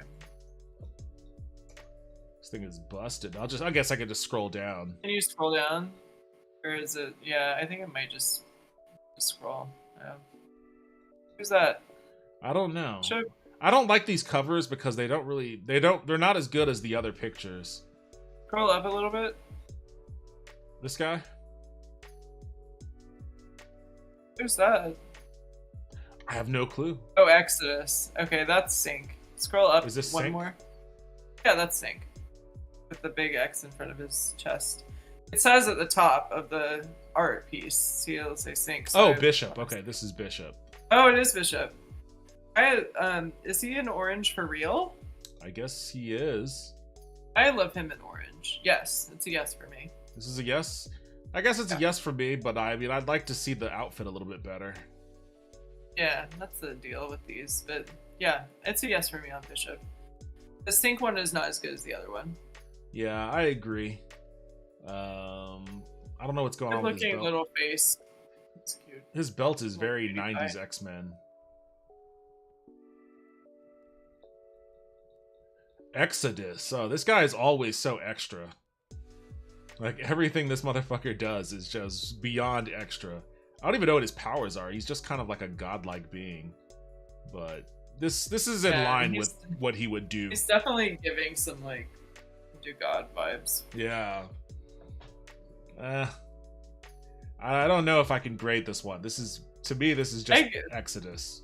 This is I don't know. I don't know anything about him. So for me, this is a solid B B. plus.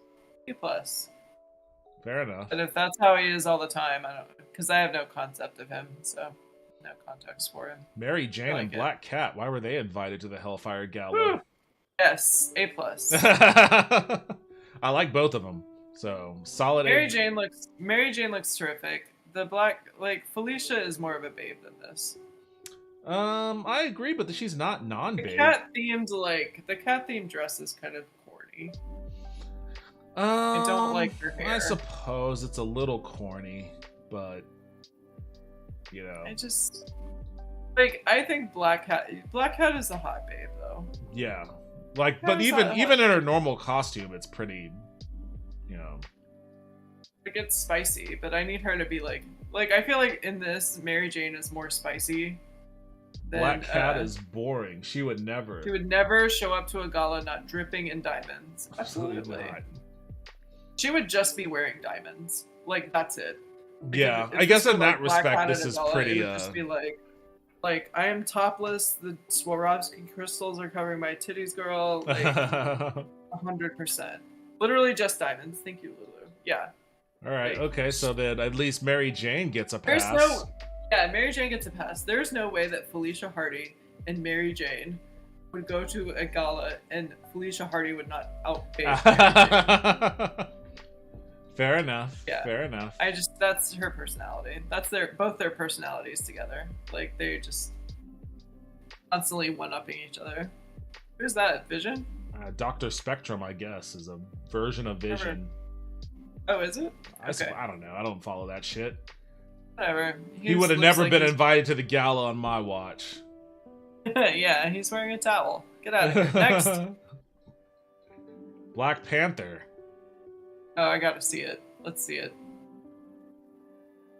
He looks seedy.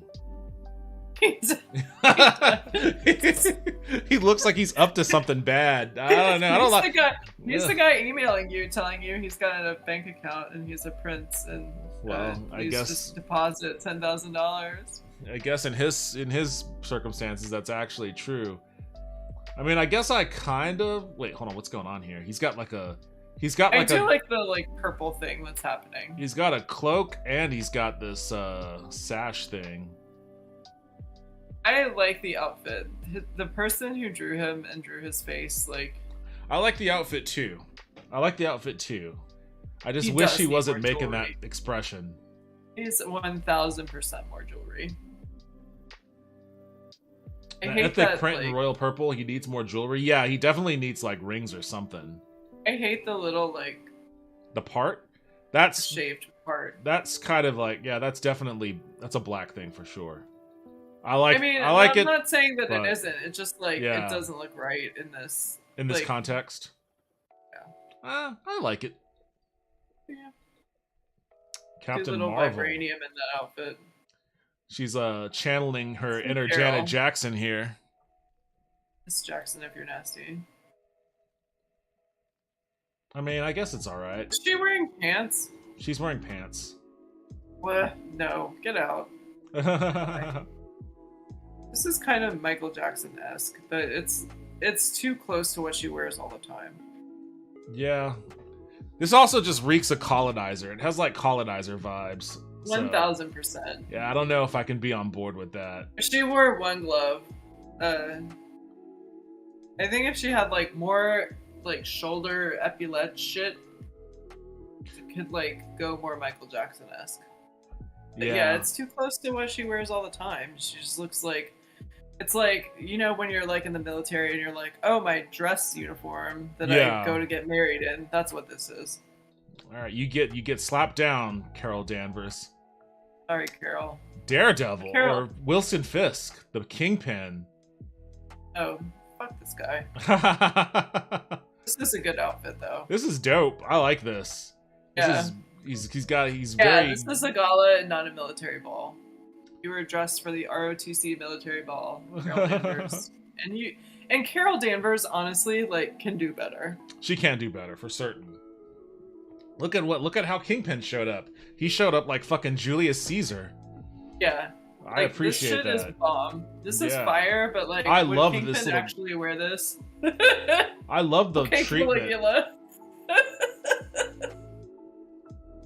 Hey, you know what? Caligula knows how to party. Yeah, this is 1000. This is like, I like this. This is S tier. Dark side S tier Kingpin. Yes. Good job, Kingpin. Yeah, this is Kingpin after dark. Kingpin is about to throw an orgy, and it's time to leave.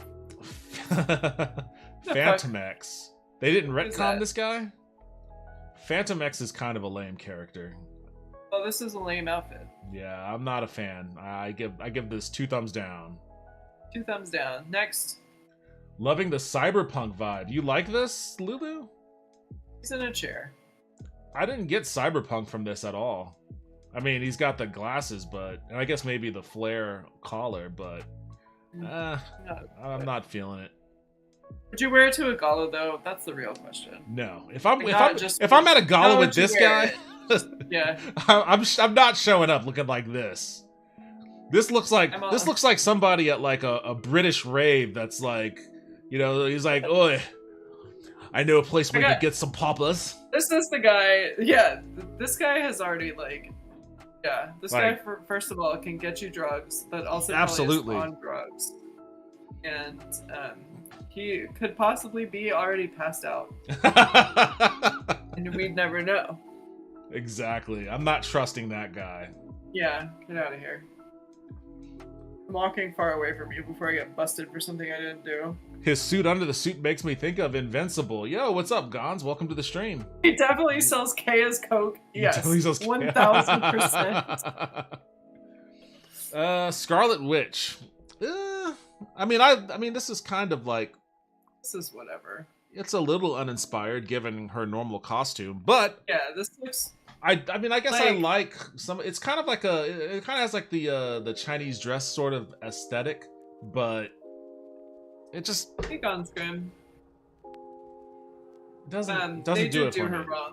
Like this is. I nice actually like the sleeve though. I think that this person just wanted to show off a little watercolor technique, and I don't blame them.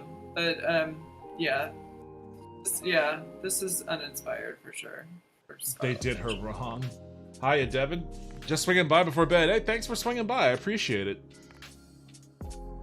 She can literally bend reality to her will. She would never be so unimaginative. I mean, it's I don't know. I guess maybe. Wait, what grade would you? What grade would you give this? A D. A D? It looks like what she wears all the fucking time. This is just. I mean, her costume. that's kind of true, but I mean, I wouldn't give it a D. I would give it a C+, because I do like the sleeves. I do like the patterns that the pattern treatment, you know, and I like, you know, the stuff that's going on the edges. Now the actual dress itself is bland, and it's not too different than what she normally wears. And same with like the legging here thing. She's not even wearing shoes. She's just wearing like stockings. So like, it's a C+. I like some of the stuff, but I mean, in theory, it could be like a boot that just like a long boot that attaches to a garter or something. But it just looks so much like what she regularly wears. Yeah. Despite this, like, I just feel like this person wanted to paint in some watercolors, and I don't blame them. I mean, it looks cool. It doesn't make for a good outfit. The watercolor thing does look cool. Yeah, it does. It looks great. This is a different Iceman than the one we saw before. He's Sleeve got is like an dumb X looking, bolo tie. But I really like his little like nice car. I like his vest. Yeah. I give it a solid B. I give it a B too. I think it's a B. I like the bolo. I like the vest. The shirt is what it is. He's got these. I don't know if I like his boots actually. They kind of look like the boots you wear. I hate that. Yeah, that to is- go like. Yeah, absolutely not. Yeah. This man, yeah, you're not going mudding, dude. You're Yeah. not like fishing. Exactly. Oh my guy. Yeah. Yeah. Once that was like a scroll down, like. Yeah. No. B minus. I'll give him a B minus. Like he lost a dropping little it bit. to a C. I'm dropping. You're dropping it to a C for the boots? I'm dropping it a letter grade with the bottom Oof. half with the rolled up fucking trousers. Absolutely not. Oof. All right. Well, my man got butchered. Sorry, Iceman. Bobby, get it together, my guy. Yeah, you were knocking it out of the park until the fucking boots showed up. Lulu said it's an F for her. Why would they lean into an Asian silhouette instead of her actual origin country? What's her origin country? It's like Sokovia or something made up. So I don't even know what that It would would look like. really cool though. Like I think they should lean into it. I think that we should have Scarlet Witch and like a Scarlet Witch fucking kimono, and it would look fantastic. Kimono. I think that would look cool as shit. Yeah, I think if she had like the full like geisha treatment to this ball, I think that would look cool as hell. Okay, interesting. I feel like you should do your own Met Gala response. I would love it. No disrespect, a gay man would never dress so boring. Mud boots shirt isn't even tailored. It's an F for me. Man, Iceman got slaughtered. Hey, I tried to help you out, but I was like, look at the bolo, look at the X bolo. But yeah, I'm into it. Like I'm into the top part, but once we scroll down like past the knees, it's over. All right. Whew, tough outing. If she had full geisha, I 100% agree. That would be a cool thing too. What the fuck is this? Nova? Nova. Oh man. Nova coming hard for the Magic Mike contingent. This is the Hellfire Gala is the new swimsuit issue. No, but it's fun though. I like all these wild fits. Because that's what they're meant to do. It's like be fun. What do you think? He's got like the Sarah. This has like a Judge Dredd sort of thing going on. This little shoulder pad things. I don't know if I like it. I like the bottom waist down. I do like the shoulder. Yeah, if this were on Magneto, 1000%. Yeah. If this were on fucking Magneto, yes. With the helmet, it's too damn much. Okay. Yeah. I give it a C. I give it a C minus. Okay. And I'm giving it an A cab. Giving it. He is a space cop. Ghost Rider. I mean, this is just Ghost Rider. I guess he's got a tie on, but the fuck out. Yeah, sorry, Ghost Rider. You don't even warrant a grade on this one. F. Hallows Eve. I don't even know who the fuck. Bounce Hallows that guy Eve. out. Bounce Ghost Rider out. Bounce Ghost Rider out. I like Ghost Rider, but I mean, this is just Bouncer Ghost Rider. said, "Sir, do you have an invitation to this event?"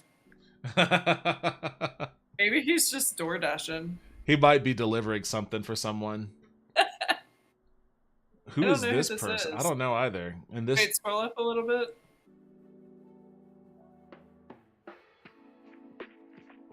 Hallows Eve? I don't know. I'm not digging it. It doesn't seem that special to me.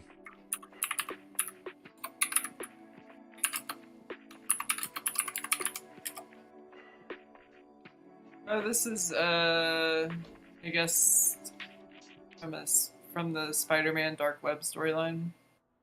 Okay. Her outfit is mostly see-through, which I don't hate. Oh, is that what's going on here? It's just so it's kind of like sunspots thing. I guess almost. I feel like It's like I nylon don't know. stockings. Because her like costume is kind of similar. Like this is just her costume and a dress. So Well, the pervert in me wants to alright. rate this higher knowing that it's see-through, but I'm still just not See-through? inspired by I don't feel inspired by it. I don't either. I'm gonna give it a C. Give it Go C minus. C minus. Yeah. Sorry, Hallows Eve.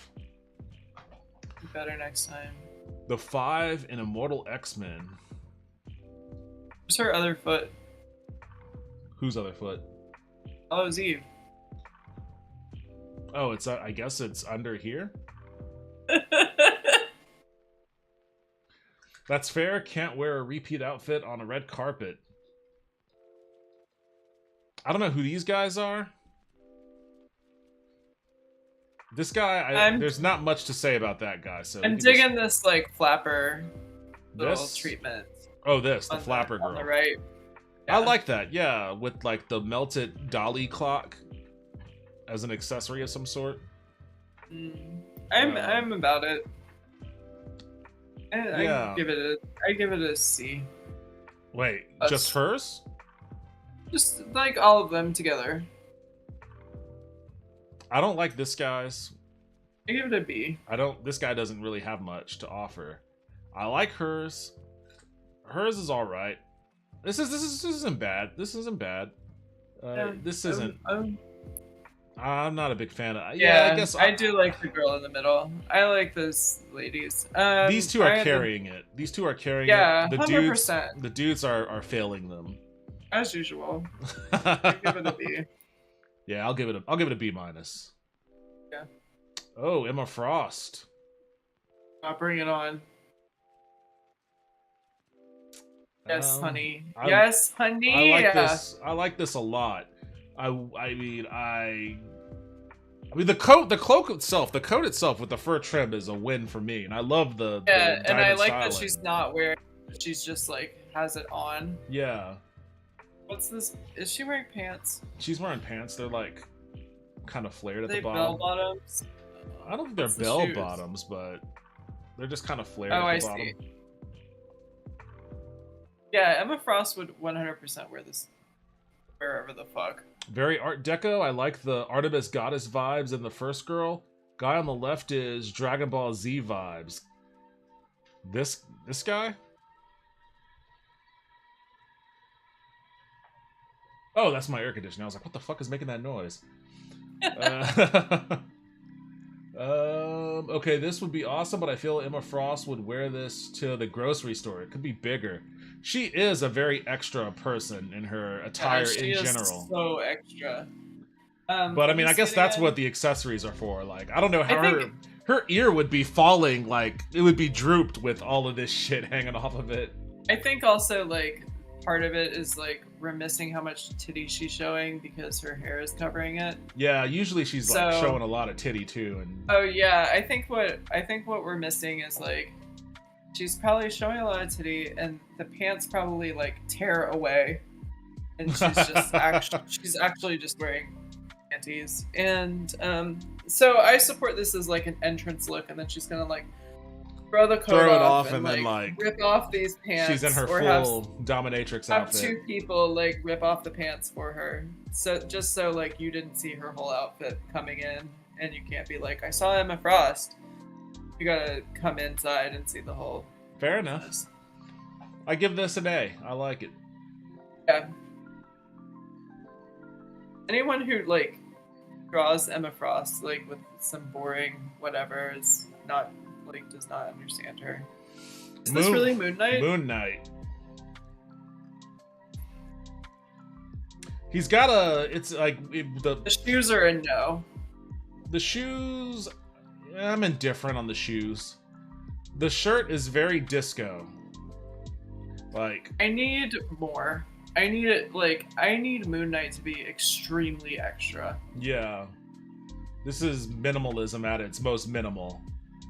I feel like they were going in a direction with the shirt that they probably could have expanded on a little bit more, but Yeah, like I everything don't else think is that- a little bit too bland. It's a little. It doesn't go far enough for Moon Knight. Moon Knight needs to really be like off the wall. Why would you bland white people chicken? Mayo is spicy. Ew, it's spicy. Ah. Yeah, I get those vibes from this too. I give it a C minus. They need to take the energy that they brought to Emma Frost and give that same energy to Moon Knight. Miles Morales. Now I could tell this is dope, but it being upside down doesn't help. The jacket is fucking bomb. I love the jacket. Yeah. Like the jacket is fucking dope. Yeah.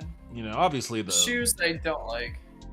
I'm just not about it. I just feel like I'm okay with the shoes. I'm okay with the shoes. I think it should be just like I think he should have like I think the pants should not have a stripe. I think it should just be like a regular dress pant, and then like a pointed toe like shoe that is possibly that same pattern as the jacket. Okay. Interesting. I think he needs a pointed toe I like the shoes, honestly. shoe. The stripe I like on the the pants, shoe, but not for a gala. That's my not for a problem. gala. Yeah, I mean, well, I mean, Yeah. it's a gala. You can wear these kind of shoes. I mean, it's an expression of art. Like he is the spider. He is the Black Spider-Man from New York, from the urban area. So you know, he's gonna But this deck is, out like, his high tops. and I want him to be I support him being a sneakerhead, but I think it should be like a sneaker and not like a weird. Yeah, it is like a boot. high top. I Either like it one. though. I'm gonna give it an A. I'm still giving it I an give A. it an A. I give it an A. I don't like the stripe on the pant. I feel it makes him look like a waiter. Good fit. I like the shoes. It's giving vintage basketball sneaker vibes. We know Miles is a sneakerhead. I can see a pointed toe leaning into his mom's culture. Yeah, I mean, the shoes are definitely like, out of all of the parts of his outfit, this definitely stands out the most. Did you see it first?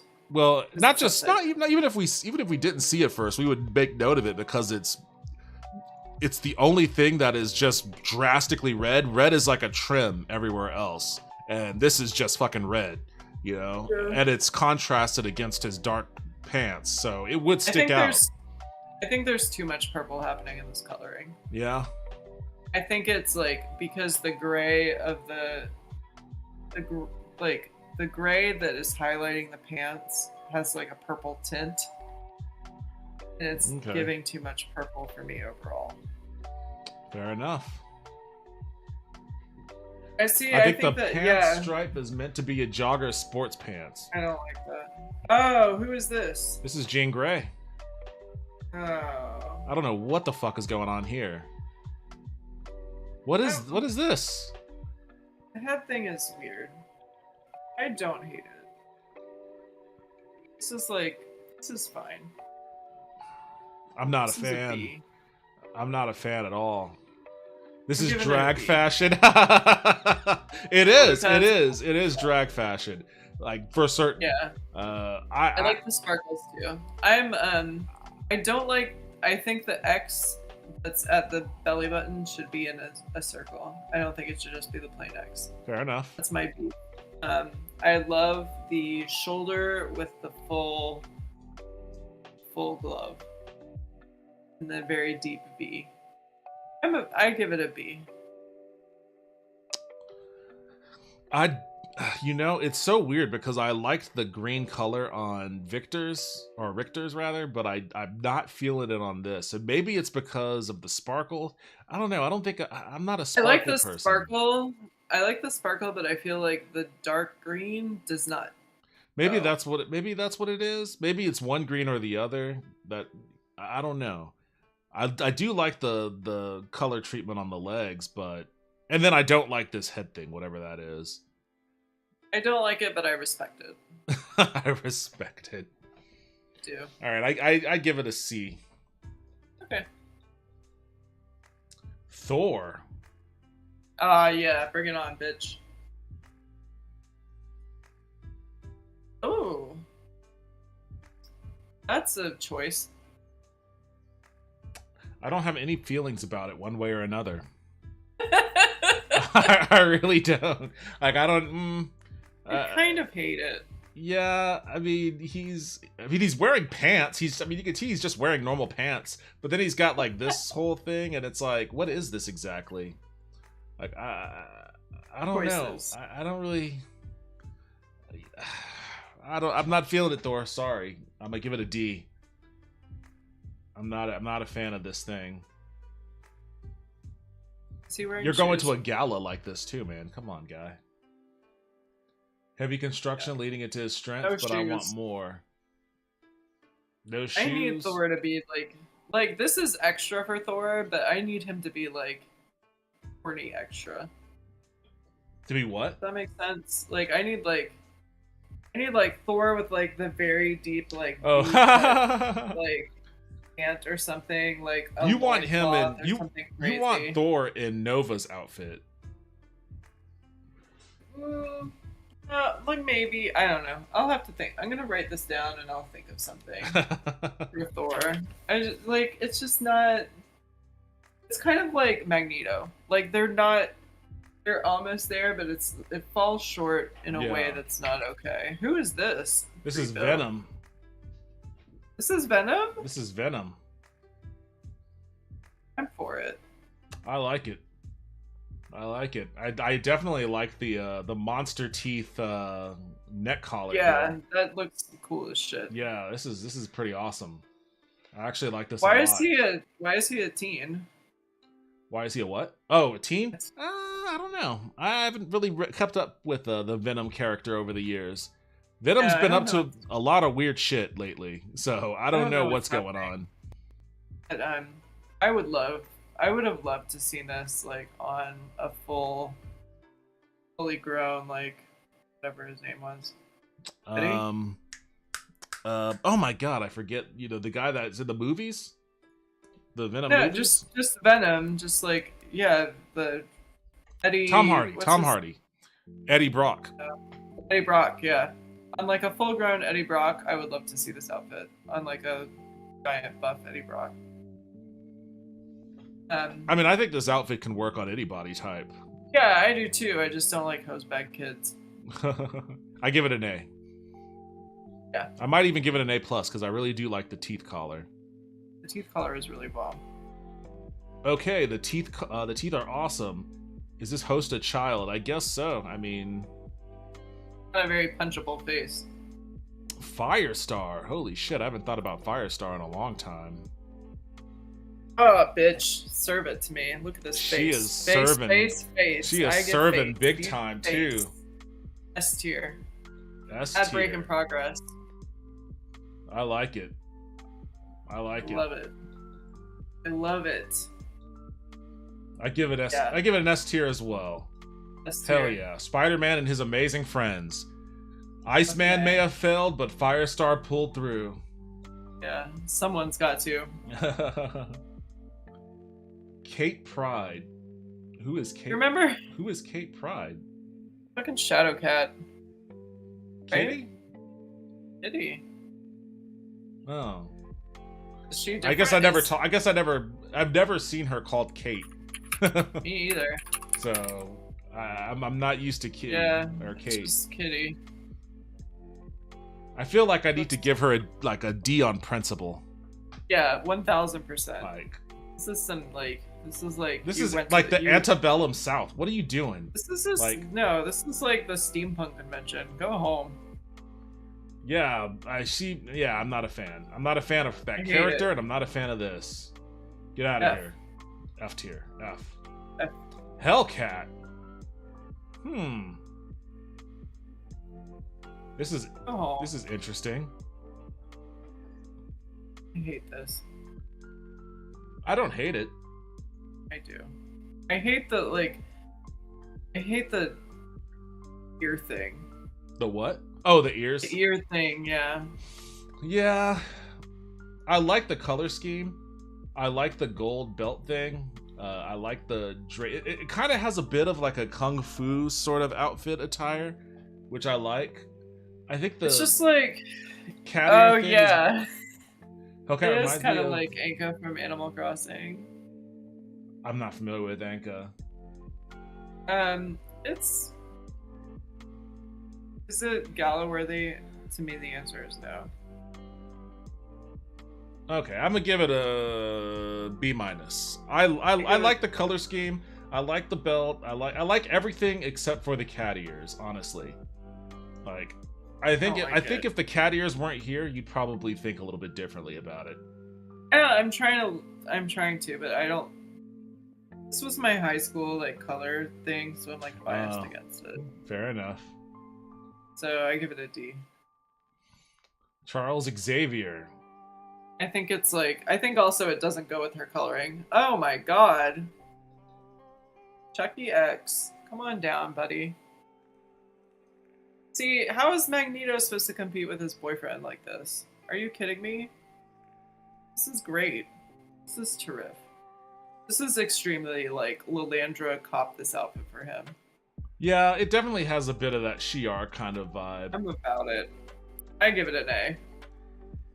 I give it a B. The only reason why I would give it a B is because I think it's probably too, in my view, it's a little bit too minimalist. He looks like a magician.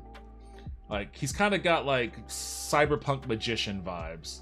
You know, like you're gonna see him perform at the Magic Castle in Night City or something. Which I support it. Which is fine. It's a cool I look. would watch him pull a rabbit out of Jean Grey's ass or whatever.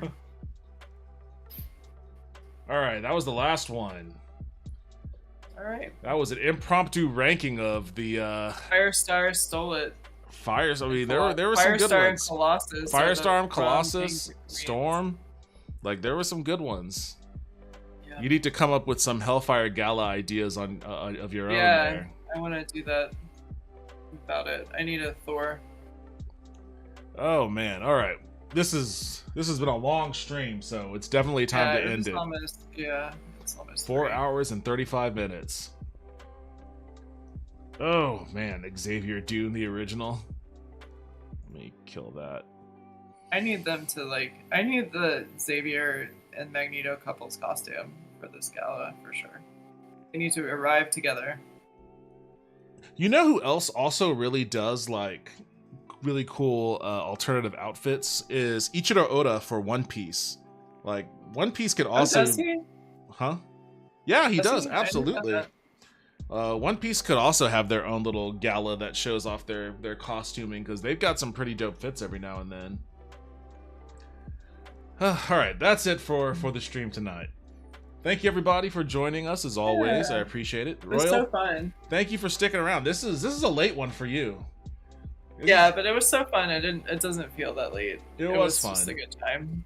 It was fun. I Sorry appreciate to keep you up late on a school night. Oh, I'm always up at this hour anyways. I'm about to go make myself a snack though and head for bed for sure. But Lulu, thank you for joining and chiming in. Appreciate it as always. Yeah, it was so fun. It was fun to talk to you. Absolutely. It's a good time, and I invited her over to like be on the stream too for this, but she was bellowing down for the evening, so probably good that you didn't because it's like 2 a.m. at this point. Ugh. But next time, I suppose. Yeah. Oh. All right, friends. Peace. Have a good night. Thanks for joining, Joe. Appreciate all the support that everybody had jumping in here. I had a lot of fun talking about X-Men 97, X-Men comics in general, the Hellfire Gala, and all the other random shit we talked about. Anthony Mackie, lottery ticket earnings, all sorts of weird shit. It was fun though. Dragons.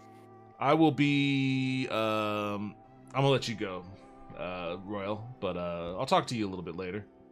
Yeah. Take it easy. Right. Catch you later. Oh man.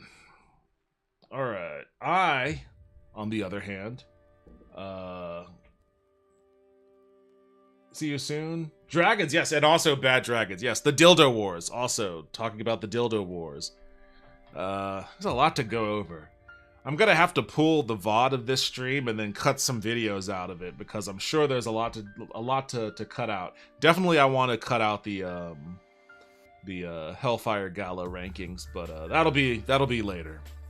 For now, I'm gonna get me something to eat and chill for the night. So I'll be back streaming tomorrow. I'll probably be back to playing The Bard's Tale.